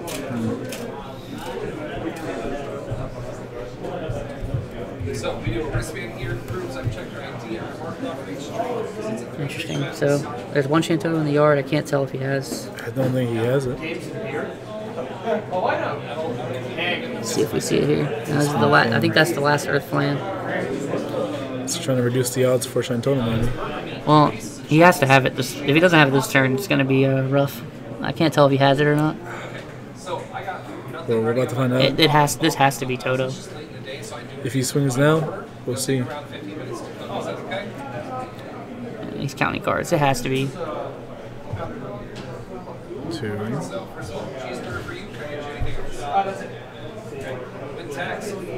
Yep. Yeah, it's definitely. Yeah, it's definitely Shantoto. Yeah. There it is. Yep. Huh? Yep. There they are. They're all gone. Noel's a good legend. See what he gets. Another Soul off the top would be brutal here. Like I said, I don't think he needed to commit to Aegis, and he would have 2 more cards in hand if he had. Oh, he just thinking straight off the wall. And Aegis here would still be really good. Or Soul here would be really good. 2, 3, nope. Nope. He got the Dusk at least, though. I think I'm playing the Dusk. I think I'm playing the Dusk from hand. He should continue to pressure him. Force him. He's got him on the back foot.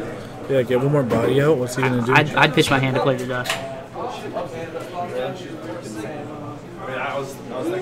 There's no, what's the punish there? There's not much of a punish there. Yeah, he's already done Shantoto. He has no forwards, and I don't think his deck runs with anything that could just break. Yeah. And again, this is why I think keeping that red mage would have been super relevant as well.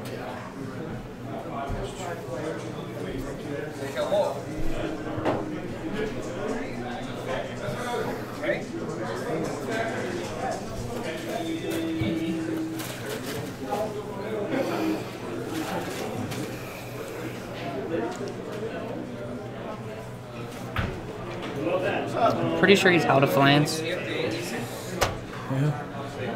Is he?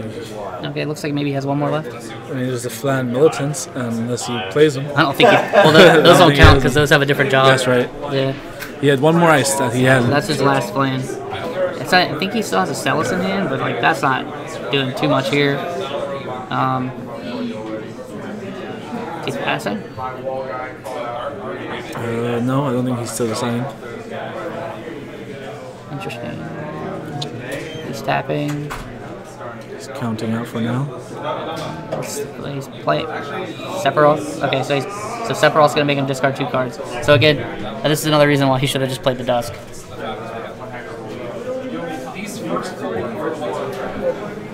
Because now he's gonna lose it anyways. Yeah. Oh. And that Phoenix, that's a big deal. That Phoenix would have been killer. See what he draws. Look like a Viking, I think. If he could play a Viking into a Fanfret, that would be really good. Is that weekly? Let me hear this out. Hear me out. That's what I'll get. See what we got. Soul? Still, that's no, that's a red mage. Yeah, see. He should still have a red mage. That's fine. Oh, okay. Yeah, that's a good Fanfret, I think. He'll get a forward. You should get back, get back Soul and swing. Get back Soul and swing. No, does he have a Soul in the yard? There should be a soul. I'm pretty sure that's a soul. Oh, no, my bad. He needs another Warrior of Light. So that he doesn't have haste. Soul's not, yeah. So yeah, Refi is probably fine. No, I would. Technically, yes, you can. I gotta put chili and cheese on a broth or something. Yeah, at that point it didn't matter, really, to be honest. Yeah, so Vincent again has to play another forward. How many Phoenixes does Corey run? Alright, so we have Ellie's, Chips, and 2 Phoenix. 1160 is the So it looks like there's a Ladwell in hand. That's not doing too much right now. It's just going to be a blocker. We're pitching to play Benfilia. Okay, yeah, that's pretty good. Now we're going to get back 2 high-value targets. That's a questionable pick. I don't know what you get here. Is Ultimecia in the yard? Or is that Kuja? I can't tell what that is. But he needs something he can play. He has to be able to play a forward. But the problem is he needs to play 2 forwards because Red Mage. I mean, you might as well just play 1 big dude now if you can. What do you get, Orphan? Yeah, so he got Orphan. But right now Orphan's not doing anything but dulling. He's not freezing anything. And it looks like we're pitching 2, so we're overpaying for Zayzat. Yeah, but the thing is, like, you're just gonna Red Mage here. Just put him at 6. And if he has Soul, if he can play Soul from hand, the game's over. But he had to draw Fire card Soul in order to do it. And I think he only has 1 Soul left.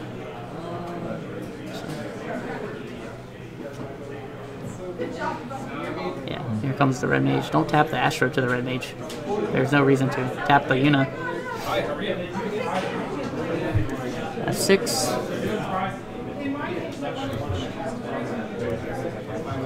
And that's a Layla Viking. That might just be the game. I might just push it over the wall. So, I mean, Zayzat's going to be able to kill some stuff, but I don't think he can kill everything. So he could do 4K to the Layla, 4K to the Viking, but then Refia is still going to be alive and just can't block. So. Swing. So you said a regular size odds on. There were 2 sizes. I think this game's over. See what he does. He's making a discard. That doesn't really do too much. It's just like a little punch where we do this 8 for 5. 2 cards in hand. So, a bottle and then a regular size hot dog, adding chili and cheese. Unless he can play a 2-drop forward, just block body. Even then, I think he still have to use his entire hand and all his backups. Yeah. It looks like, I can't tell what that card is. I think, is that a Renoa? I don't know. It's hard for me to tell. I think that's Renoa. No, that's not doing anything. And I'm pretty sure that second card's a Mog, the Crystal Chronicles removal. So I don't think either one of those cards are doing anything. I think he's just dead.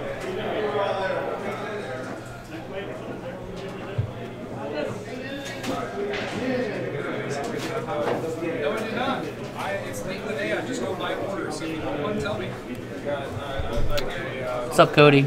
Yes, this is where the party's at. At least for another couple minutes until we go on break. Yeah. Yeah, we're about to take our break between top 4. This place is crazy. Pretty cool. Hot dogs are good too. Is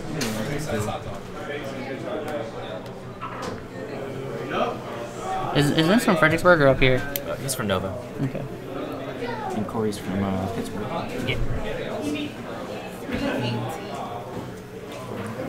It's nothing he can do.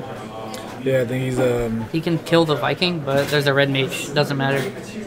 He has no answer for the Red Mage. He can't play another forward. Pretty sure his hand is Renoa and another Moogle that he can't play. It's all good, Cody. We have beer here too, actually. It's pretty sweet. Yep. Right, they're all licensed. Hi, Cody. We got the Whisperer coders. I think he's just having an existential crisis, whether he does it or not. Yeah, I think Vincent's pointing out that like he can't beat the red mage. Pretty sure. Yeah.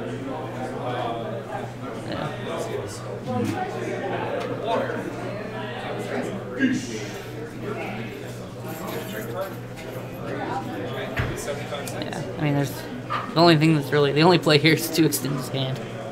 That's sadly.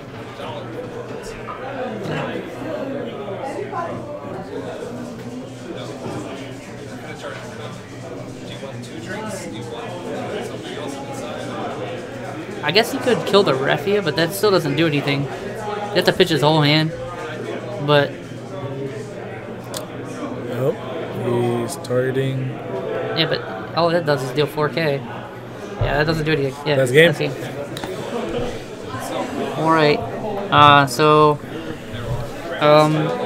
That's the last of the Swiss games. I'm pretty sure the other game's over because Chris is playing. Pretty much. I know he was done. Yeah, we're gonna go to the top 16, pass out the prizes because we're actually do some prizing before top four, right? Okay. Yeah, and then we'll go to the top 4, and then from there there'll be a fun 2 sets of matches. So we'll probably be back in like 40-ish minutes. I would guess. 45 minutes. We'll give. I'll put a timer on the screen. Don't make him count on us. Yeah. I mean, I'll put it there. If it hits 0 and we're not back, yeah, that's fine. I'll just increase the timer again. It's just like, yeah, you guys saw none. So yeah. Add reverse time. Yeah. I mean, I watched the 14 trailer. I don't know. Y'all don't play Final Fantasy 14, right? Nope. The trailer's pretty dope though. I'm excited for it. I'm gonna buy it. Yeah, I think I paid for like 1 month. Played for like a lot, but then it's like I don't want to keep subscribing. Yeah, I quit raiding to play this game, to play the card game. Yeah. It was kind of like I was putting too much time into the raiding. Gotcha. Vincent actually raids on Wednesdays, so that's his game too. I mean, I think there's a new Final Fantasy group forming within the Final Fantasy TCG. Yeah, I know Lockwood's like forming it. We're on different. I'm doing a different server than Lockwood, so. But I mean, they're making it where you can teleport across the servers, which is pretty cool. They don't have character war transfers yet? They do, yeah, but you have to pay, right? Yeah, of course. But you can party up across your servers as long as you're in the same data center right now. And then once the expansion comes out, they're going to allow you to actually teleport to another server, like that, which is pretty sweet. So that means teleport to another server on a data center. You can't teleport across data centers. yeah, I get that. Yeah, so. That is actually a really cool feature coming out. Yeah, so I'm going to put on the break screen, put a timer up that says 40 minutes. If we're not back when it hits 0, we shouldn't be much longer. Yeah, we should have some pictures posted out for some prizes. They were fantastic. If you already haven't seen them already, we've been posting them out throughout the day, slightly on several Facebook groups. But otherwise, we'll be back. Yep.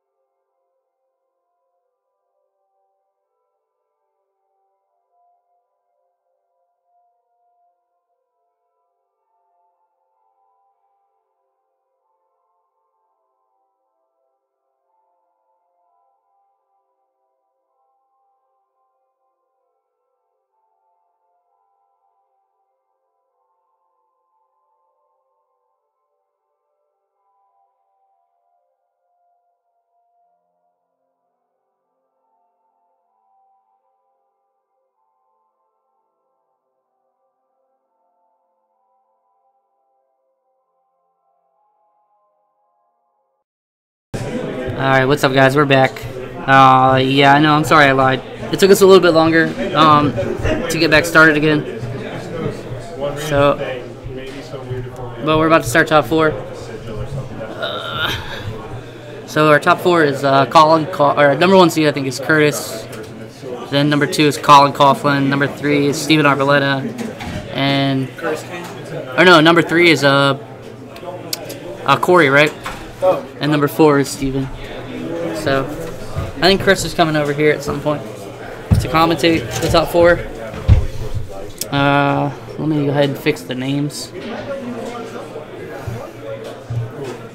Can you fix the camera for me, Mike? Oh, sure. How often is it? You turn it. Once you get over there, turn it to your right. Yeah.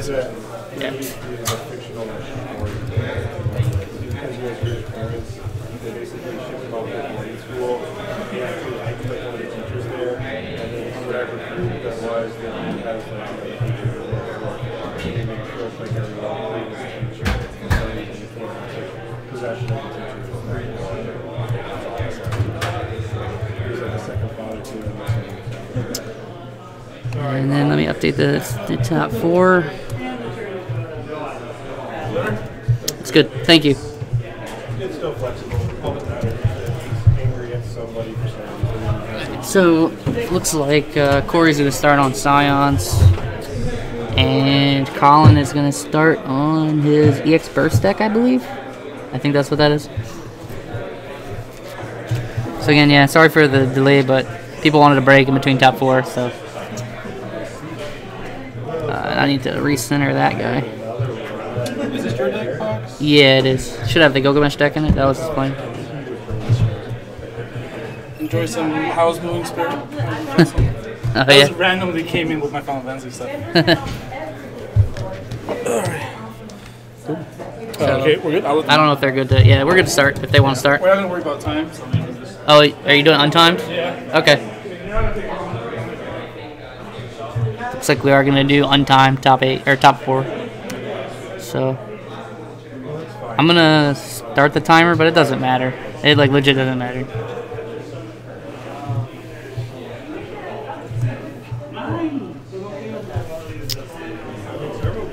Yeah, thanks.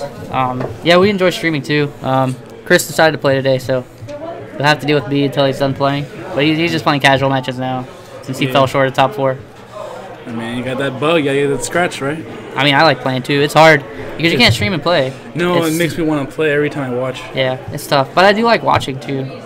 Looks like we're pitching 3 at the beginning. Go for the Yuna. Ooh, early heavy pitch for Yuna. He really values that. I'm surprised. I wonder why he went over that instead of the Thornton. Like, I wonder what he's trying to stop. I don't know. But yeah, this is like an EX burst list that Colin's running. He's been running for a while, and he's updated it for the new Opus. His 30 EX burst? It's a lot. I don't know how many it is, but it's a lot. I remember playing that at one of the qualifiers in Maryland. Yeah, except it never happened. Yeah, I mean you can get unlucky with it, but it's a ton of bursts. So it looks like we got 3, 4, 5, 6, 7, 8, 9, 10, 11, 12. 15, 18, 20, 26, 29, 31 EX bursts in the deck. Maybe with Silence, he's just trying to value removing every single sign as much as possible. Yeah, and Corey is playing this pretty smart. Like, if you know it's an EX burst deck, just build your backups and make sure that everything you're playing is getting value. And that way, when they die to burst, because you're going to hit burst. It's a burst deck. You're going to hit them. It doesn't feel as bad. So. Yeah, it's a lot different. He's actually playing Silence with backups, while his last match, he just played all forwards. Oh, yeah. I mean, if you play just all forwards against a deck like what Colin has, then you're going to fall behind. So he's got the full Scion backups down pretty much. And now we're going to play Pavolimo. And we're going to go get Yida. And Pavolimo has haste. No, so now I don't think you actually play the Yida here. I think you just hold it back. Swing safely and then play maybe after. I mean, you could just wait a whole turn, to be honest. Yeah, I mean, I don't think he has to. And that way, just in case he hits like a Chaos Walker or something, he's gonna swing something else. So that was a Chaos, not a burst. Yeah, and he's gonna pass. So I think here Colin's probably gonna look to. I think he has an Alula in hand, but I can't see if he can play it or not.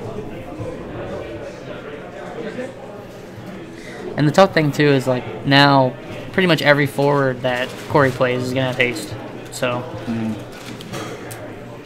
Colin's pretty much on the back foot, even though he has a lot of ways to recover with 3 and burst. But Scions is still really good. Looks like we're pitching 3. We're gonna Shantado already. Yeah, I guess I don't disagree with that. He wants to color fix, and I mean, even if he waits longer, he's just gonna take more damage. And he already knows he's gonna take damage this next turn. Wow, now player for you. Yeah, because now Yuta's gonna come down. Yeah, I mean it doesn't feel great, but I don't disagree with the play.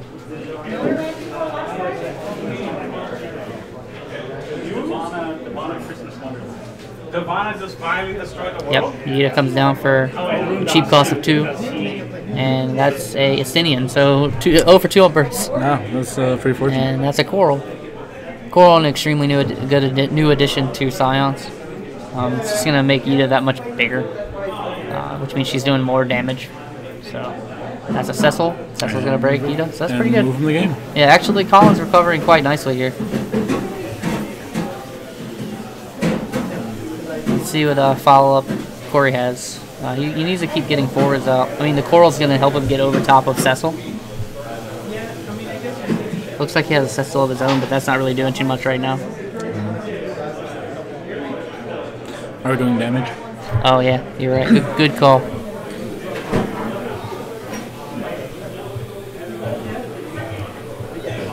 Yeah, Colin is on 2.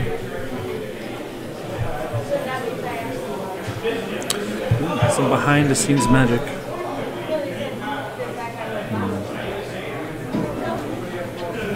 So it looks like he played another Yuta. Yuta right now is a 2, 4, 6, 8, 8K. But he can threaten Coral if he wants. That might be a trade that Colin makes, but we'll see. Now she's a 10K. And he chooses not to swing. He's afraid of the burst. I see Colin has a Chaos Walker in hand. He's probably going to use one right now. Yeah. There it is. And so... Remove from game? Yeah. And that's going to go... No, it removes, so yeah. He didn't remove it. Yeah, there we go. Okay. So that gets around the drawback. And that's a wall. That's a pretty good hit. Ooh.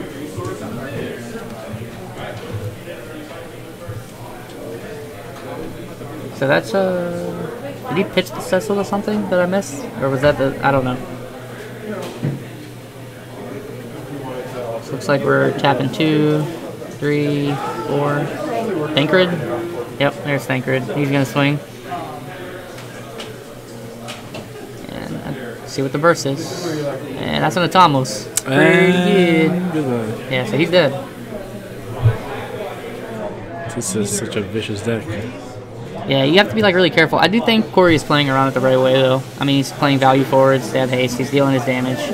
As long as he's getting in for 1 damage every turn, he should be able to keep beating Colin. The wall is going to make things tricky though, for sure. So now we're going to go Brave, no burst. And that's going to put Corey on 2.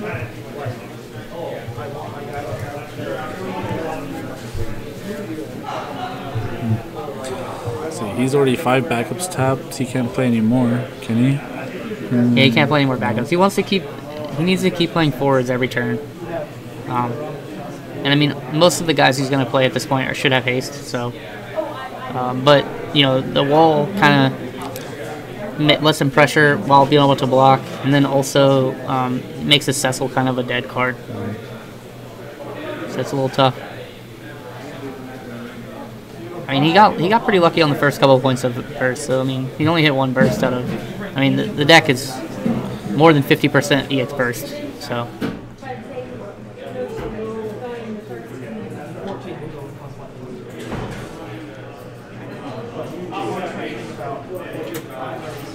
He's still thinking what to do here. He's counting how many bursts he's seen in his break zone, I guess. That's a lot of bursts. Yeah, like I said, I mean, basically, you know, more than 1 out of every 2 cards is a burst. So. And there's another Yida. That's the last Yida, I believe. Yeah, if this goes, then... Is that a Pabalimo? That's Ilua. Alua. Alright, but here's it. So Yida is now a 2, 4, 6, 8, 10K. Potentially a 13K with Coral. That's Cam. That's not a burst. Wow, he is really missing those bursts walking around him. And then Alua is a 6K, threatening to be a 9K with First Strike. And that's a Mustadio. So he's going to break the Yida and remove her from the game. Ooh. That's it. All the Yidas are gone. But Colin is at 5. He's going to be able to pressure, though, but he probably only really wants to swing with one of these forwards since only one's going to have Brave.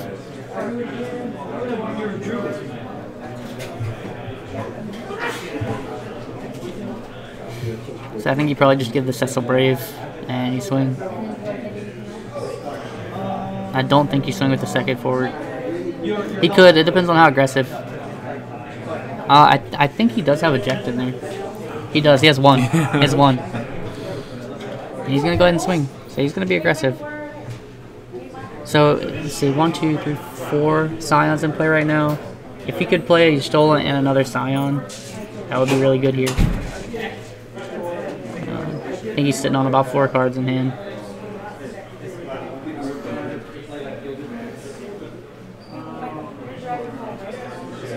Let me update the damage because it's 4 to 5. Oh, someone says they see a Sin.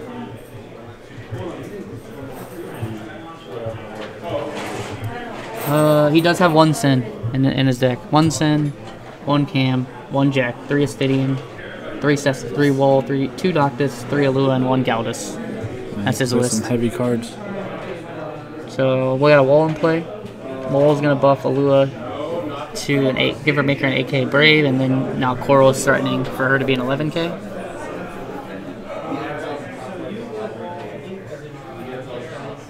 It's a tough spot because if he hits a burst here, that's not a Tomless or Mustadio. It's gonna be pretty tough. Also, I think Colin still has a second Chaos Walker in hand, so before combat he can remove the Wool. Hey, sir. Wish I could help you, but I closed 4 minutes ago. So let's see. I think Corey's just deciding what to do. Yeah, that's true. He can shut off the burst. Yeah, I completely forgot.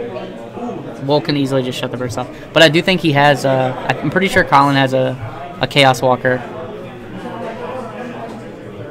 Pretty sure Colin has a Chaos Walker in hand, so he can respond to before combat. But unless he pitched it, I know he's seen 2 and he's played 1. But unless he pitched it, I'm not sure. So we're swinging. Okay, so he did let him go to combat. So it looks like Brave, no burst was the play. And he's gonna Hecaton chair. Oh, he gave it 2K. Yeah, so he did 2K no burst maybe. Is what I mean. Yeah. He's gonna Titan. This might be a pretty big. He's gonna force the Coral.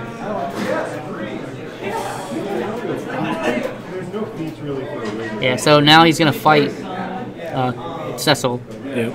So now he's forced the Coral here. He has to pop his Coral, and he probably has to do it. So the thing is, so now Alua, if he pops the Coral to save Wall, he's gonna lose Alua into the Hecaton chair.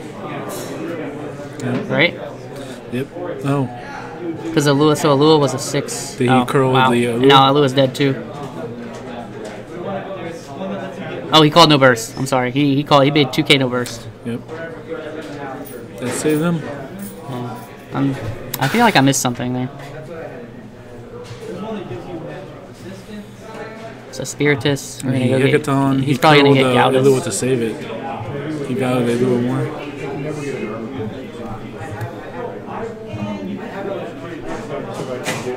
Interesting. I thought he because I thought the Titan.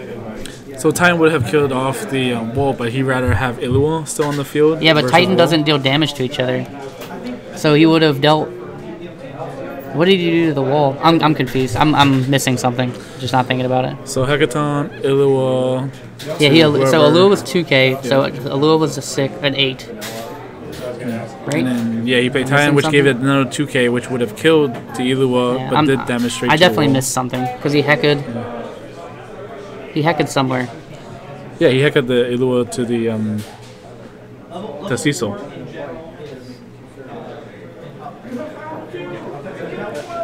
Yeah, but if the Heka resolves on a Lua and Cecil, wouldn't the Lua die? Oh, he gave Wall 2K. Yeah. Oh, okay, so he was Oh, wait. he was Hekaing from Wall to Cecil. That makes sense then. That's what he did. That makes sense then. If the 2K was on Wall, it makes sense. I thought he gave 2K to a Lua. That's true. 10K would have been better.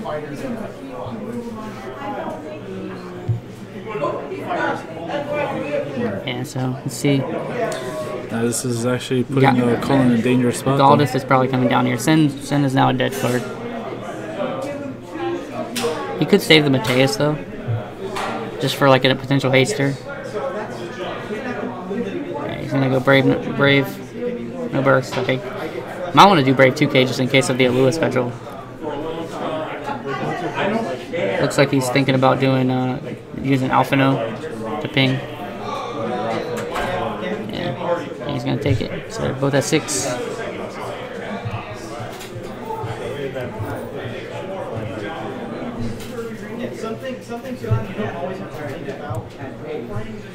Yeah, he's holding up the Mateus now. Yep. And Mateus does get around Alua as well, because the opponent has to put it in the break zone. Looks like there's a Titan there. I'm thinking is the Titan what he's going to do, and he's going to get blown up. Oh no, well he's not attacking. So yeah, the Titan's going to kill, and then Mateus is going to come down when he swings.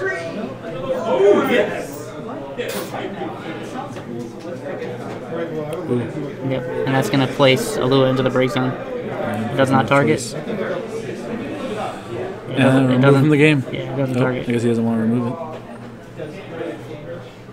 So, let's see what he draws here. That's an Odin and something else. Sin cannot come down right now. I think he has to play Galdus. Yep. Alright, so the Mateus out is down. Idas are all gone. Thancred's probably the best play here.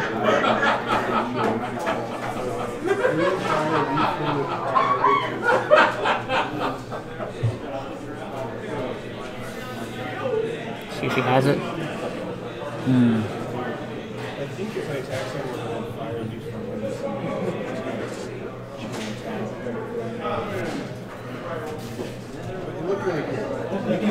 Happened too.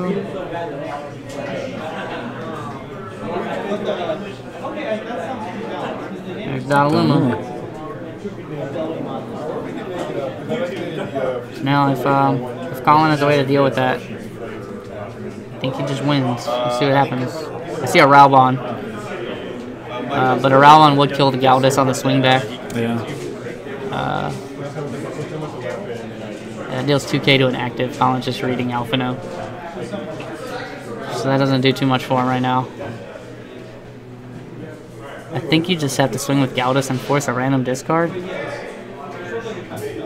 I'm not sure. This is tough. Yeah. He has to block.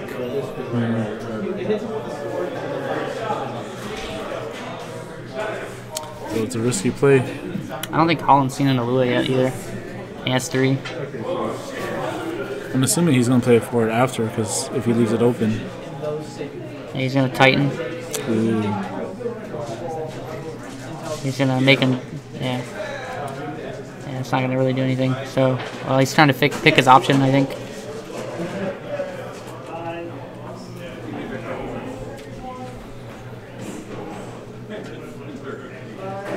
See what's Colin doing. He's pitching. He's paying a lot. He's gonna Odin.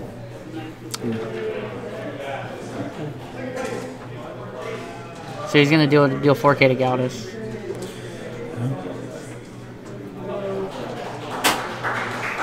I wonder why he just didn't. I guess he was afraid to get blown out if he did the Odin play. Yeah. Yeah, it's kind of. Yep. I feel the ordering there was a little weird, but a bit out of place, yeah.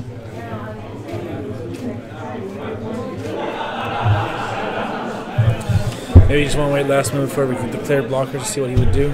Yeah. But I mean, I'm surprised that Corey would cast the Titan before he blocked. You might as well ghost block. There's no harm in doing that if Colin's already declaring his attack.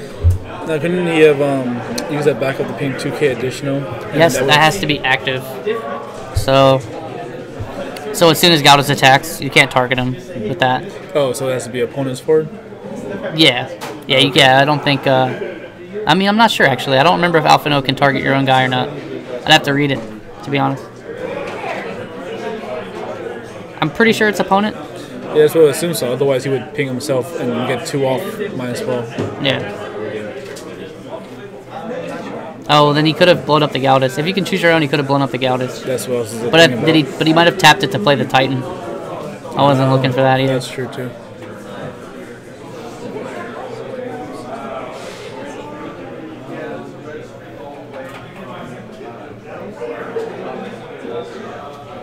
Yeah, no CP probably. Yeah.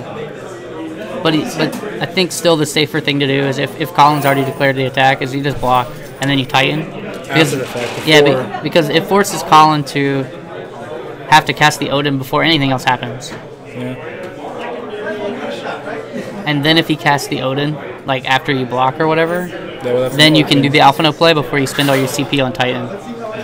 Or you can Titan right there, and then if he blows you up, at least you're ghost blocking. At least you have another play after that. So.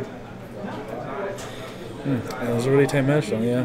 Leave it off the top deck, and then just play a Silent for the win. Yeah. Again, a Scion would have been good too because that would have activated Minfilia. That would have put you at 5. Minfilia could have broke the Gaudas. So now it's going to be Warrior Light versus Collins on Mono Water. Yeah. Yeah, this Mono Water deck is pretty strong too. It's just hard to deal with like Layla Viking favorite when it's like not expensive at all, and then I mean it's just Mulder's in a very good place right now, and if he has a Fusoya follow up to this, it's pretty good.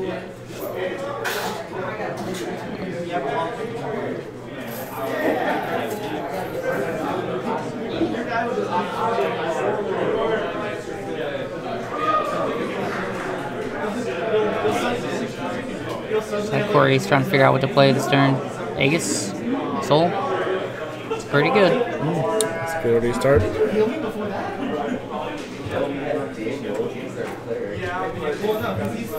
I didn't think that was a Halicarnassus that hit off the top.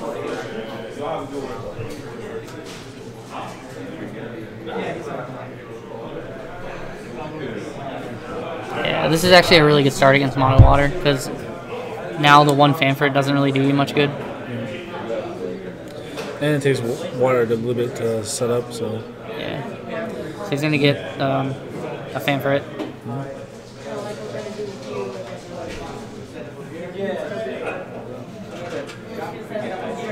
If he can play like a Fusoya here, that would be really good.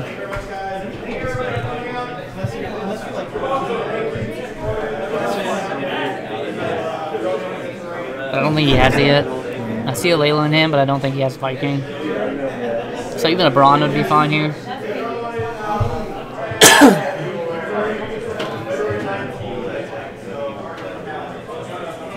I'm just playing a Waka.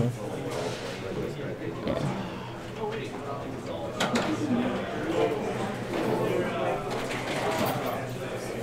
I believe there's a Fanford already in hand for Colin. So Corey has to be careful how he attacks here. That's pretty good. That makes Fanford kind of like a not even a problem. Yeah, so now you can just swing. Freely. Yeah.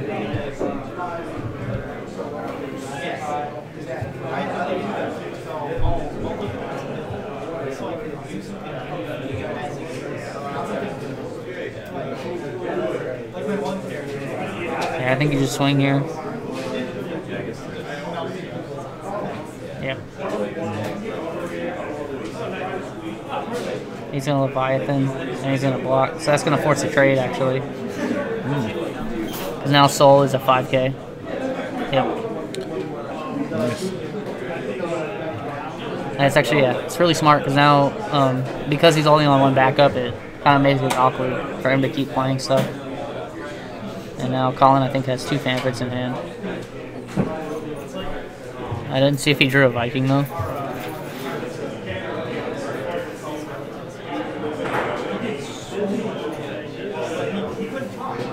It doesn't seem like Colin has a super good play. You don't want to cast a Fanfare just on a Viking. Like, that's not a very priority target to get rid of. But it seems like he may not have a forward to play just to kind of deal with the Viking. Yeah, I mean, you might just have to take beats. He is going to cast it. Yeah, that doesn't feel good. He just doesn't want to take the damage. Yeah, that feels pretty terrible. But it does make it where if he plays any one big four and he's already one backup behind, it may not be too bad for him. Depends on what Corey decides to do. Yeah, I mean, he's still ahead. And he just didn't want to take damage from the Viking, so I get that. It kind of sucks that he just didn't draw forward to play, because obviously he'd rather play a forward in this situation. But Corey's hand looks probably, it's going to be pretty awkward too. A lot of Warrior Light stuff is even cost, and he only has one backup, so now he has two. Let's see if he has another follow-up after this.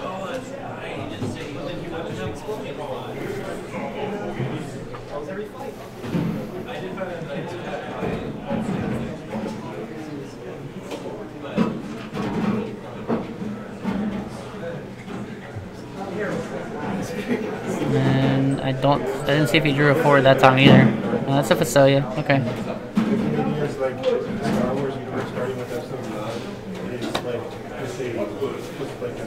So now let's see what Corey's follow-up now is. It's just gonna be a light wall. I think it's only did he whiff again? Yeah, okay, no, he got the backup Warrior Light, yeah. It looks like he has I think he has a Lunith in the yard. Looks like he has two Luniths. Because this wall is probably just gonna die to Fanfare it. I mean, not to Fanfare, to Huzzah.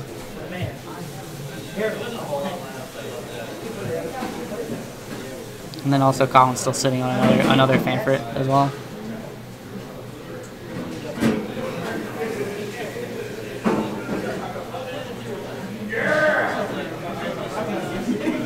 I think he's thinking about playing more stuff. He has 6 cards. I think he has to play something.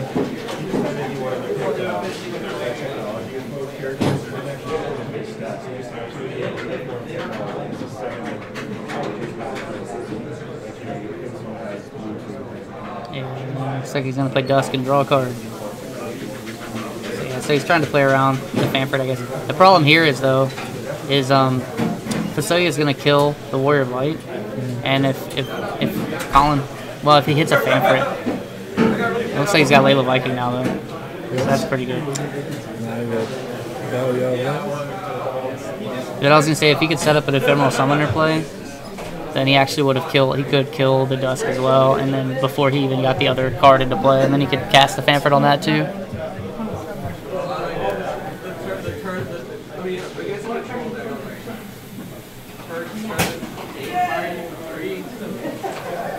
Cloud of Darkness. It's gonna go. That's gonna kill the Dusk.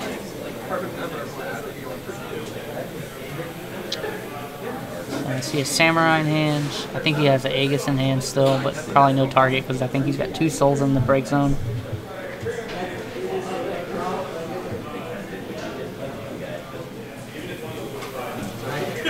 He's not really in a position where he can swing either because, I mean, Wool's just a 7K and Colin just won't block.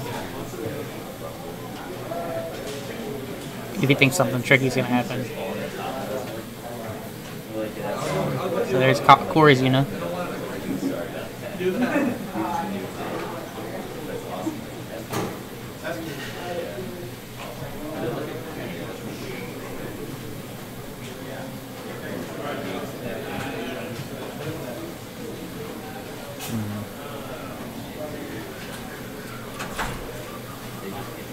And there's a Samurai for no value. And that's a Fanfare. So I believe that's the last Fanfare now for Colin.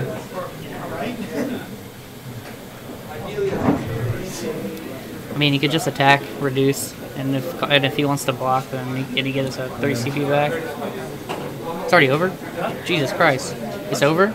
Curtis won, yeah. Good lord. Cool. So Curtis is moving up to the next round, beating Steven Barbolita.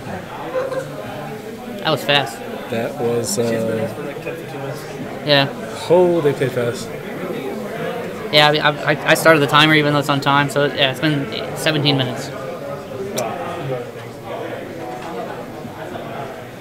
It is Curtis. So I think Corey's deciding whether or not he wants to block here, and then blocking I think is the wrong play.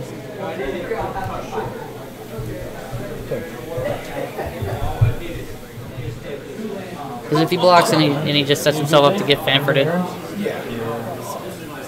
you the Eric on the stream? Did you come on? No? Okay, it was someone else.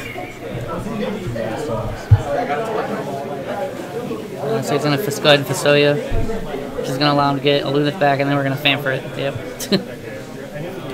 Some say Colonel Rose, I'm not like any of those. I know I feel at home because my room, my house is doing Friendsgiving, so I have leftovers. Yeah, so I think Colin's in a pretty good spot now. Corey really needs to like put some bodies on the field in order to deal with this. You don't want to keep taking damage from Layla. It feels terrible. It is horrible.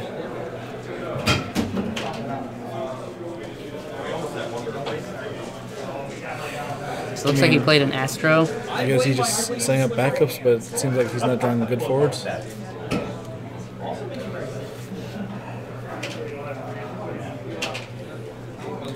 I mean, he could be waiting just so he can play multiple forwards in one turn, because just playing one after another and getting tackled by a Fusoya is not I think, yeah, he needs to play something like, even if it's just a raw Aegis, I think he has to play it. Just to be able to stop the Viking or the Layla from hitting him in the face. But I mean, then he could just swing with Cloud and then Fusoya, so it's tough. But at least then you're forcing him to damage himself to kill one of your forwards. But I mean, just taking damage from Layla isn't going to be good either. It's pretty tough. I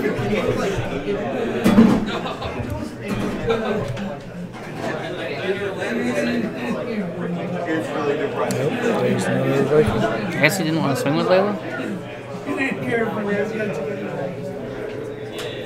Yeah, I saw that he didn't swing for an extra point with Layla.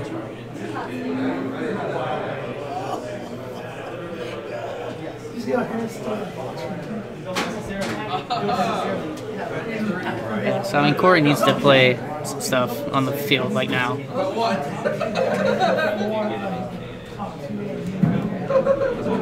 Looks like he's gonna break Gladiator, play a Viking. I think he drew another Viking.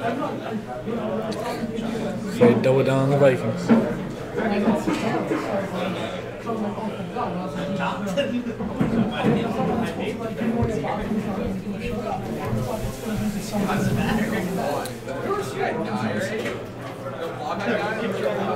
Well, let's see. I think Colin's in pretty firm control because, like, a Viking's not a good enough blocker. It's just gonna die to Cloud of Darkness. He has to play something higher than 7K.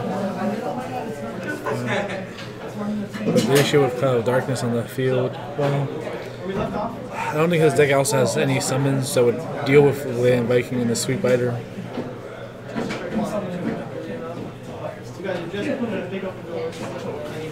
Colin's at 2. Need to update that.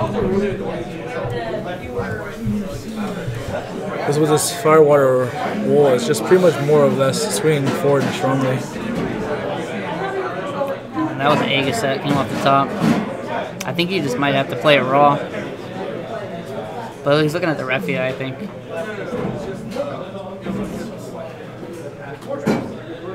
Yeah. See now though, the problem is now Cloud of Darkness is just gonna swing and kill a Viking, and then he's gonna Fusoya the Refia. Yeah, Steven was the 4 seed and Curtis was the 1, so they played each other in top 4. Oh, Steven had one hell of a match. And it's already over. Curtis already won. I'm not sure. Like I assume it was 2-0. Yeah, that was pretty fast. It's ridiculously fast. And there's Alina.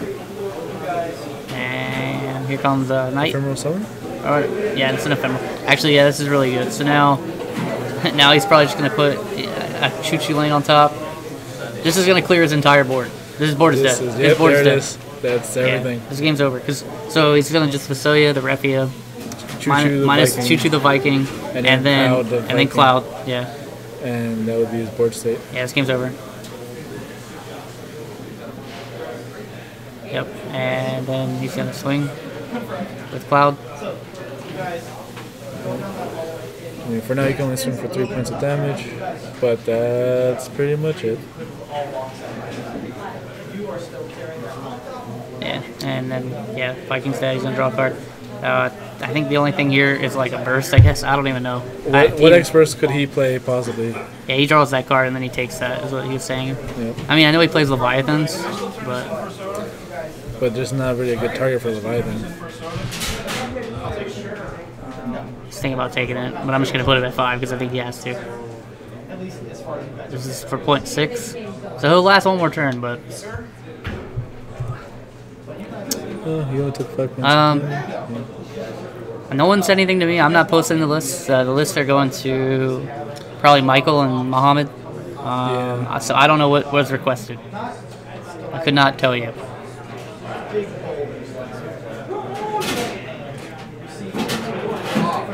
Pretty sure that's going to be up to Steven and Curtis, I would guess. I don't know.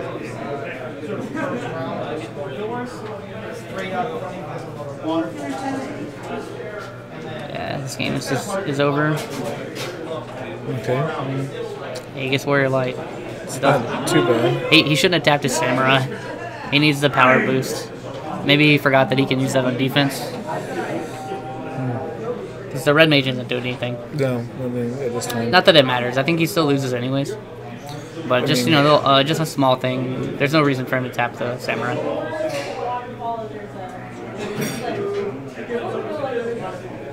Yeah, I mean, this game is done. He's at 6 and 3. Fix that.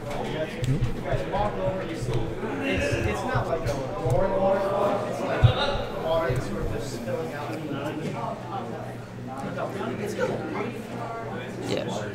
I don't even think he needs removal. I think the game's just over. Like, I don't foresee anything that Corey can do. So wherever he swings, he'll be swinging with 2 more bodies because Cloud will take care of either Viking right off the bat. I mean, yeah, Cloud's just gonna kill. If he plays a forward, Cloud just kills the Warrior Light straight up. Then that forces the Viking to block, and then he just parties with Lena. Or no, he has a walkout. He just attacks with Lena straight up. Yeah, so I mean, this game is done. It's still done. Doesn't matter. It's not bad last. I mean, he might as well swing. He can swing with it if he wants to. Colin's just gonna take it.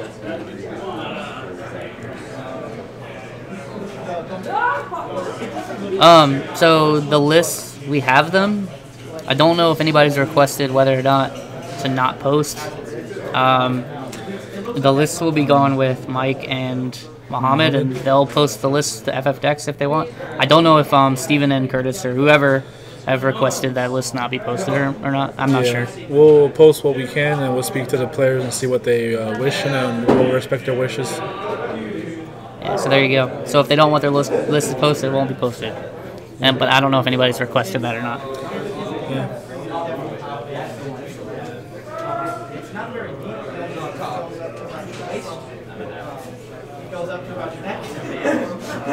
Oh, yep. And not that he needed to, but the game's over. Yeah, so now 7K. Yep, and then Cloud Darkness is going to swing. Or he can play it forward if he wants to and kill, but doesn't matter. Yeah, the game's over. And that's it. That should just be the game, right? I think they're just going to play it out to the very last point. That's how it goes. Did he... Yep, there it is. The game's over. Yeah, that's it. Alright. So, yeah, we'll, should be Curtis versus Colin. Colin will probably just stay where he is. Sounds good. We will get them ready and set up for next time. Reset that.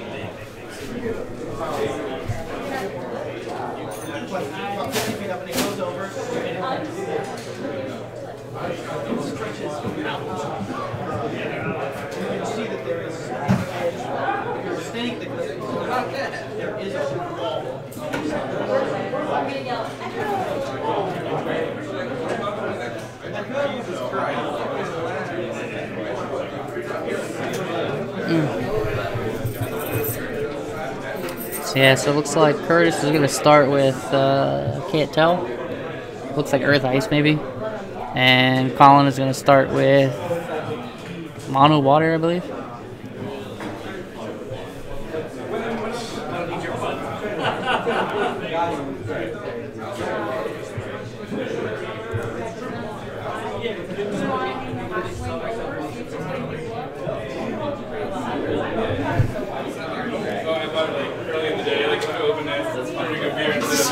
Yeah, so it's going to be Earth Ice versus Mono Water, I think.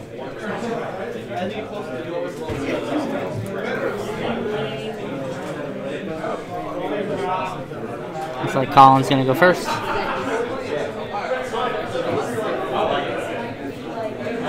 Chris told me he was going to commentate, and he's still over there jamming games. So I think he's going to miss the opportunity, but I don't think he cares. I think he really wanted to play today. So Colin starts off with a Yuna. It's pretty good. It's going to discount his favorites. Looks like Curtis has 2 Sephiroths in his hand. That could come into play later. I don't know if he has any early game backups though, so that's kind of tough. Yeah, you're good.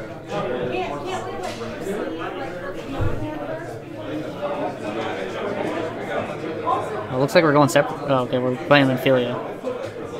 Got it. That makes sense. And then he's probably going to also drop the Jill.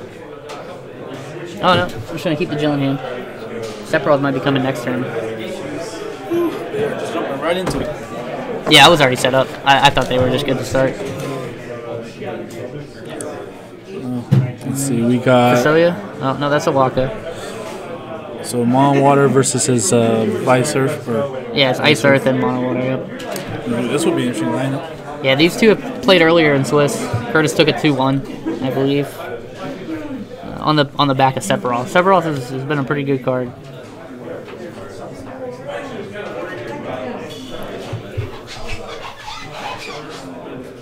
So Curtis is trying to decide what he wants to play.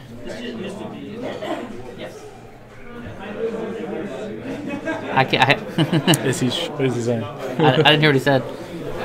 Yeah. What? All right, go ahead.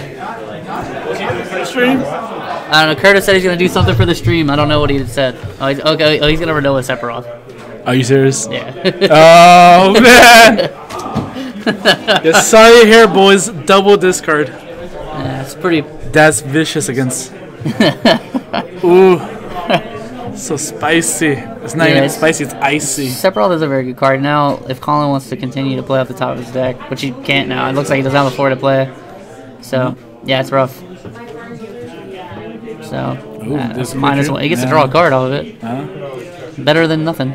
When I see the Layla, did he toss away Viking? Well, he did lose his Fusoya. That's a huge, huge discard, though. Yeah, I mean, you know, you don't expect to discard 4 cards in one turn. You get Really? This is the newer discard ice. Sephiroth is very good card. And like I said, now if it gets to the point where like Colin's playing and he doesn't have cards, I mean, I don't think that's gonna happen with Water. Yeah. But if he does, whip action searches. I think he's probably gonna do Viking, right? Yeah, I think Viking because he had the Layla. Yeah, and then he's just gonna discard and draw. The only thing is that if Curtis can somehow make him discard enough cards out of his hand, he can dull and freeze on attack with Sephiroth. That would be vicious. Sephiroth is pretty gross if you can keep your card, keep your opponent hellbent, and I think that's another thing. Like Gesper would have obviously been super dumb with this card, even outside of Turbo. So it looks like Colin has 2 cards in hand. So it'd be really. I think I just saw another Renoa, but it doesn't matter. You can't play it. But it would be really gross if he somehow specialed right here.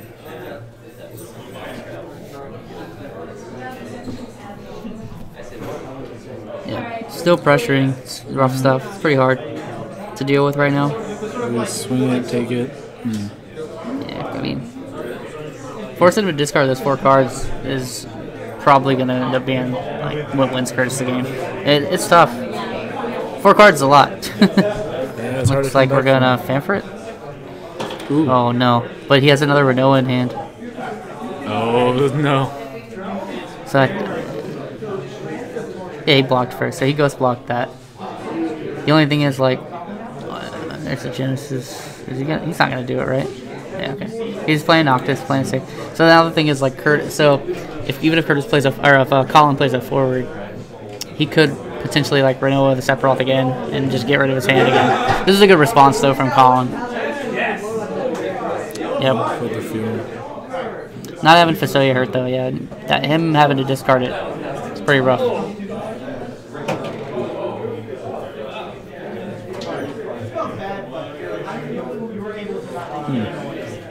Yeah, he has another Renault in hand too. So we'll see what happens, but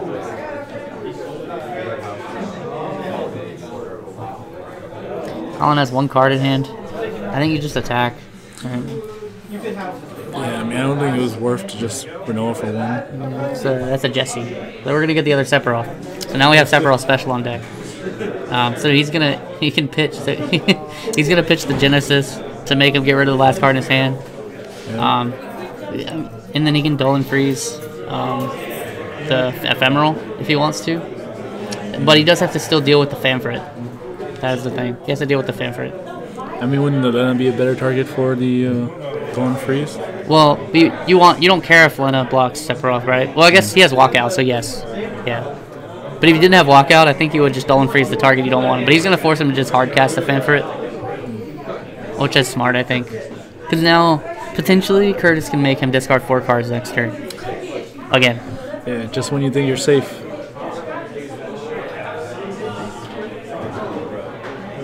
So he's going to Leviathan back the Noctis. And then he's going to cast the Fanfrit. I think this is fine, though. And he's going to get a point of damage. I think now he's going to probably just play a Genesis. I think that's probably the play now.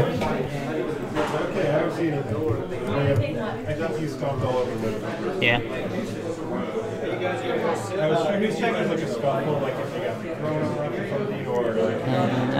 Looks like he's thinking about doing something else. Oh, we're going to play a Time Mage. Okay. Get that ready. So he got rid of his Renoa to do that, though.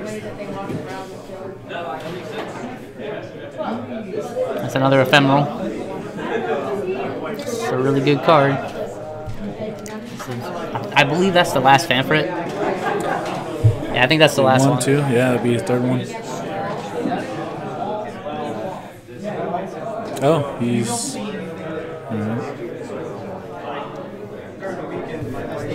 Unless I try to scale across.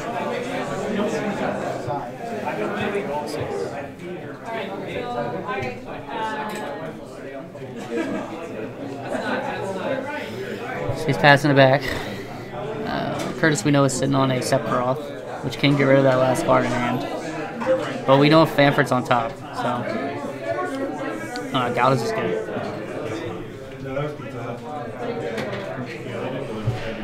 So if he decides to eat this damage, that's going to flip the Fanfrit. It looks like he's going to take it. Or he's going to block him. So there's the Fanfrit. There's a Fasoya finally coming down for Colin.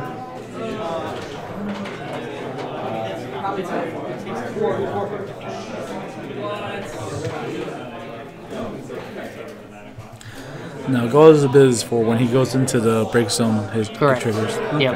Yeah, you select 1 of 3, discard a card at random, reduce something's power by 5,000, or get a monster back from the break zone.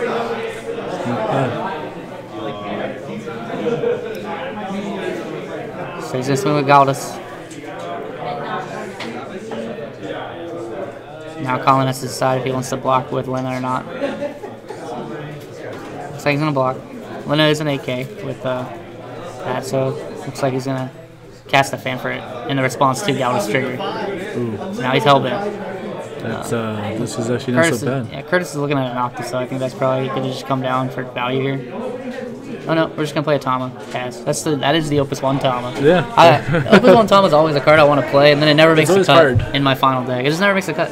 You can do a lot of cool things with it, because it basically lets all your forwards have back attack, but you have to pay extra for them, kind of. That's basically what it is. That's all of Colin's Ephemeral Summoners, I believe.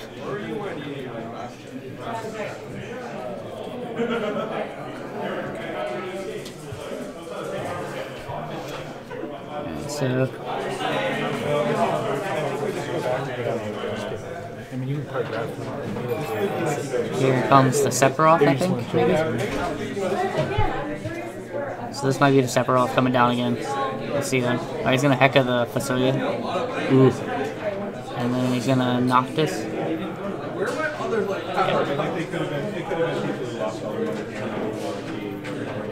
He has to be careful though with fighting because he knows there's a Choo-Choo Lane in hand. And he's got 4 Dull, and Ephemeral is a 5k. So And he's going to swing it? I don't think he can fight this Ephemeral. Yeah. Yeah, he has to just kind of let it go, I think. No, but it's gonna. I mean, would he have to forego his ability trigger when taking damage? Yeah, he just has to. It's a May, so I think he just has to. Hecaton? But you don't want to Hecaton that as well on top? Yeah, he knows. He's not going to Choo-Choo, because he knows he's got a Choo-Choo. Yeah, And then that's like Cognazo. So that's a bit of a wall. There's a Cecil, though, which could come down to break the Ephemeral if he wants to. Colin has 2 cards in hand, I believe, so if Curtis is still setting on the Sephiroth, his hand is just going to be gone. Yeah, right now they're both at 2 damage each. Yeah.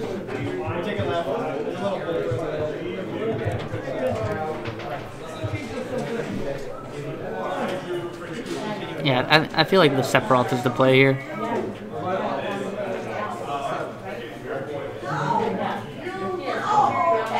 Yep. So he's going to bump back the Noctis.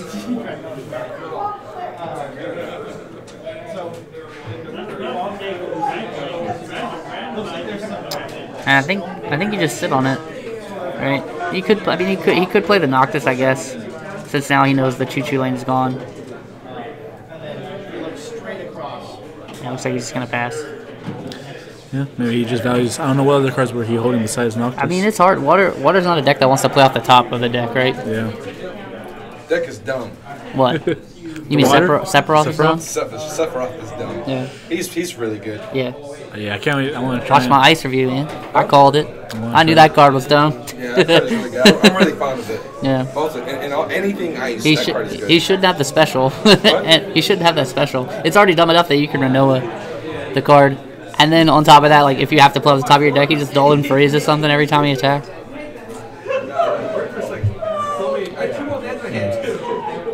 Yeah, so he fought the Cognazo with Noctis.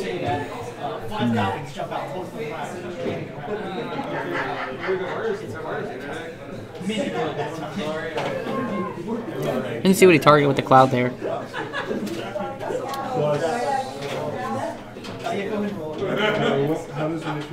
Mass Woman's gonna go ahead and break the Ephemeral.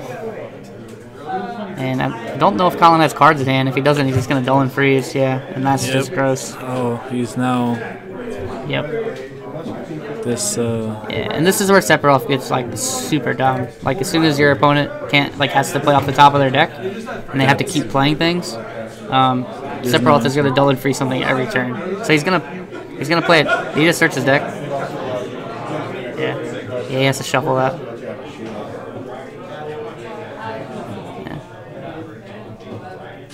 Oh, he's playing Ephemeral, obviously. Okay, I got you. Yep, so I think Poo Poo's all that's left. I think that's he's all that's out left. of experts.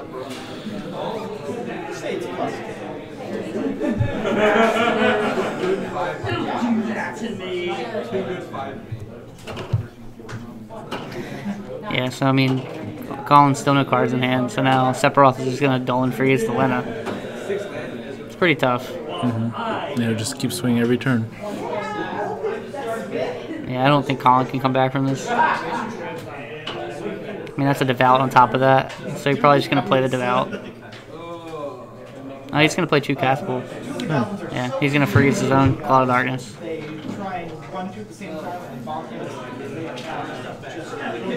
this is tough. He's gonna go to 5 no matter what he does. So he's deciding to go to 6, I guess. Might as well get that draw.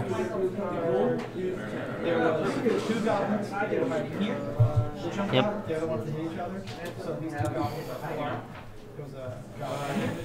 This is a tough spot. You know, that 3-drop Titus that activates back and forwards sounds great. Everyone jokes on that Titus legend. I favor him. Yeah, I mean, he's just, I don't know, he's not very strong. I mean, he's very slow. Absolutely. What he does is strong, he's just very, very slow. And so that's a Viking and another Poo Poo. Yeah.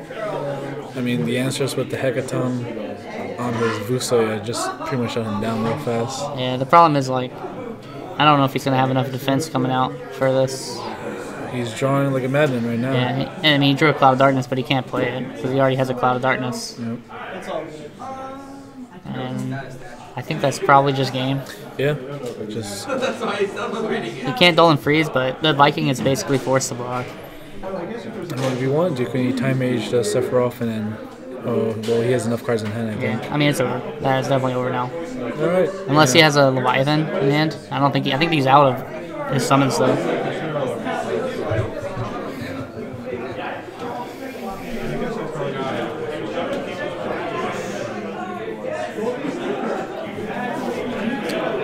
Dang.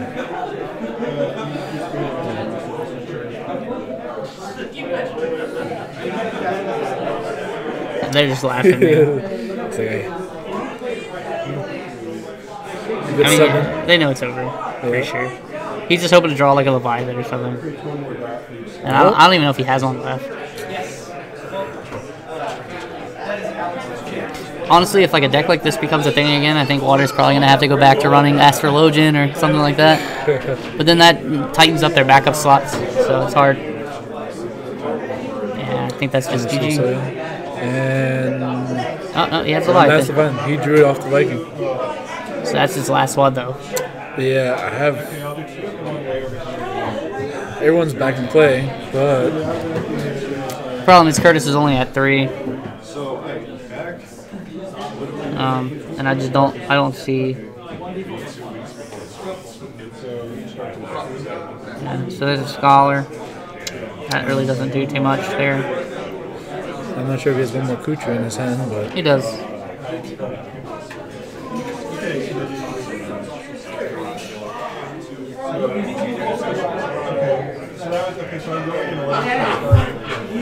Yeah, I still think he's dead. He can play another forward.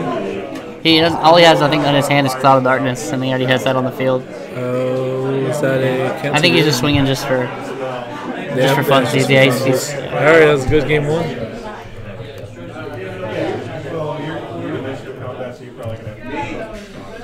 Two good guys having fun. CK versus CK. Yeah. Both these players are really good. Obviously, Curtis is nationally qualified. Colin's he didn't travel a lot last year, but we're trying to convince him to travel a lot more this year because Colin's a very good player. Yeah, it was so much fun playing him at the Maryland qualifiers when I first met him. Yeah. I took a tie because I didn't realize if I didn't scoop and what happens with a tiebreaker. Yeah, double loss. Yeah. And it was funny because they were all surrounding my table and just looking at me like I knew I was going to lose, but I'm just going to let it play out to the end and just see what happens. Right. And that was like the first time. We're forever tie brothers, except not anymore though. Now the next deck will be... Yeah, it should be EX Burst versus Mono Wind, I believe. Oh, you have it right there? Yeah, it's Mono Wind. Or no, Wind Water, my bad. It's Wind Water and EX Burst. That will be interesting.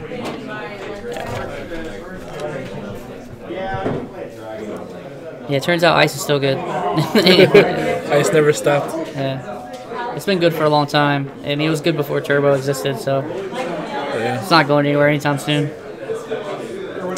Yeah, just now, we'll probably see more combinations versus just a Mono Ice. Even then, Mono Ice is still solid. I wouldn't say it's wrong. Yeah, it's good. Yeah. I mean, I think Tempo Ice is pretty good right now. I mean, Sephiroth goes in that deck, too. There's still Renoa. A lot of things he was doing still works in Tempo Ice.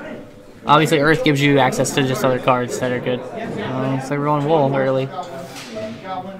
A Fanfare here would be pretty brutal if he has it. But Colin kind of has to play a certain way when he's playing this deck. It's pretty hard. Your options are kind of limited. Your opening hands can be super awkward. Yeah, because he doesn't have the color fix, so he would have to either, unless you get that Chaos or anything else.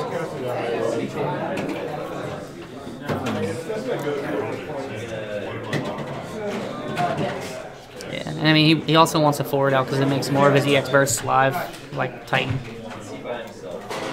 Looks like we're going to play Pain. and search for Yuna or Riku. Most likely a Yuna for his value deck.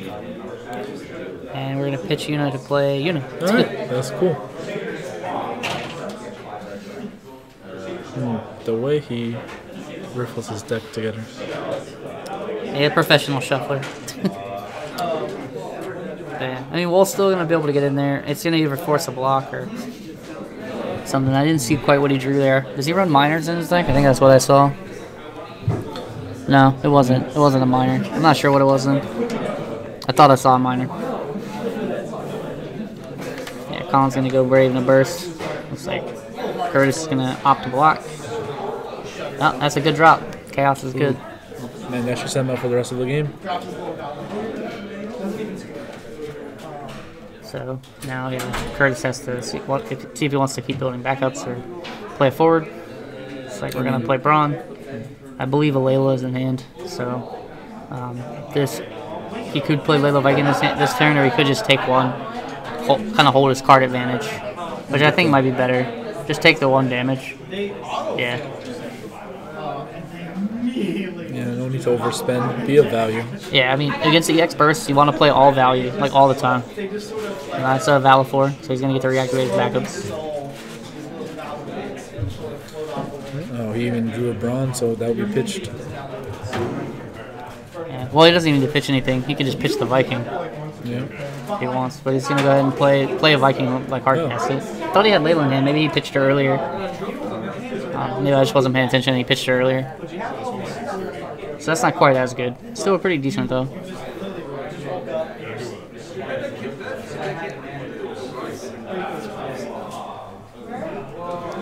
Looks like Colin drew a Mateus. Like we're gonna pitch 2.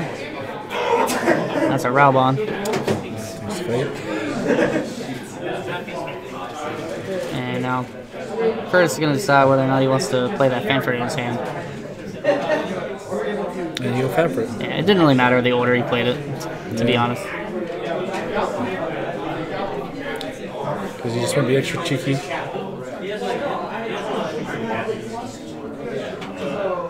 Yeah, getting rid of the wall though is pretty key. The wall is allowing Colin to pressure, while Curtis had to have trouble setting up. So the fact that Curtis only took 1 damage from that, pretty good. And drew a card too, so essentially it was a free Frankfurt. Yep.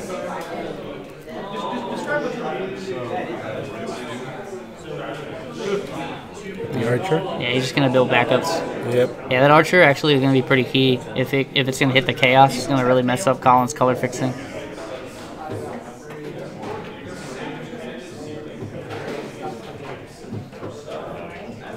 Yeah, so there's an Aerith.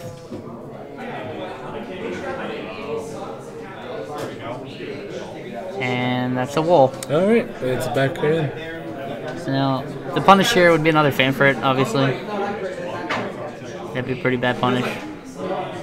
Doesn't look like Colin has it, though. I mean, no, doesn't look like Curtis has it. One of the 2 CKs. So Diabolos reduced to 1, activate backups, and I think he's going to just play a Cloud. Oh no, he's just going to shoot you. Yep. It's pretty good. Good value. Yep. He's basically just forcing Colin to have to actually pay to play things, and that's another big problem for a deck like this. And there's the Layla. So I think now Curtis is starting to turn a corner where it's going to be hard for Colin to come back. Yeah, 2 wolves down. Yeah, 2 wolves are dead. Unless he can get to 5 backups and get to Ascendian, but the problem is Archer is just sitting there. Yeah.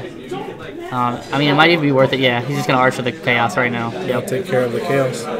And now it's going to be even harder for Colin to play cards. It looks like we're Shantotoing. Yep. Yeah, there it is.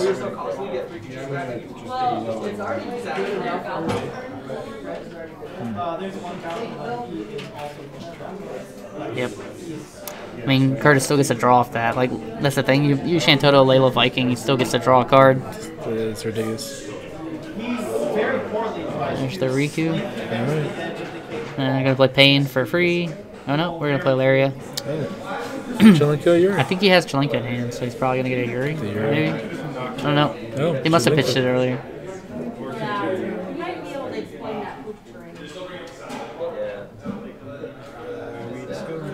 He's trying to decide if he wants to play anything. Seems like he's fine not playing anything. Cam's pretty decent. And maybe you can go get Galdus, I guess. I'm not sure. Stuff.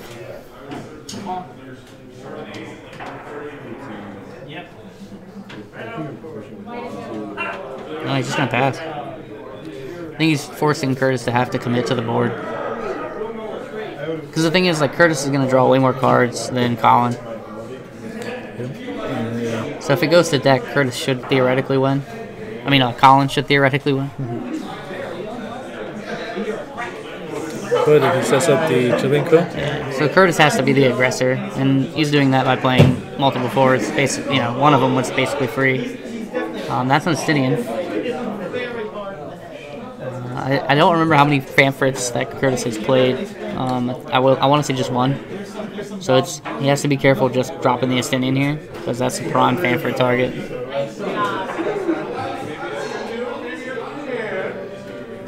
Looks like he just passed again. Yeah, wow. Passed turn. He must have some answers in his hand. I can't see what they are. And Payne's coming in. Swing, rely on experts. Yep. Oh, that's an Alua. Chalinka's coming in. He's gonna Chaos Walker the Chalinka. And gets to play a forward. And that's a Yuri. Right. Curtis still has 6 cards in hand, so he still has to play something. And he has 4 active backups. He might just move to discard.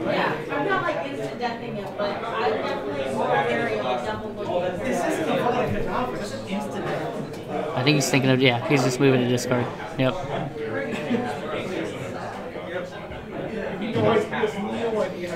It's another Chaos Walker for Colin.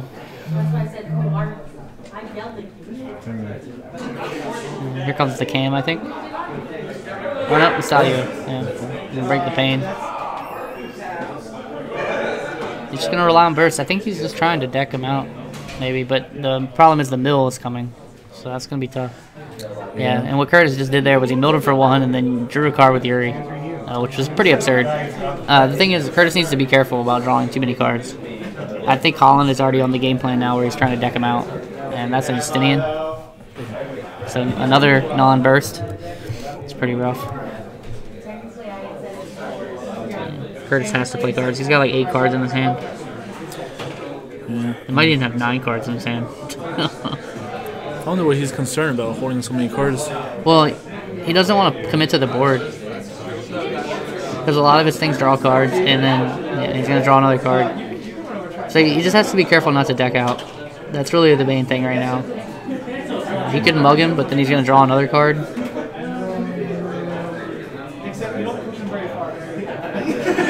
I think you just play a bunch of forwards because Colin doesn't have any more. His last board clear is Sin. So actually, what Colin could do is maybe Cam for Sin. Maybe that's what's going to happen. So he's going to mug him. And I believe when you mug, you draw a card. Yeah, went to special. Yeah. Yep. Did he draw? Yeah, he did draw. Okay. He is. And he moved to discard. Yeah. Aggressive. He has to get rid of his cards. So now I think with the play, I think you have to play Cam and then play Sin. I think you have to. He has enough cards, I'm pretty sure. Well, he can't do it. Oh, yeah, because his Chaos is gone. He can't do it. He can't do that. Yeah, so he has to just play the Sin, I think. That's all he has for options. Or he play the Cam and then wait a turn. He's going to Una. Oh, okay, yeah, he's definitely playing for deck out now. He's forcing the draws. I think you have to play Cam, right? I don't know. I mean, Sin breaks everything, right? He breaks everything. So yeah, but you can't play. So he had the cards to play both that turn, but because his Chaos is gone, he can't play them both on the board because he has to wait a turn. That's a Shantoto. That's a Mateus. Next person, Mateus takes care of the Yuri. Oh.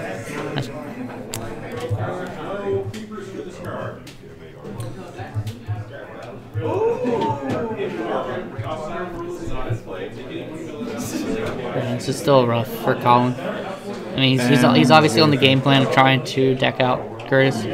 Maybe he's hoping he just top decks the Sin at this point.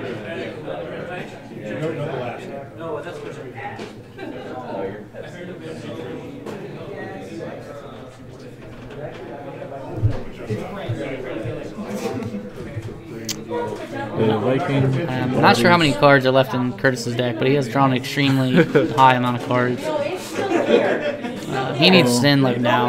I think that's the only way he wins this game. Looks like Astidian's coming in though. But the problem is Astidian's only going to put him at 3. That doesn't really do him too much good.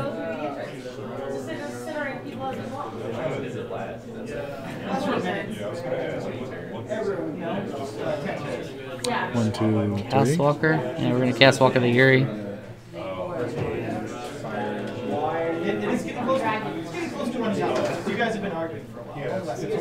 Honestly, if I was Curtis, I mean, he has a Yuna. Oh, he has like about maybe 4 or 5 turns left. Yeah, I think he has 4 turns left. But I think that might be enough. Like, I think the only way Colin wins this is if somehow he gets Sin. Is he gonna opt not to play a forward? Yeah, it's removed. Well, he removed it anyways. This is tough. I think Colin has to play the cam. And he's gonna go get Sin. That's So let's see here. The shot's gonna be very hard. So the thing is, Curtis has Barbarisha in hand though. That's the problem. So. And is he getting ping off the cam off? Yeah. Well, the thing is, he's just gonna play Barb, and then he's gonna play Valfor, and then that should be it. Depends on bursts. That's true. We are. Yeah, it really depends on bursts. The problem is Colin has to hit like some extremely good bursts. Yeah, he's just gonna break it with Diabolos. That's even way more clean. So here comes first burst. Yep, that's Mateus. Forces him to draw a card, but that's not gonna really do much. No, he needs something that returns. 2. That's a Thornton. Can he get something to kill the Layla? That's what he needs. What, like a Yep. Oh, Chaos. But the thing is, he can't play Sin now because Sin deals himself a point of damage.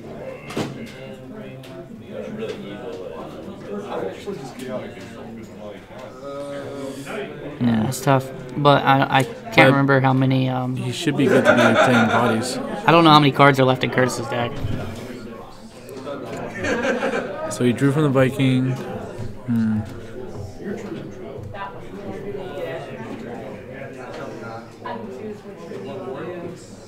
He can't play anything that draws him a card. I don't think. No, that's too risky. It's less of a turn. I think he just loses if he does that, honestly, because I think Colin just passes back. I think Colin has to live past Curtis's next turn. Chalinka. Okay. And Sin isn't going to do him any good because Sin deals himself a point of damage. That doesn't do anything. It's one dead card in hand, and that's a Cloud. So I'm trying to think how Colin can win this.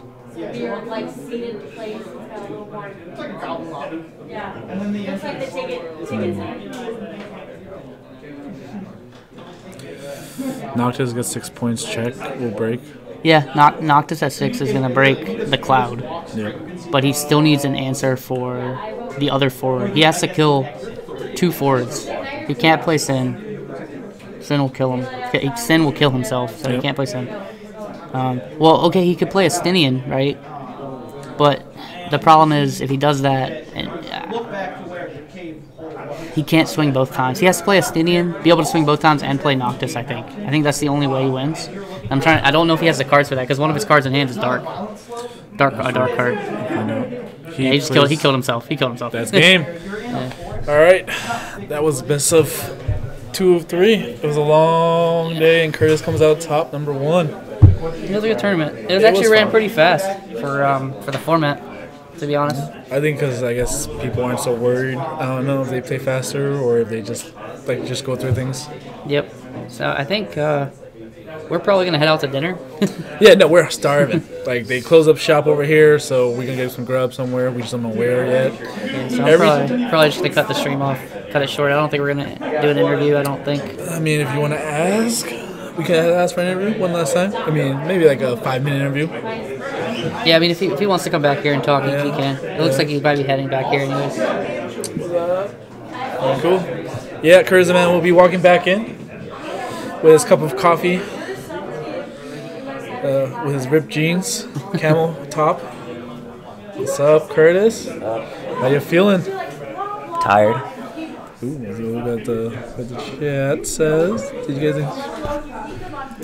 I mean, I didn't play, so. No, we were mostly just. That would be more of a question for Curtis. Do you feel like it was more exhausting than a normal tournament? Not really. No? I felt like it was the same amount. Is it less taxing because now you're not always playing the same deck and it's a grind? It gives your mind a little bit more stimulation between two decks? I mean... Or now you have to be extra thinking because now I'm like, oh, I gotta figure out how this deck, I know all these cards. Well, this is the caffeine talking, but... I'm just a beast. So okay. I'm just kidding. But the trophy's a Titan, so you know, why not? But I don't know. Like to me, this was just like 8 Swiss tournament, like 8-round Swiss tournament in my eyes. Yeah. And then top cut, whatever. So it was just like a mega Nats, I guess. I wouldn't say it's more taxing or anything like that. Like it's the only thing that's taxing about is just knowing your own lists, I guess, and like deciding like how the next matchup's gonna be if you lose your game. Yeah. But other than that, I just felt like it was. I just treated it like a normal tournament and just played. So I don't know. It just felt normal to me. Like nothing was really special for 2 decks. I personally like 2 decks. Yeah. I don't think 80 minutes per Swiss is necessary in my opinion. You don't think so? You think there was like more than enough time? It was more than enough. Maybe it was just the decks I was playing. Yeah. But like it was more than enough. And I think the way that you should approach it, the way that I approached this tournament was, you play the grindy deck first. And then you play the fast deck second. So you grind out the game, and usually if I play a grindy deck, I should be able to win, especially if it's like good against like early aggro, which the deck I played against was. And then once I win that grindy one, I play the fast one, and I'm done, as long as I win. Yep. Yeah, that's very straightforward. And then if you lose, you just play the fast deck again, so you just hope that you just win that way. I think that's the best way to approach these 2 deck tournaments. If you take like 2 grindy decks, then yeah, it's going to take a long time. But I think like if you use strategy to like decide what 2 decks you want to play, at that point it should be fine. Yeah, I think it makes for interesting strategy too, especially since you can't have the same like cards across 2 decks. Yeah. It's a lot more fun, more thought process, and also I like. We never actually went full to 80 minutes. I think only one game in closest, but otherwise most games actually finished fairly enough in about 45 minutes. The game I played against Jimmy was the closest one to time. Yeah. I think there was like 12 minutes left in the, no, like 9 minutes left in the round. But other than that, that was just, you know, I guess that's just like an outlier because we're both kind of playing really grindy. But like overall, I felt like time-wise, like I had plenty of time to spare, and you know, it wasn't too stressful. I was just tired, but other than that, like it's pretty normal. Yep. It's pretty good. Yes, I don't think there's anything else. Yeah, really. no, we're out. We're tired. We'll send out pictures of prizes. We'll do a top 4 picture posting because they actually have the standings. You know, like first, second, third. We're gonna take a picture there real quickly and then get food. Yep. Otherwise, yeah, everyone should be good for tuning in. All right, man. Yep. I'm gonna cut the stream off with that. See you guys later. Thanks for joining in. SuperNova done.